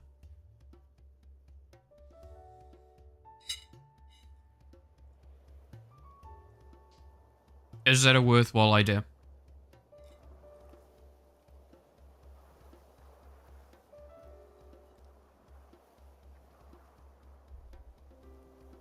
Yeah?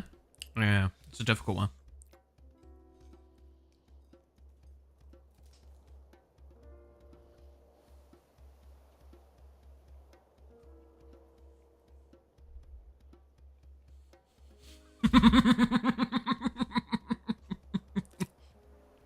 $100%, right? You know, they're selling the houses of ghosts and murders, right? Yeah.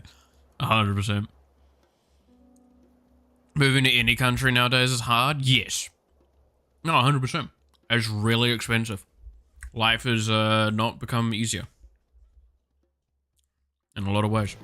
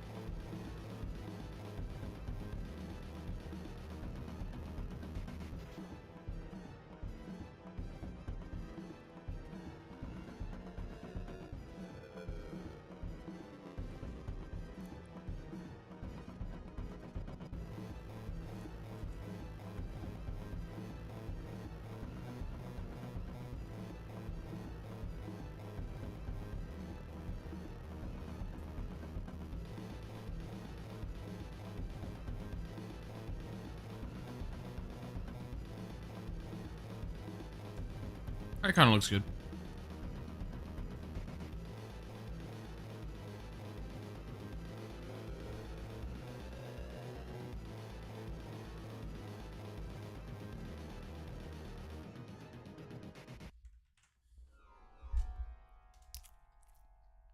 What do we think? I think this needs to be changed a bit.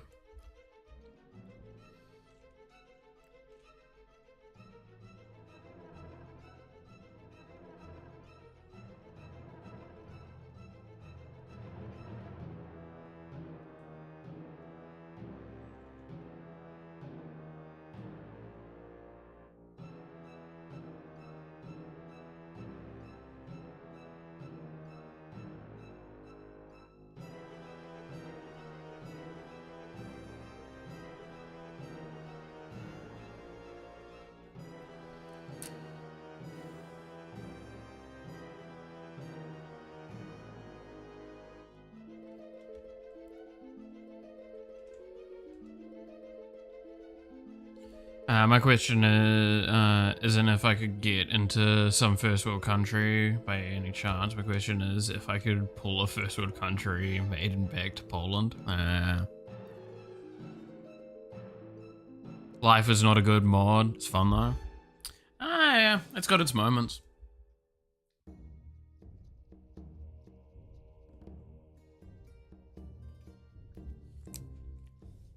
The problem is that everyone's trying to play meta, but the problem is nobody knows how to play meta. And sometimes the meta builds are just actually worse than playing an actual build.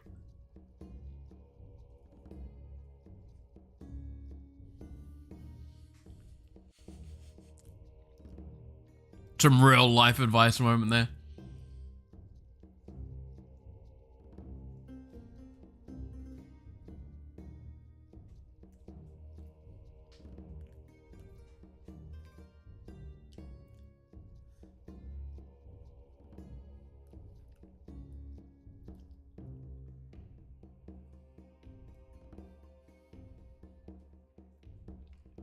Citizenship has never been easy. Yeah. Especially for Japan. Japan citizenship requirements are pretty hard.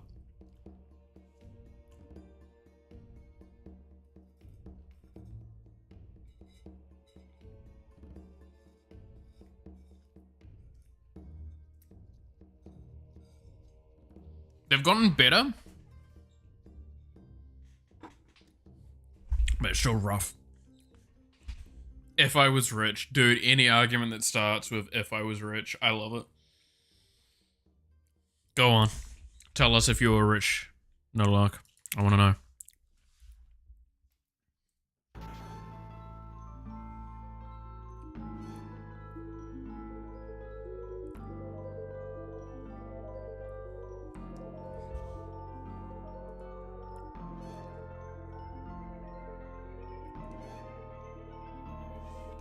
How do you think you is easy to get a green card nowadays? I'm curious about your opinion. How much have the requirements changed in the last 15 years? Because I haven't looked since 15 years ago.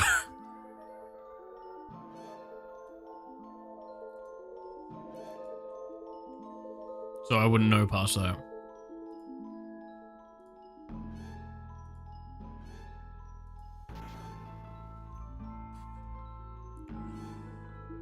What type of game is this? This game is kind of a Vampire Survivors-like. I can launch it real quick and show kind of just the lobby at least and a bit of gameplay. But it is a VTuber-focused one to celebrate the awesome people in the community and showing off that stuff. Because I think there's a lot of amazing people. There's a cast of characters. They'll have like items and abilities and shit. And if we go into a run quickly, you'll see weapon, item. Interesting. I didn't realize I had a EX charge for some reason. If I go and force a level up, you'll see like I've also got this, which is a passive. I've also got this, which is an ability from my assist, which my assist is Booby for Iron Mouse that I selected. There's also, if it's going to show up, Satanic Resilience, which is her other ability that you can get, and then, yeah, it all synergizes together. Each of the characters have kind of their own unique things. I'd buy a nice house, not too bad enough, but in Canada, where we could make a nice gaming house. Dude, I've talked with some mates about it overseas. I was like setting up that, but I'm gonna be honest at this point, I'm probably not gonna leave New Zealand, and I'm probably gonna set up a gaming, like, I would like to set up a small little village for me and my friends. That'd be what I'd do if I had way too much money for my own good. It's not about the money, it's about the ability money gives to make stuff. Yeah, that is true. It's not easy, yeah.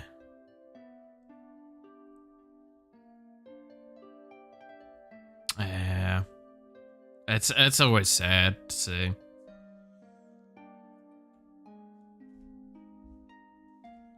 But yeah, no, we've got all sorts of weapons. A bunch of mechanics that we've been working on. At the moment, I'm working on implementing some of the next characters that we'll be adding. I should be working on some of the new bosses as well, because we still only have technically one working boss, but hey. I'm lazy, and I can't be asked doing it right now. Because I am not good at art, and it's really fucking exhausting.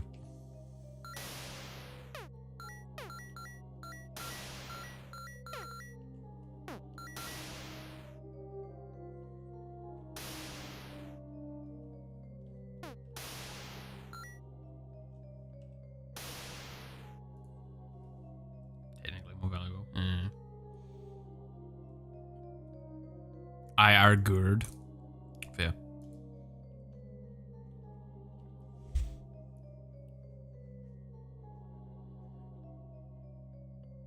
Want to see a Rickman EXE battle network style VTuber someday? That'd be fucking cool. Dude, I'm hoping that like, yeah, Rickman EXE, yeah. I really hope that like, in the next like maybe, it'd probably be reasonably 3 or 4 years, you will see more VTuber related content coming out in the gaming sphere. I don't think there's enough at the moment. I think there's a lot of room, and there's a lot of fucking people that would definitely be super interested in it. So I think it's definitely something that should be looked at. Definitely. I mean, there's a holocure, I believe it's called, or something like that. There's basically a Mario Kart that I heard was getting devved. I've been watching that a little bit.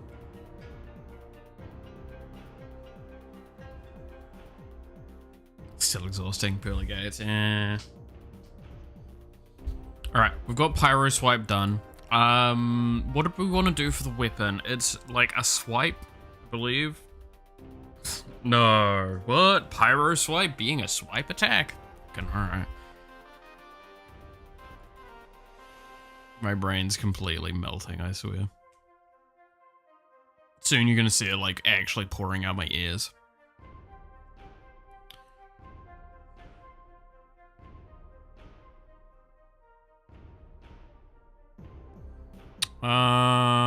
Yeah, I'm gonna yoink most of this code because this is more or less replicatable. So weapon 22. Cinder weapon.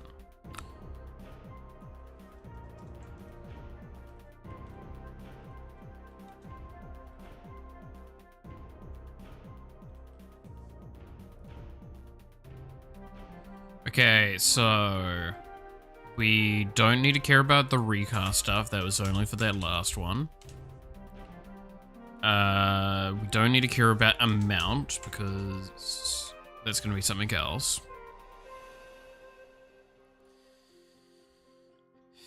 We don't need to care about the time source architecture.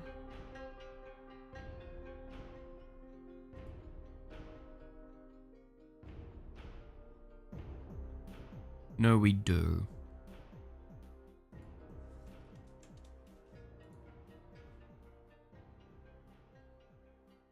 But it's very different.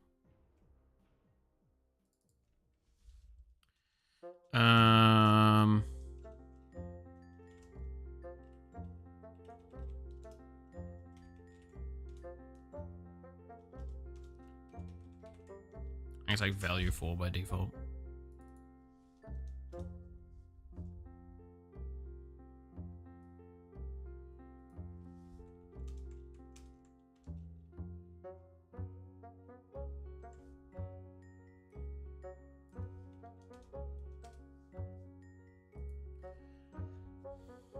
Okay.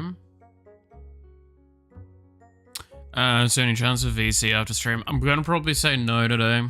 Yesterday was just so fucking crap. I'm likely going to finish the stream, go lie down for a solid bit, and then like when I get up, I'm gonna just want to not do things.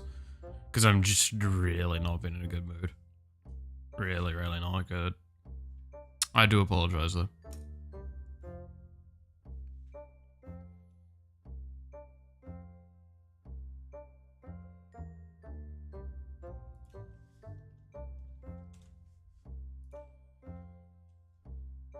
Okay, so I need to, before I go further, technically this needs to all be rotated.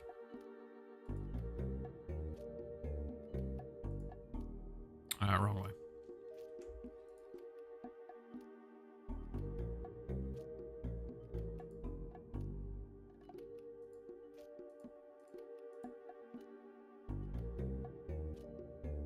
No, that was the right way.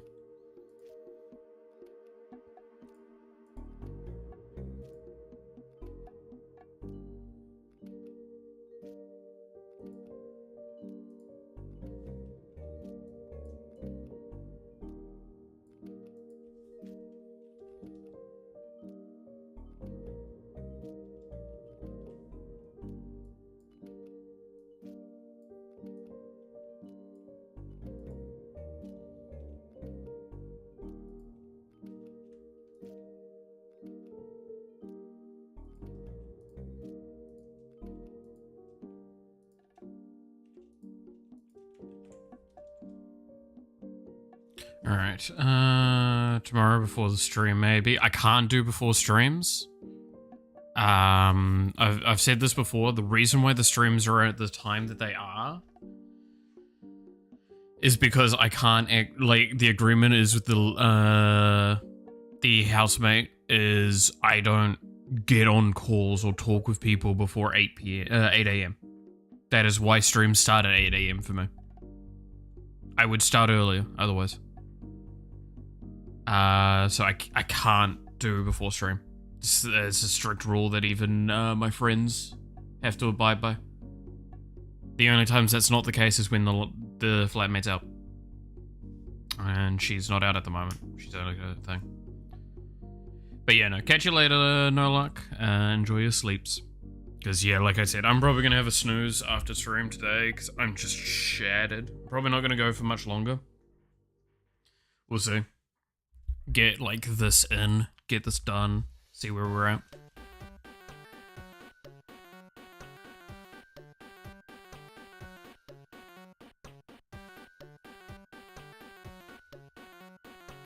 Okay, so now I need to make a folder for this. Create group. Pyro. Whoops. And then I need to make create sprite. Edit image, import strip image.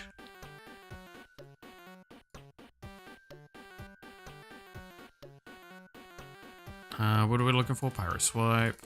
Yeah. And then I need to turn this to 64 by 64. And convert. And then we come back here, we move this to there, and we look at the collision mask.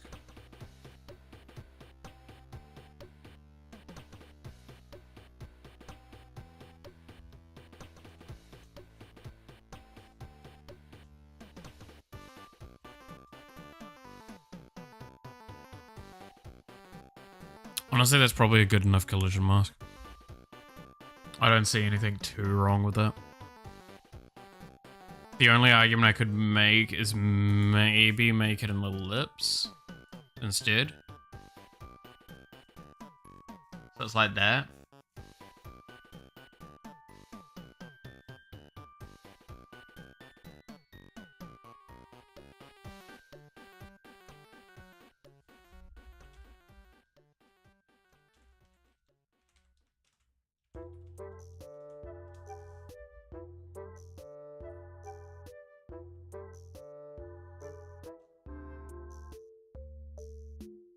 Because yeah, this is the benefit is I can just do this in game if I truly, like in the IDE, if I think like an animation needs faster or slow.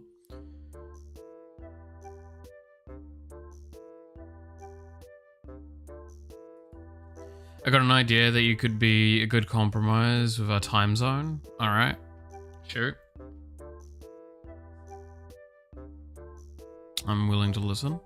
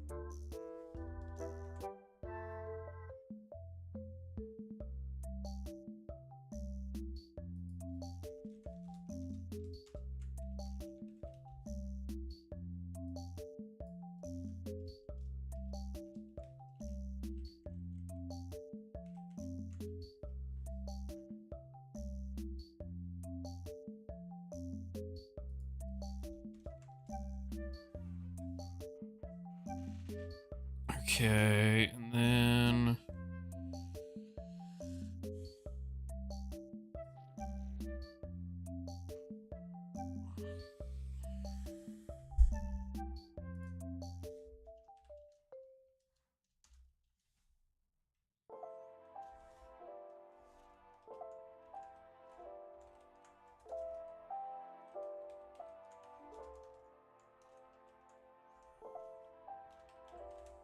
So it's value 5?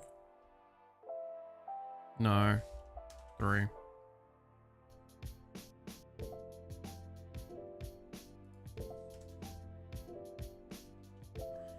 There we go.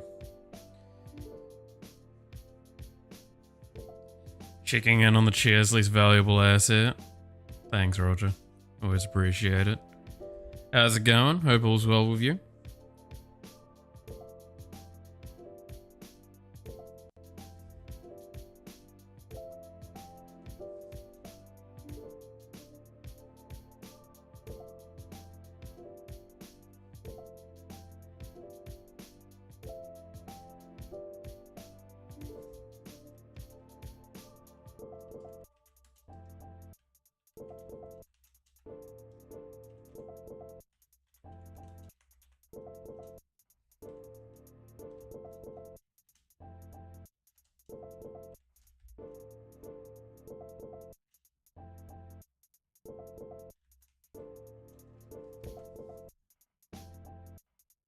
Is it greater than 1?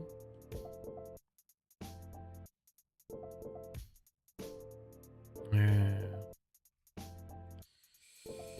Alright. So, how do you plan on releasing the game once it's ready? Have you decided that? Sort of. Yeah. A return to making game again? Oh, hell yeah. Soon as found boss for new weakness. Oh god. Yeah, that's fair. No, so the release of this game, we've actually detailed this on the channel, the official channel for this game. We have a roadmap at the moment. The roadmap is very simple and I can just kind of redraw it as the easiest way. I should probably make an official thing for it. But the idea is, at the moment, we're kind of like, so this was the last big release. We're kind of somewhere in here at the moment. Next release is the boss update. Next release is the lobby update. And then after that, we're going to have the main release. This is when we're going to go onto Steam and add multiplayer.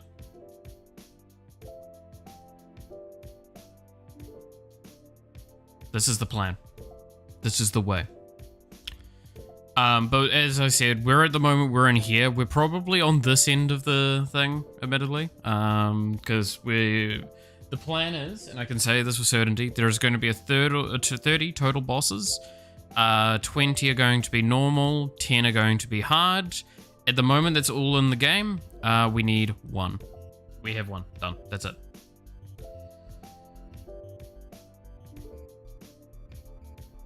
How about a collab stream? I'm gonna say this now. Getting me to do a collab stream gonna be real hard. Multiplayer is in like Vampire Survivors co-op mode. I actually haven't tried Vampire Survivors co-op mode. I have a plan of how I'm going to do it. The most guaranteed answer I can give you on it is if you've played League of Legends Swarm, that's going to be very similar to how the multiplayer is going to function. There's a reason why the game doesn't have any pausing outside of when an upgrade turns up. When an upgrade or a crate gets opened, but when you open the pause menu, it doesn't pause. It's because I want to enable it for multiplayer primarily. To play with friends. There will be... I'll set up some lobby stuff loosely, but I've also been informed that Game Maker is on their way to making a better multiplayer integration to the IDE. So I'm also just waiting to see what they're going to do with that, so I can use that. However, it's going to be stuff like rollback netcode, so I can use that. Lol, off-brand, even using MS Paint. Yeah, I use it a lot for like explaining things, because it's really good when you have a visual aspect to it. But yeah, so at the moment, we're kind of leading up to the boss update. We're quite far away from it, I would argue. I don't think it's going to even happen this year unless I, like, somehow get a strike of inspiration and draw, like, 20-something bosses in a week.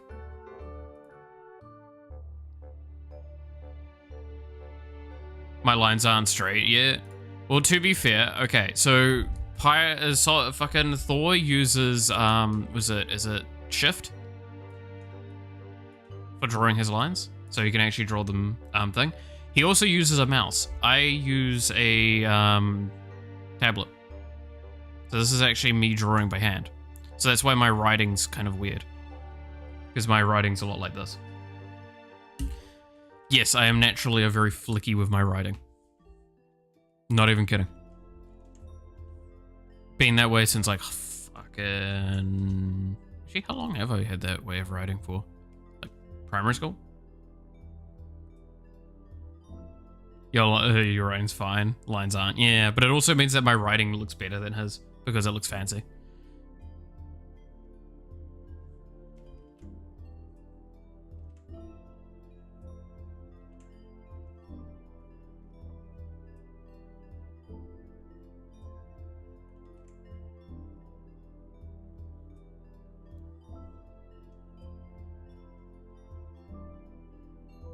Would be better than... I'm not moving my streams.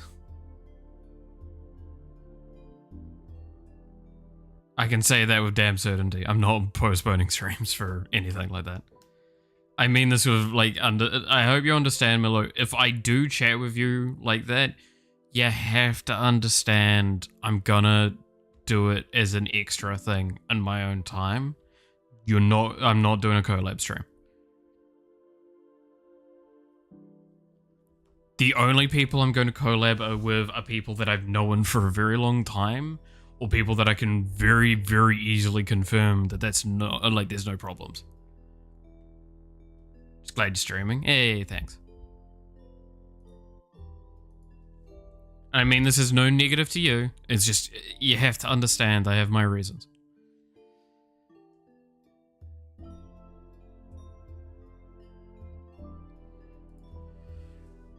Alright, so the damage of this is going to be on the slightly high side. The area is going to be to net. The amount is 1. Cooldown can probably come down a little bit. And now we need to go through and ensure that the amount isn't actually increasing outside of maybe... Yeah, that one actually. No, we can probably do it here.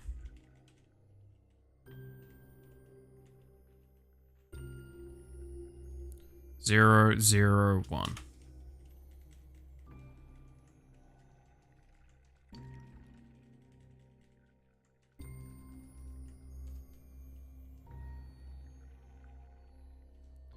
Alright, so this is probably actually going to be the area increase here. Then this can be a damage increase and a cooldown reduction.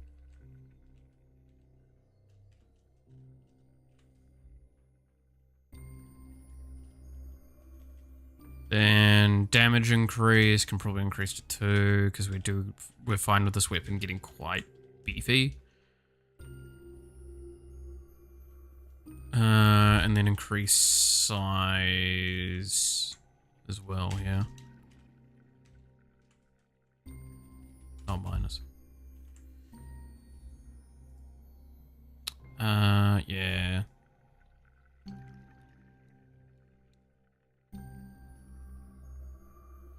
It's crippling for me to see that people like you that I like can't give me a bigger shot. Everyone is just one, living for decades, not wanting to be friends with me at all. Yeah, no, I get where you're coming from, Milo. I really do. But you have to understand that, like, that it's not me not giving you a shot. It's... To give an idea, the people that have been on my stream, actually talking on my stream, are people that I've known for longer than I've been streaming. Right? The only people that haven't had that are people that I have those same people being able to say, no, this will be fine.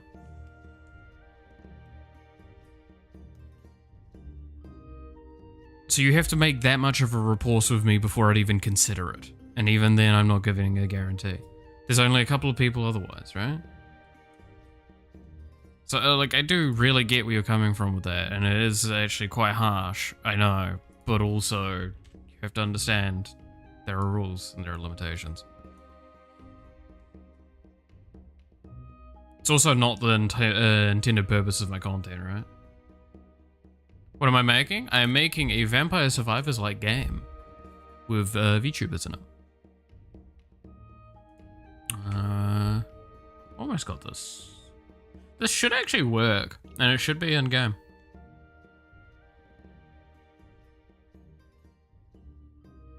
The only issue is at the moment it doesn't swing behind. Like it's going to need to. I wonder, can I find it randomly by leveling fast?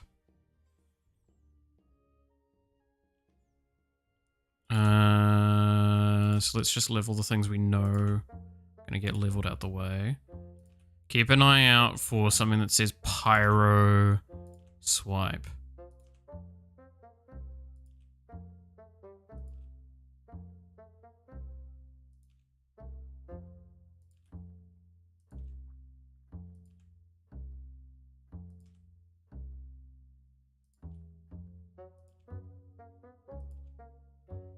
Pyro swipe. There it is.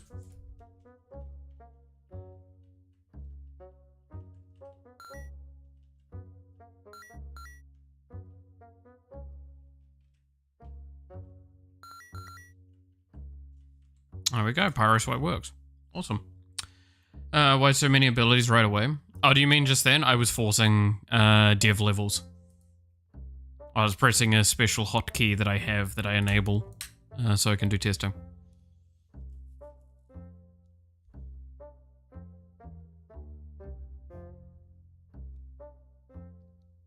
Testing? Yeah, we're still doing testing.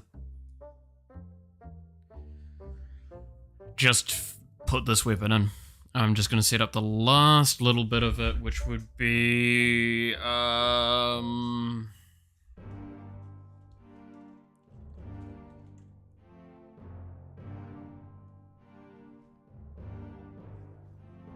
I get self-iteration number?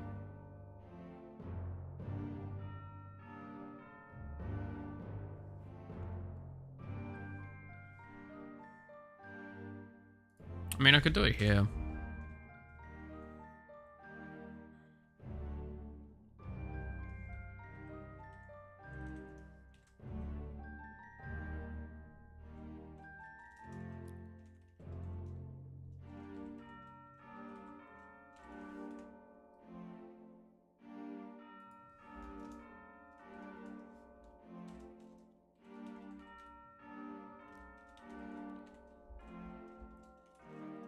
Value 6 equals 0.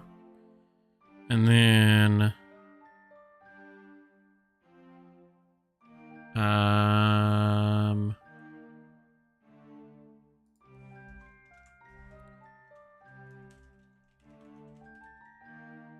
Weapon dot value 6 plus plus. I'm actually surprised you don't have more people watching on Twitch side. I don't know how many have on YouTube, but I can see the chat from YouTube now, unlike last time. Yeah, we've got... Twitch has never been a big one for me. It's because I don't really do much with Twitch, other than just it's also streamed to. It's Twitch in general does have low discoverability ratings, because it's very kingmakery. YouTube, on the other hand, I have the advantage of my VODs stick around technically forever. So my channel's kind of like able to garner that, as well as the streams will get recommended to more people, and then also the streams live will get recommended more to people. Because they'll just go into the recommended feed, which is what most people scroll through YouTube with anyway. Like when you raid and get raided. Yeah, I've just never been raided, right? Well, I've been raided like once or twice, but it was only by like 1 or 2 people, so.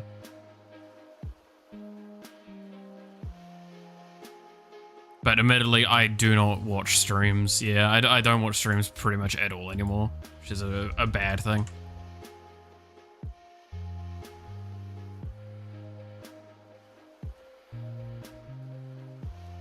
No, this is a terrible way of doing this, by the way. I should not do this. I should make a temp value.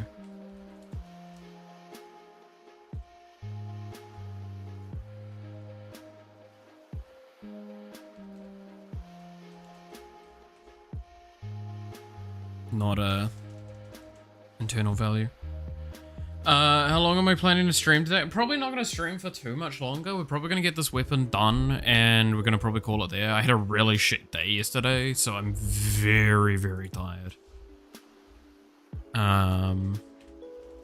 It's really taken it out of me.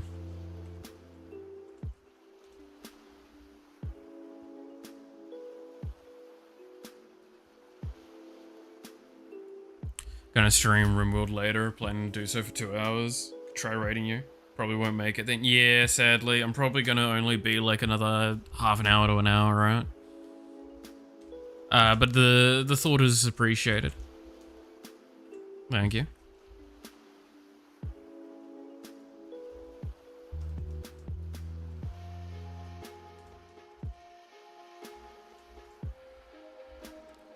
Alright, so iteration plus plus, and then I go to image angle. So it's going to be 1 or 2 is what the iteration will be. So what we're going to do is actually we can probably do the iteration after the trigger to really make this super easy.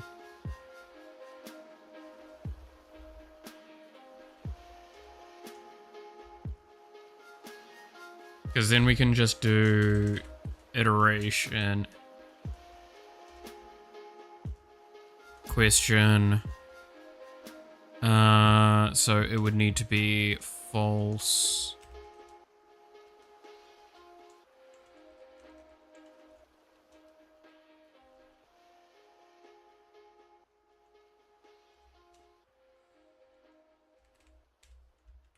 Yeah.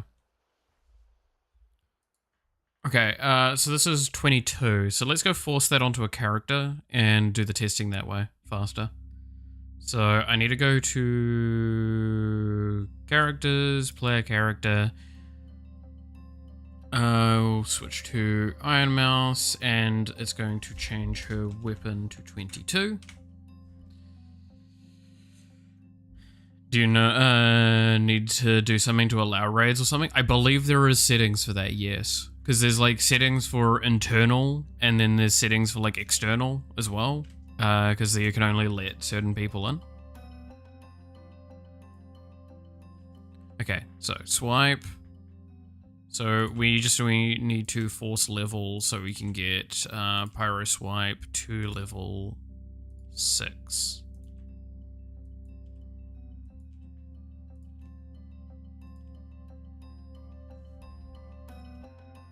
What's it look like this?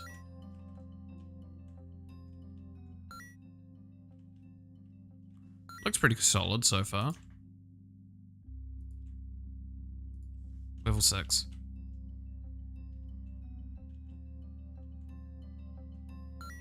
Didn't work. Damn. I was hoping. I was really hoping. It's not automatically enabled. I mean, I think it's not automatically enabled to reduce the chance of like issues. If I was understanding it correctly.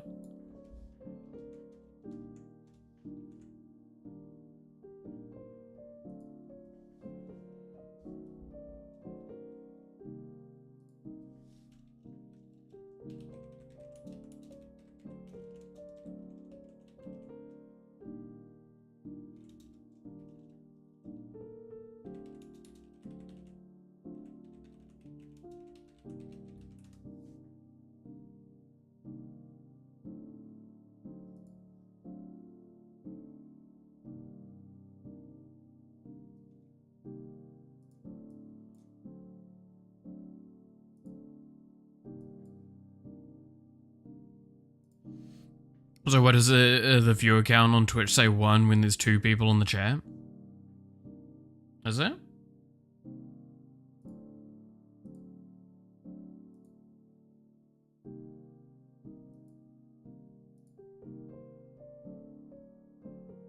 Yeah, there is.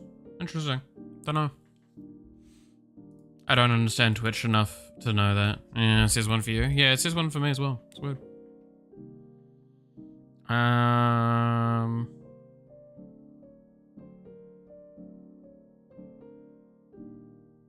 I do get reps self?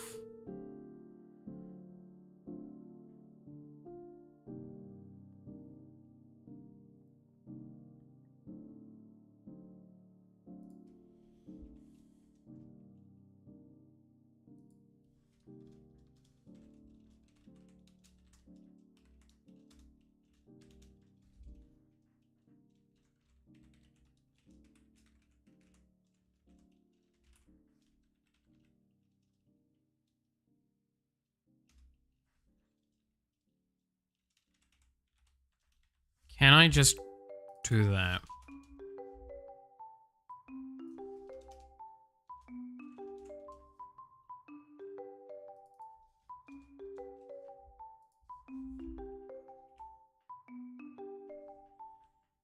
Went back to 2. Yeah, don't know. It's maybe just tab in, tab out sort of thing, or it's a linger for the chat number. I don't know.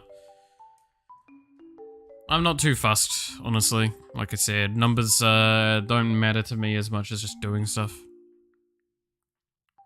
Struct expected time source. Ah. Interesting.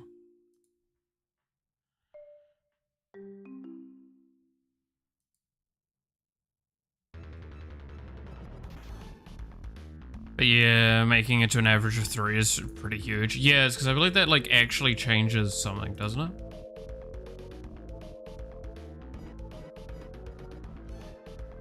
Like it genuinely does actually make quite a substantial difference. Because it means you can go for a partner or one of those fucking things.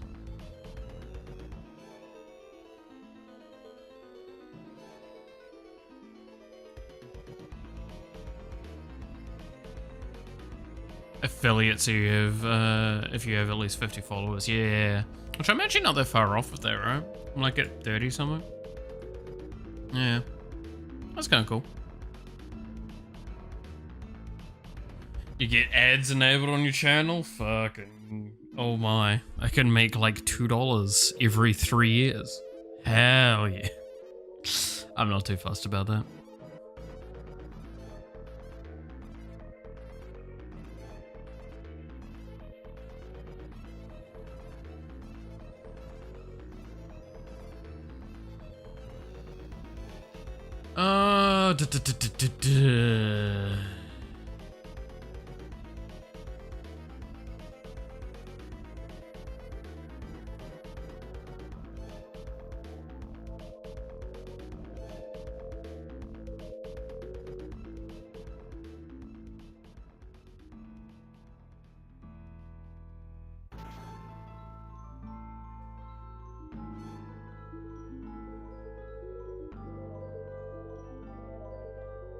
Yeah, so call later is just cheap version of it.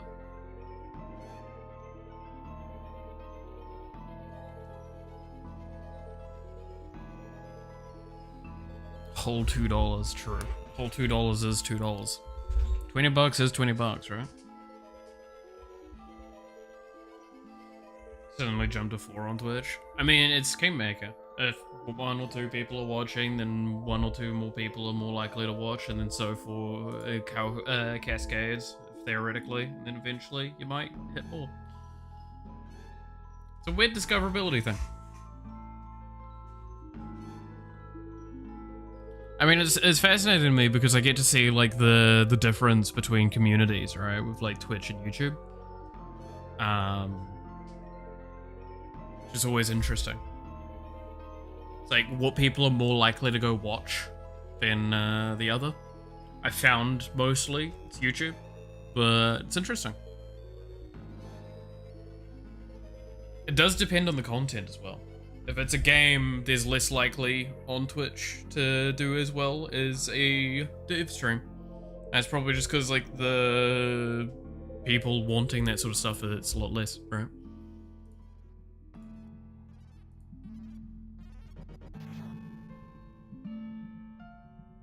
Like people are less interested in games, ironically enough, on the game streaming platform.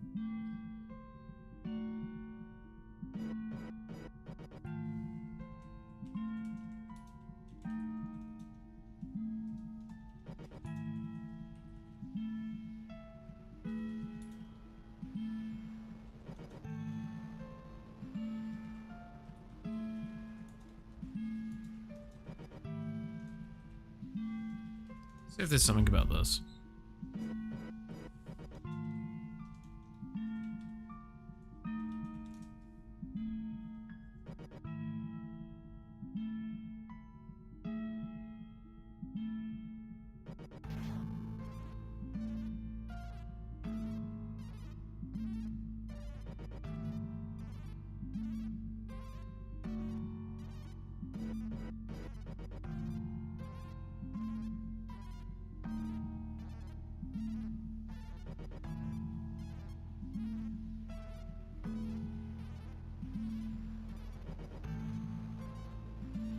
Yeah, no one fucking has really asked the kind of question I'm wanting.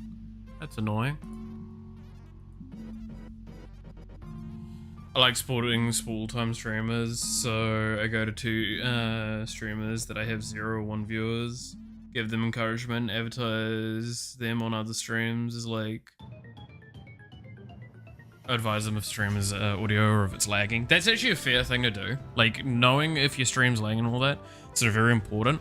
I, for the most part, know, because like since I stream on both platforms, I have the advantage of watching my stream on my phone. But I only watch the YouTube one, so in case this may be something weird with Twitch one day, I might not catch it as immediately. It's always an interesting one. Yeah. I can't think of a great way to make this iterate the way I want it to.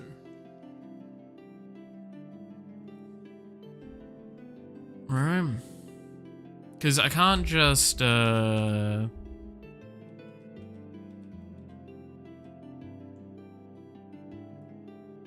do this and then like... if I do that, it's not gonna like it.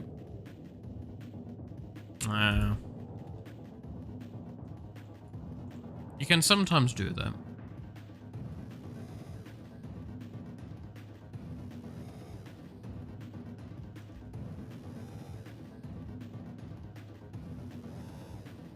Make sure everything's working right. That's honestly, it's something a lot of people underestimate as a very valuable thing to do. Which leads to a lot of situations where, like,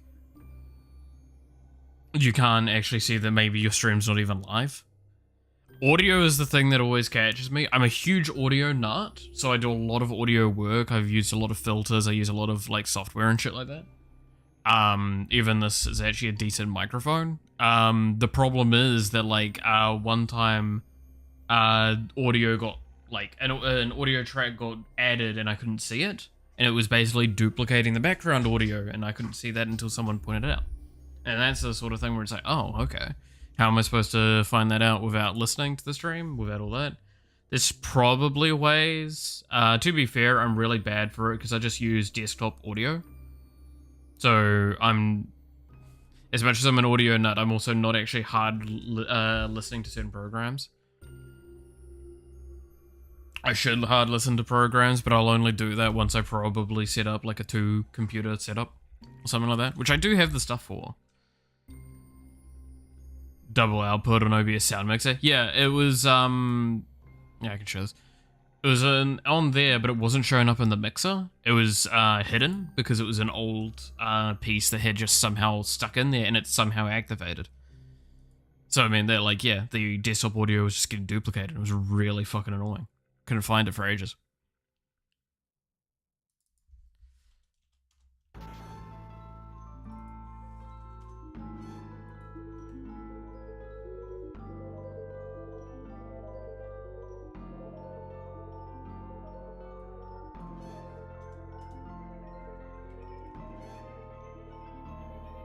That drive you mad, yeah? Yeah, it's annoying.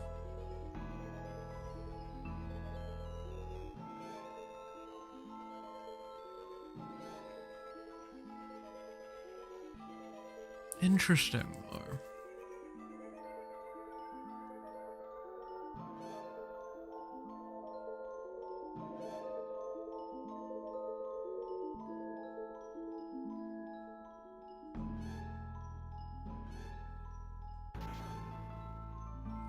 I wonder...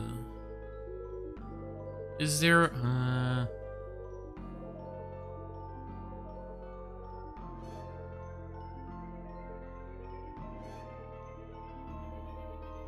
trying to think if there is a good answer for this.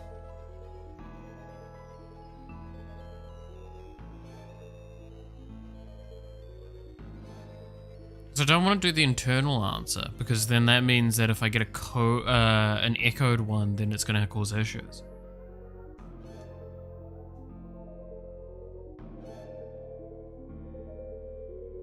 Like, there is one option, but I don't like that idea either.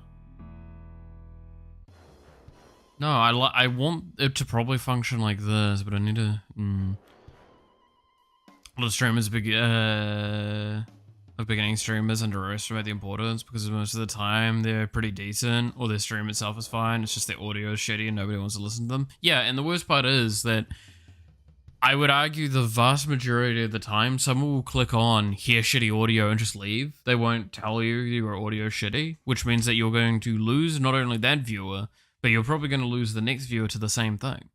Whereas, like, you might have kept those 2 viewers, or whatever more viewers it would be, had that not been the case. It's a really rough one. Yeah. Never good. Never good. Always pay attention to what you're doing. Try and find as many ways to double check and ensure yourself.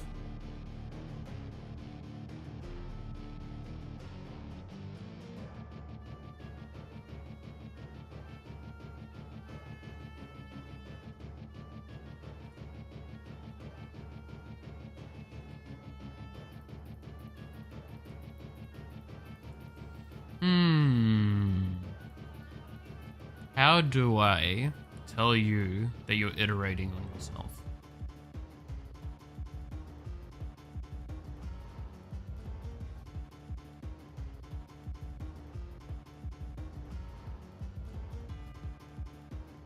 I mean, sure, at least to let them know. Sometimes I stick around to see if they fix it. Yeah, like, that's the thing as well, is that sometimes you can tell some... Like, in a sense, this is a both ways argument, right? Because, like, you could tell them, and they might just not give a fuck. Or whatever, or not be paying attention. And it's just like, okay, well, you've now just, like, wasted my time. So I'm less likely to do this again in the future. So thanks.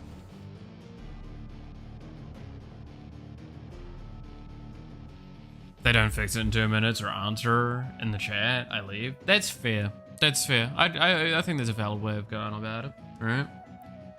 Your time should be valued, and so, but so should the streamers. Again, everyone's time should be valued in the situations. Why Thor does things correctly is, like, while he may play ads, he will also pause for the ads when he can. He values you, the person's time. Because that's the truth of it, is, as the viewer, you are, in a sense, more often than not, earning the money for the streamer, just by watching even. So I should therefore value your time. I should not just play a shitload of ads.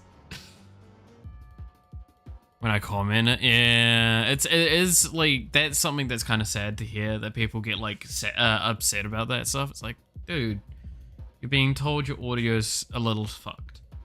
It's fine. Accept it, move on. Don't waste both of our times. Alright?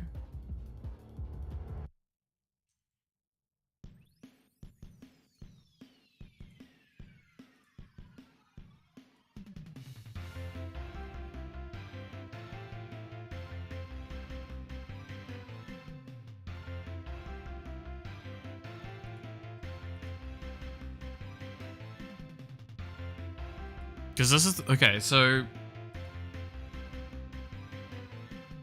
way Thor does things top tier. Yeah. No, I 100% agree with it. Like, he does things the way that, like... Because realistically, he does need to run ads. And it's actually far better for his channel to run ads at scheduled, specific times. He's very particular about it, right? You mean the shorts, dude? Exactly. Yes, no, the shorts, dude. Thor's awesome. But yeah, it's hard scheduling ads, sometimes needing to skip them, sure. But like having it so he has enough overhead and it means that he pauses while it's happening. You're not getting your time wasted, you're not missing out, you're not any of that. That's important. Sometimes it's hard, obviously, because you might be in the middle of a game and you might be in the middle of a boss fight or something like that, and you're being in the boss fight for like 5 minutes, so you couldn't actually stop it. Because that's the big thing, is like, you can see when ads are coming up on the dashboard, from what I've been told.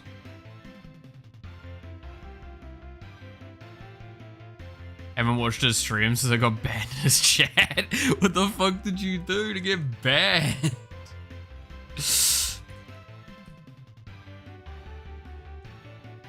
fucking acted like a goblin.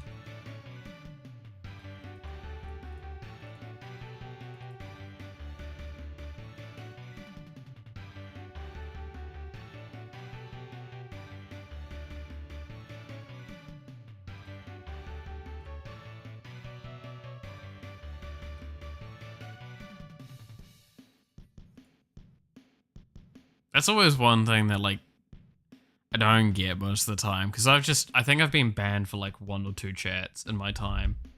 And one of them was, like, because the dude was having an especially bad day, and he did apologize at a later point. I'm like, that's fair.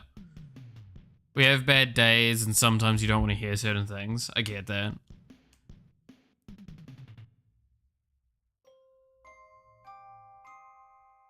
He showed Joe Biden getting his finished painting.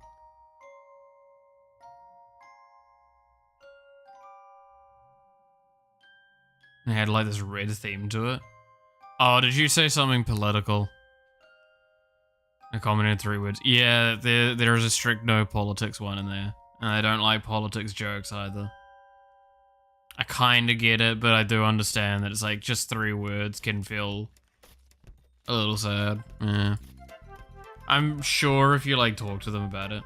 He brought it up first. Okay, now that one's a bit of an annoying one because if it's contextually already on and you got banned for it, that's a bit shit. I'm sure if you brought it up, you could probably get unbanned. If that is the case.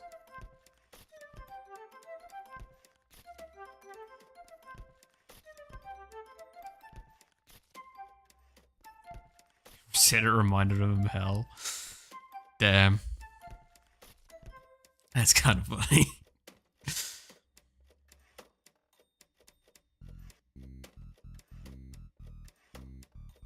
But liberals are hell. Yeah,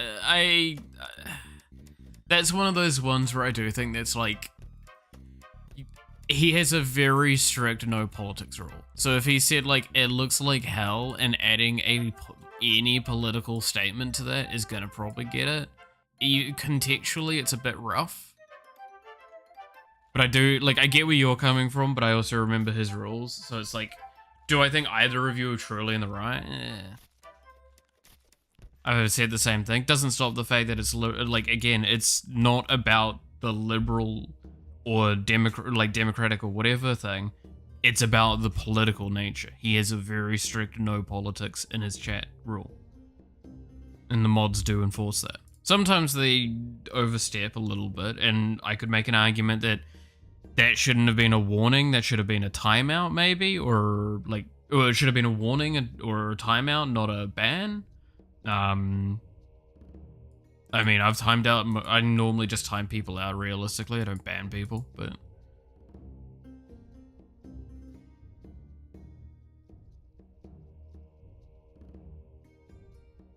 And to ban everyone from the last 3 minutes. Yeah. Since he started it. Yeah, like that's the thing, is like if he starts it, he's pretty good at like acknowledging that and trying to inform people and trying to go like stop it.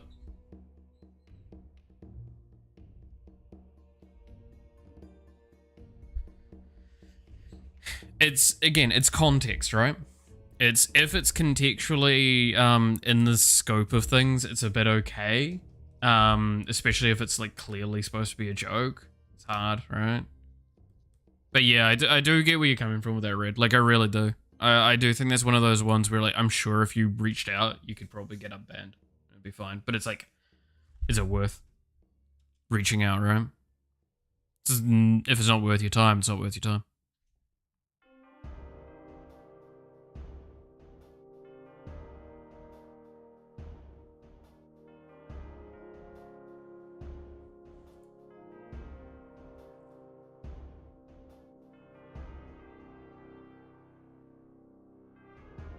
You can't really unban on YouTube. You can ban and unban on YouTube quite easily. Well, not easily. It's an annoying process. I will say, Red, if you went onto YouTube, onto his chat and said, hey, I'm banned here, can you help me? You will probably get banned. He actually has on his Discord a support ticket thing for it. Yeah, that's a particular one. Because I honestly, I will admit, if I saw someone go into one of my chat going, hey, I'm banned on your other chat, can I get unbanned or can I get a review or something like that, I'm more likely to just ban them out of reflex because it's probably a sign that, like, you were banned for a reason. And that's a safe bet to make. But I do know he's got a ticket service for getting that stuff sorted.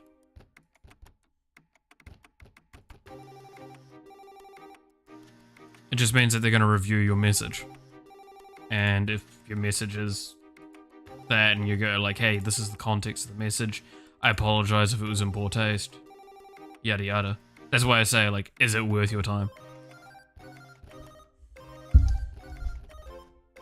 Because if it's not worth your time, then don't bother.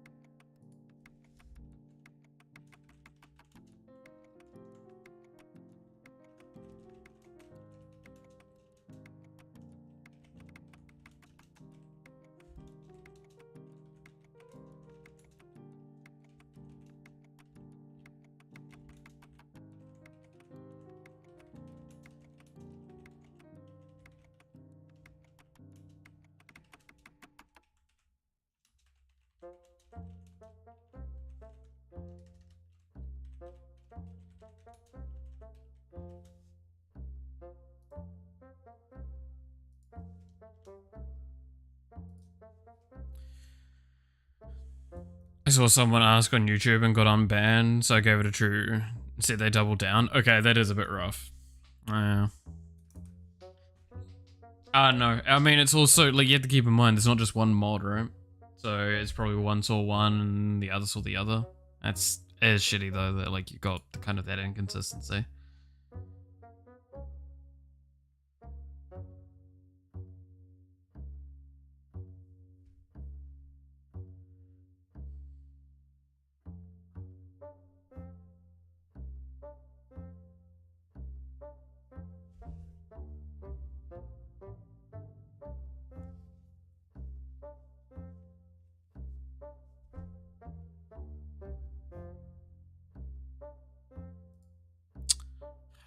Cause this is annoying.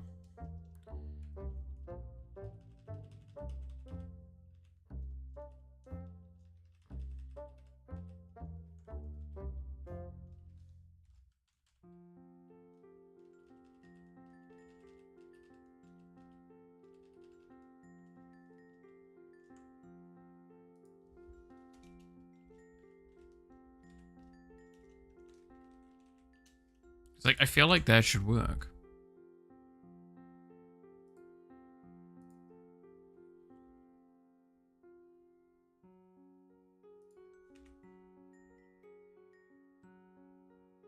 Hmm.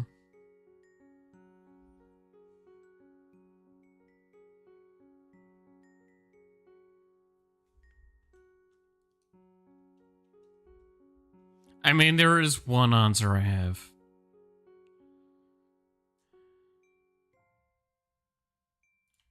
No, I don't like that answer. That answer's gonna be, again, it's disgusting looking.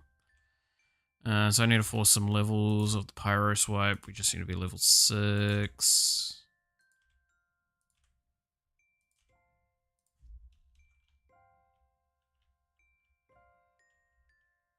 Yeah, no, it's still flicking in the same direction.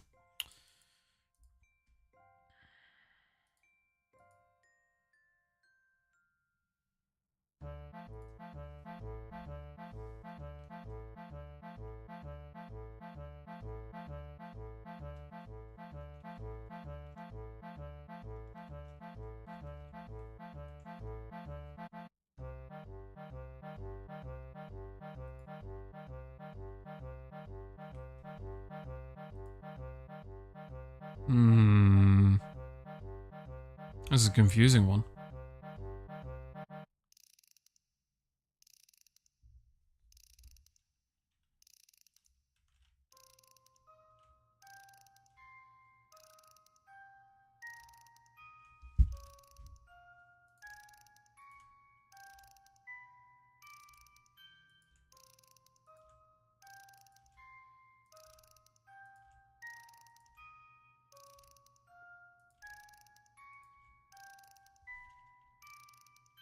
Yeah, still swinging in the same direction.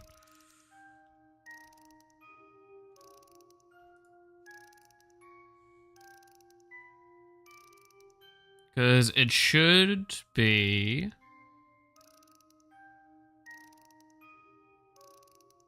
like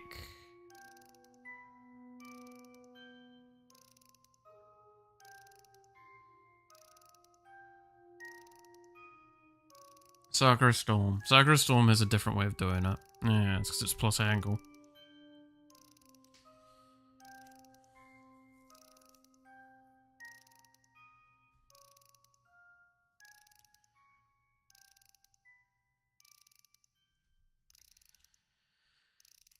I guess that's the way I gotta do it then. That sucks.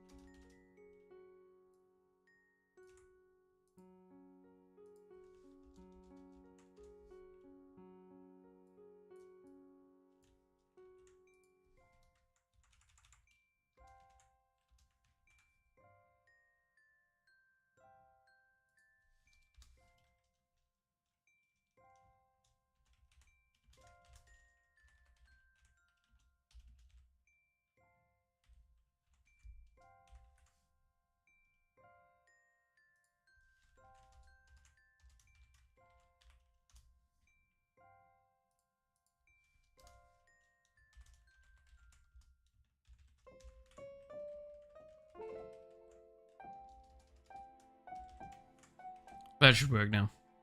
Battery's dying. Catch you later. Catch you later there, Red.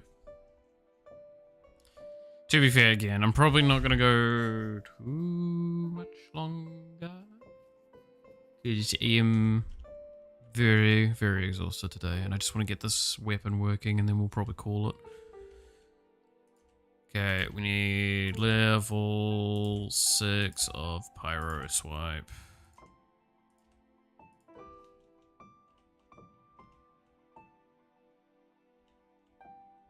There we go. I'm just gonna make this equal 0.5 because that time was a little too long and we did have it as 0.5 before. That would probably be adequate. I could probably lower that even more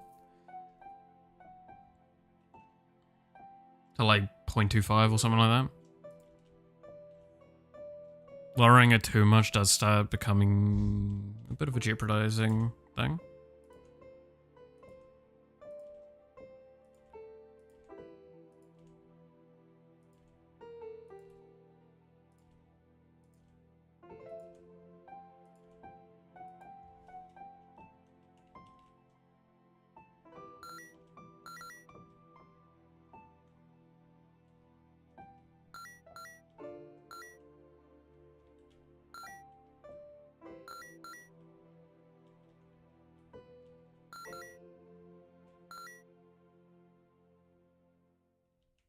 Ha!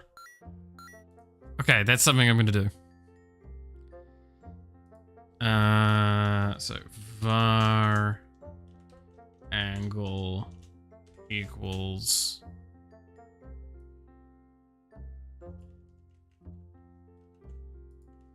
that. And then we're going to pass through angle. Because that looks really stupid if I don't.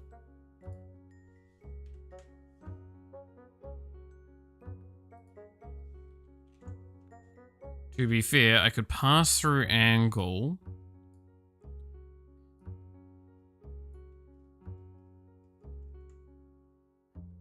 And that would mean we'd get rid of the iteration process. Because then I would just do this. Whoops. Do this. Do minus equal 180.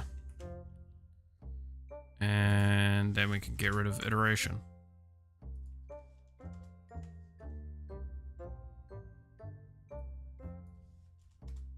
Boom.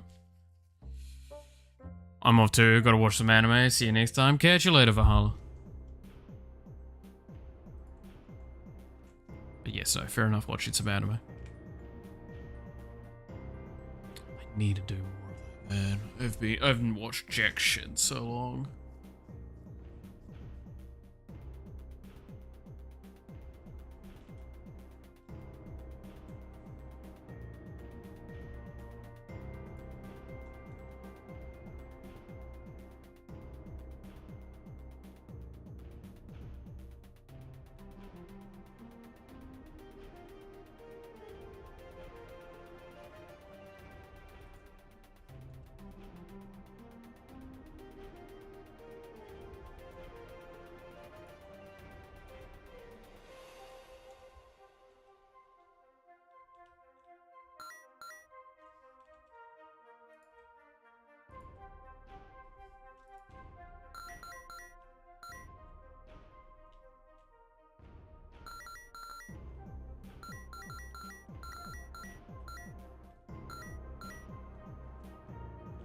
I think that looks pretty solid.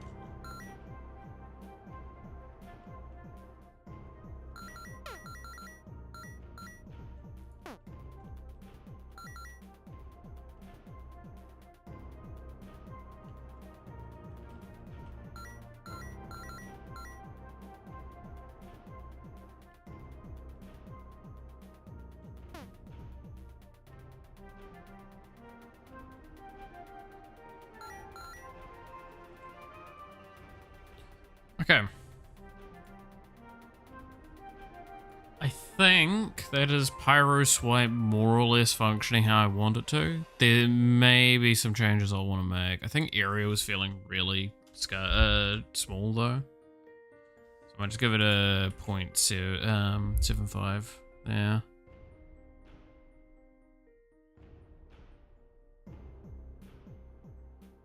Now let's go back to player characters and ensure we set this back to the correct thing, because we've done our testing. And with that, we'll probably call it here for today, because like I said, I'm just really tired, really shattered, and not feeling great. So, with that all being the case though, thank you so much for watching. I hope you enjoyed. You're awesome, stay awesome, and I hope to see you again next time. Till then, bye-bye.